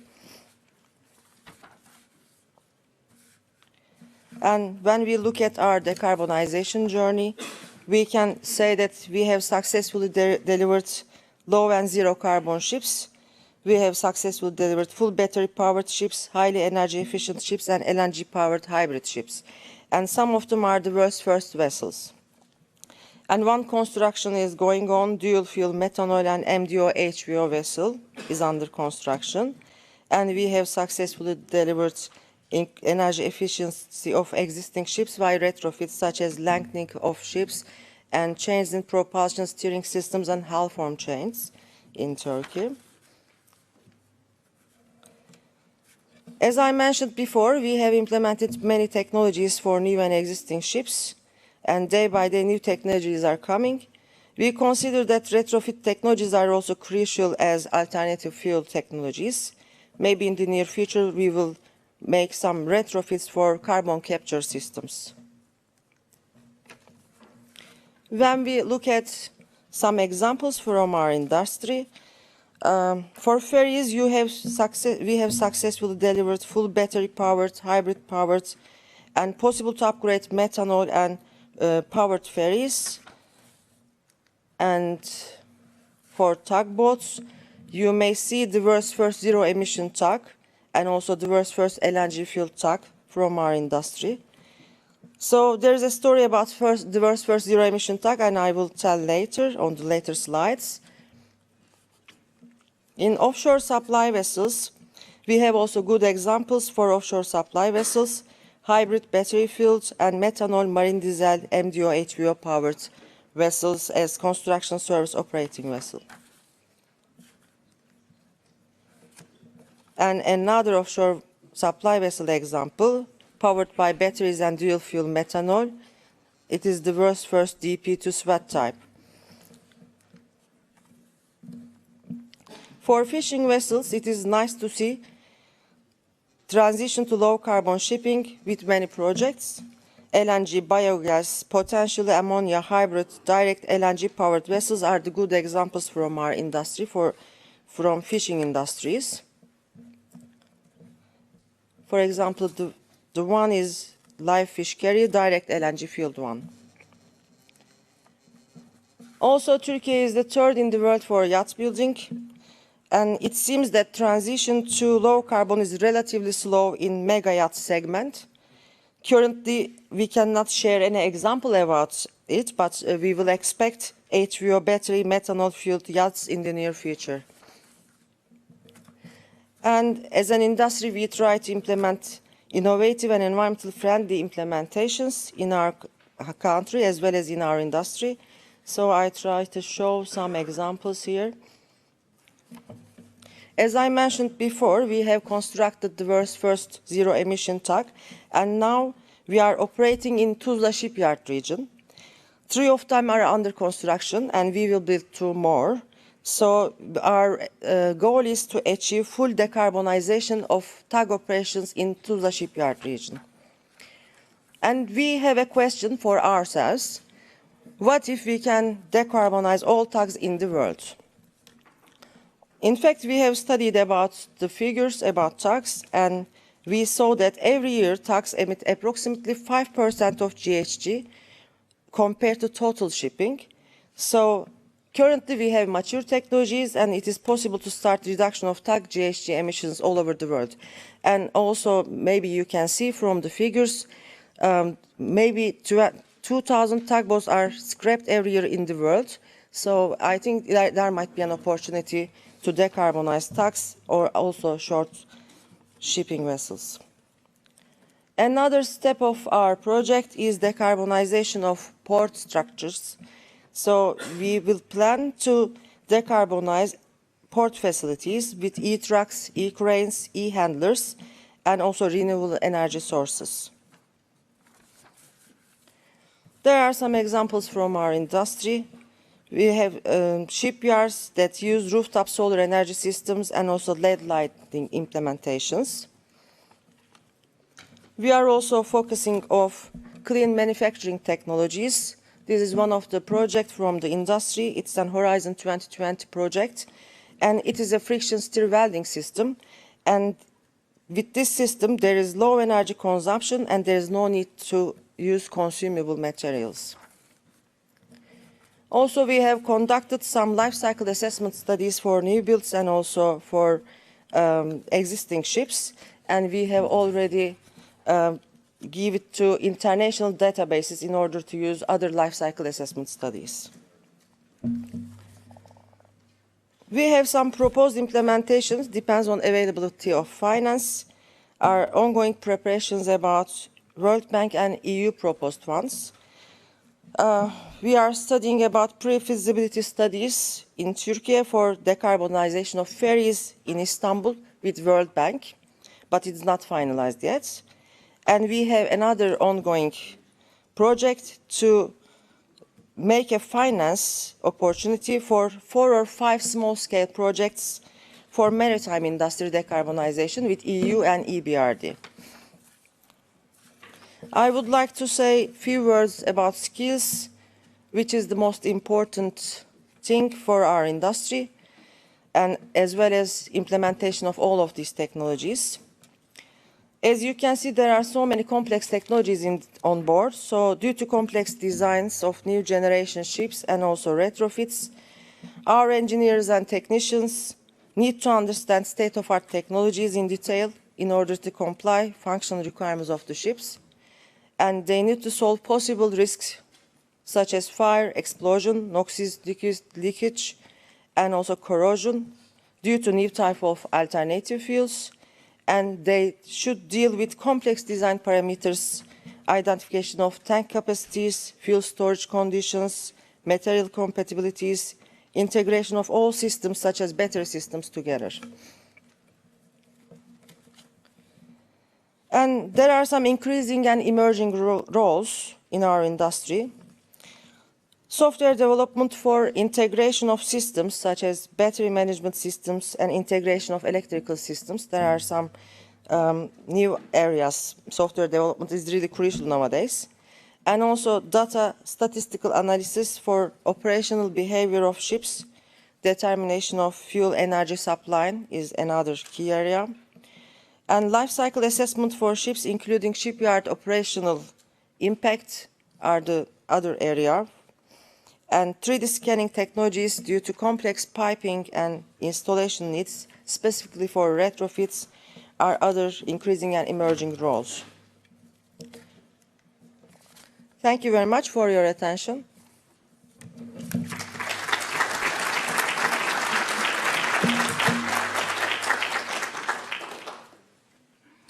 Thank you very much, Mehtap, for that and for being expeditious. Colleagues, friends, you are absolutely aware that we are very much behind. This panel, in my view, has been incredibly thorough. So I will open the floor for questions. Just an advice, Mr. Gerardo will not be unfortunately available for questions, but we do have Fabio da Silva Vinhado in Brazil and Mehtap here with us to answer your questions. So please, we have one question at the back. I will take, if you allow me, 3 questions and then we wrap up. Please, go ahead. Thank you very much. Robert Murda here from Nautilus International, the Union for Maritime Professionals in the UK, the Netherlands and Switzerland.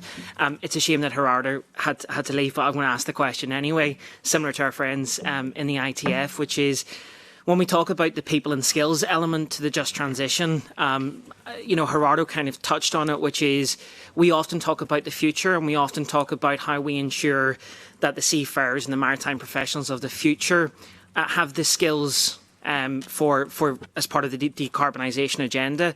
But I want to ask the question is how we ensure that the current cohort of seafarers are given that access to that lifelong education, training, upskilling, so that we don't see a huge exodus of skilled maritime professionals from the industry because they cannot or they don't have access to that education and skill. And so I want to ask the question how we ensure that access for current cohorts so that they can keep on top of those technological advancements. Thank you.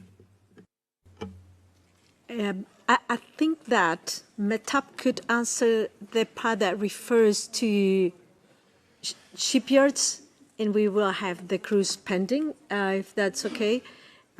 We had some other questions. Please, go ahead, please, with your question. Thank you. Tristan Smith, University College London. So the opportunities that have just been described on this panel, I wonder if the panelists could say whether or not those opportunities would be advanced sooner and more effectively if we have not just a clear 2050 target, but interim targets in the revision of the strategy at the IMO for 2030 and 2040 that set the requirement for us to move very rapidly away from fossil fuels. So I wondered if you could just comment on the importance of those years and the stringencies that would then flow into policy to enable your opportunities. Thank you. Thank you for that. Do you address the question to a particular panelist? No, I thought it was relevant to both of the two that are still on the panel. So.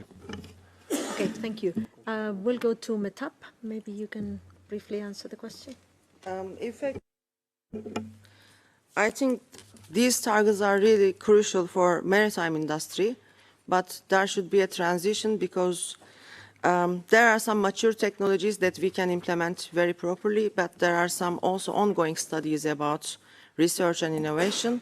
So, in fact, I think in order to speed up all of this progress, we should have a really clear strategy which is established by IMO, and also we should have some demonstration projects which are the proven of some new technologies. So I think there is a need for some financial mechanisms for such as funds in order to implement some pilot projects and also disseminate the outputs of these pilot projects. And then after verification of this project, we should also accelerate these retrofits and new builds by using some financial opportunities. Thank you, Meta, for that. Fabio, would you like to come in?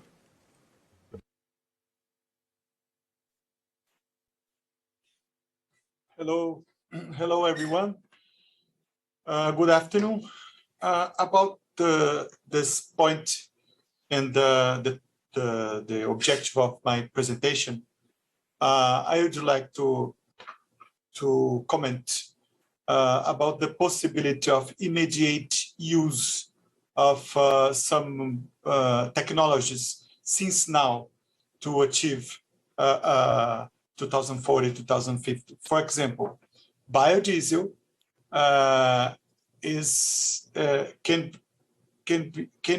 we can use biodiesel from now in different levels.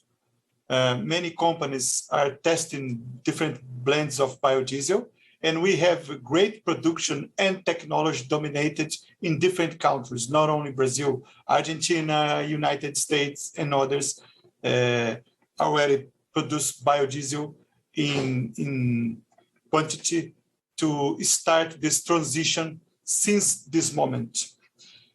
Specifically about the Brazilian policy of biofuels, we are discussing at the moment the possibility to introduce another technologies, for example, synthetic fuels, and the introduction of different technologies in a biofuel policy can give more options to produce technologies, different technologies that can replicate in the maritime transport. And in my opinion, this transition needs and can start from now with these different technologies. Thank you. Thank you very much, Fabio. If there's any other question, I will take one more. Please, go ahead. Ibrahim Fahmi, independent consultant. The advancement technology in shipping industry happened 40 years ago was as a result of great investment by energy companies in order to utilize the shipping industry in better way regarding the tanker capacities and the offshore vessels and the drilling support. Why we don't have this consortium of technologies by international marine organizations and government in order to put a huge investment behind the new fuels which is required to decarbonize the industry. So still we are searching for a fund, but I think the initiative should come from the international organizations and the government of the G20 countries in order to push forward the time. Otherwise, if we are just talking about 2030, 40, 50, with that lack of major investment, I think the time is against us. Thank you. Thank you very much for your comment. And maybe the panelists would like to touch upon it when they do what I'm going to invite them to do now. We're going to go one by one with 30 seconds of their takeaways of this panel. If you allow me, I will not go in order because it might be interesting to have at last the youngest panelist in this panel.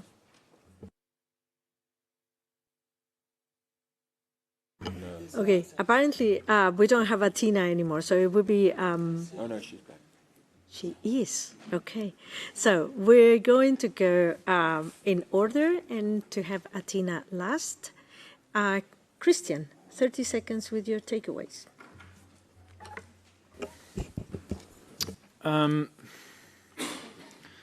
Well, obviously the challenge that that we face is incredibly complex and tricky, but I think that that shouldn't stop us, as I said, from using the energy transition that is absolutely non-negotiable to couple that with a real kind of commitment to using that transition to improve the livelihoods of you know, the poorest in the world, because they're already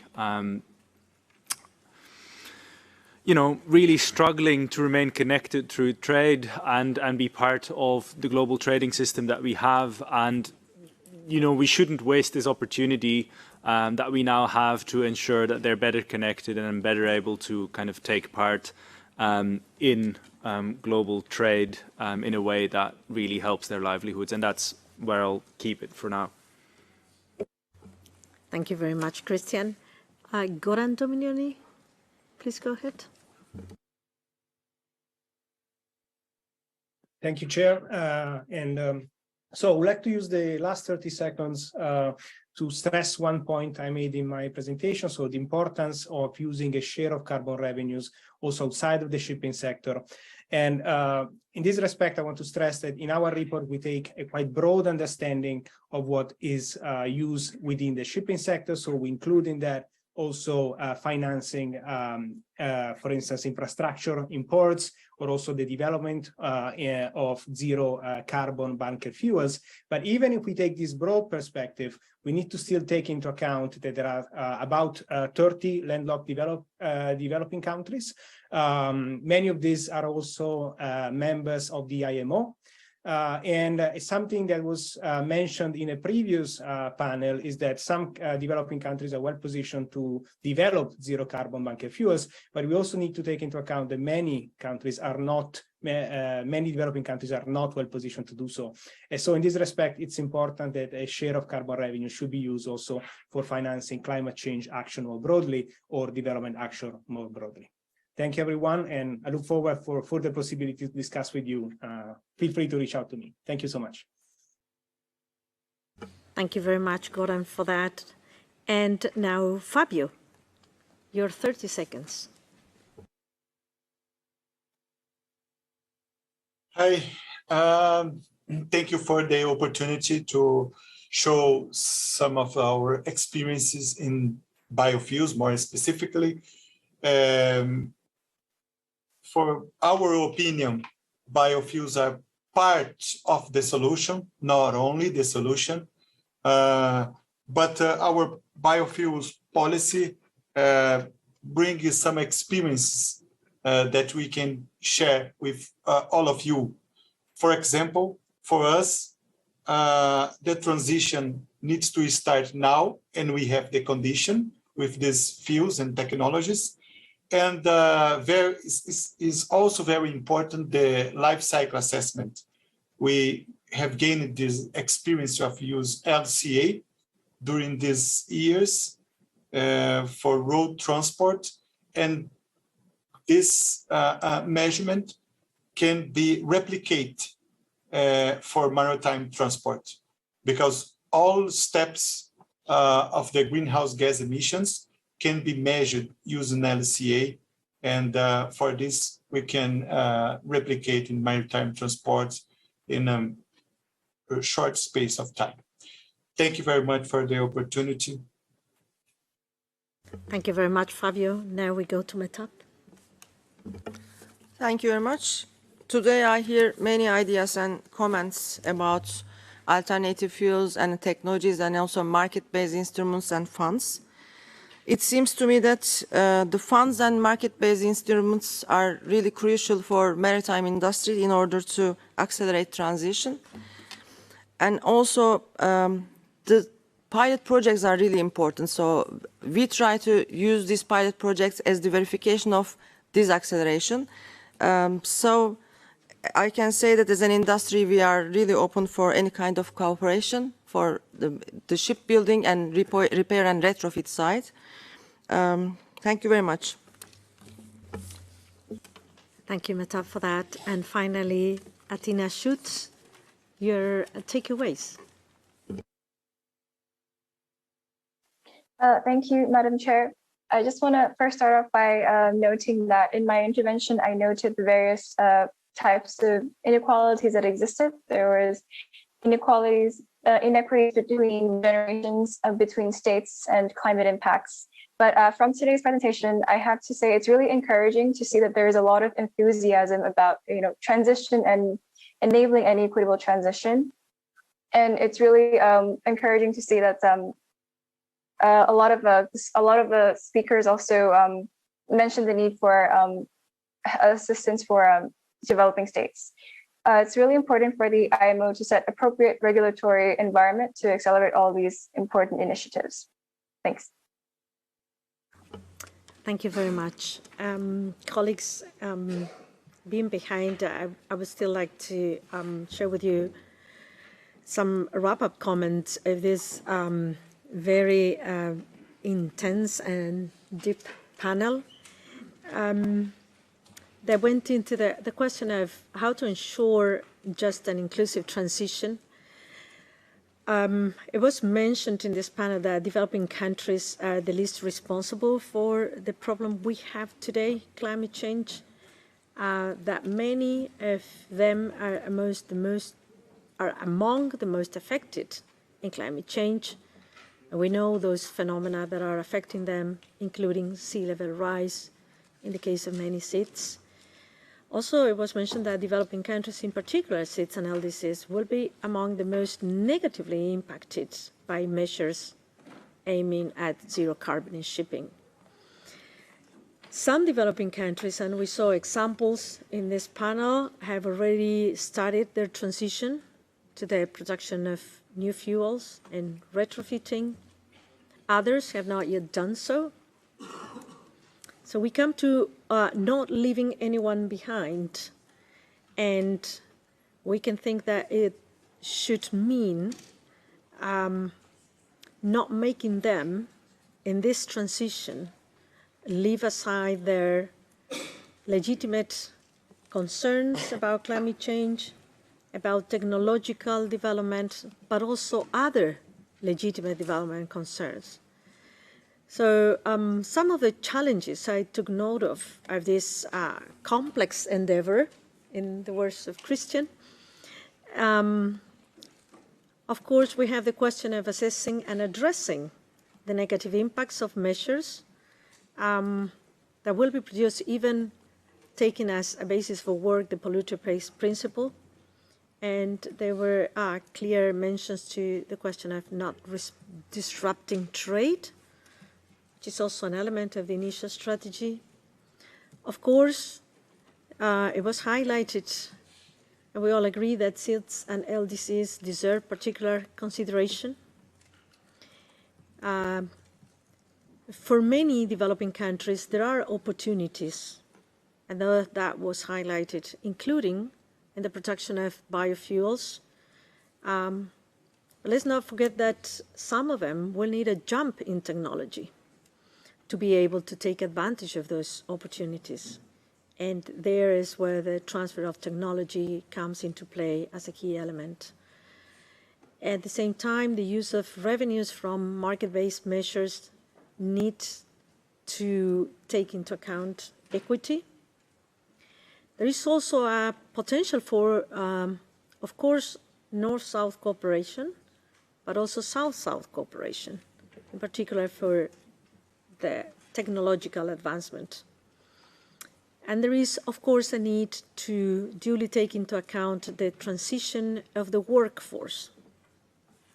So, in closing this panel, just and inclusive, whatever the definition of that is, taking the words of my colleague from the Cook Islands, but it can be achieved only if there is a commitment, something that was mentioned a couple of times by our youngest panelist, Atina, intergenerational and intragenerational equity. And although we don't have a definition of what that is, as I said, there is a strong need of solidarity.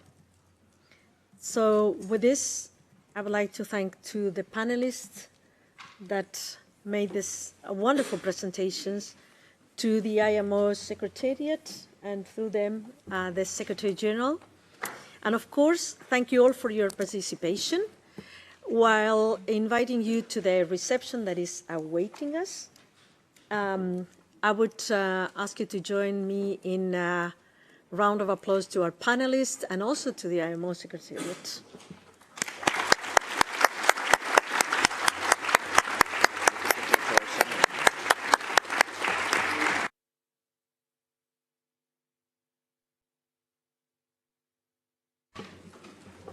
The director will make some announcements. Thank you, Fernanda, for chairing the panel, and thank you for all the panelists, and thank you for helping me, because I was supposed to provide some conclusions, some remarks, but it's been done by the moderators, and since we actually have run out of time, I just want to thank everybody for coming over. The fact that we actually went over demonstrates the interest and importance of this topic. We had over 1,500 participants, 384 actually here in person, and over 1,100 remotely. I have to ask you to please clear the room as soon as we finish, because we need to prepare the room. The conference division staff is ready to prepare the room for next week's meeting at IMO. We will invite you to please follow the IMO event during COP27. It's on Thursday, the 10th of November. It's in conjunction with IRENA, the World Bank, and UNCTAD, and it's on renewable energy production opportunities for shipping in developing countries. I want to thank our colleagues from the conference division and the ICTS department for the support that they have given us in order to have you all here. Too many comments were made today. It was good that the efforts that developing countries in general, the organization and the industry are making, there's still more to be done, but the commitment's already there in the decisions that have been taken within the organization. They will continue to meet. The next one is going to be at the end of the year. Particular attention, of course, to developing states, in particular SIDS and LDCs. We cannot forget our seafarers and all the involvement that it comes to safety with the new technologies and the new fuels. But there's more to be done, but the commitment is there, and the opportunities have been presented also by some countries today: Egypt, Mexico, Brazil, and Turkey. So let's go to the reception now. Thank you for accompanying us, and we hope to have you again the next time. Thank you very much.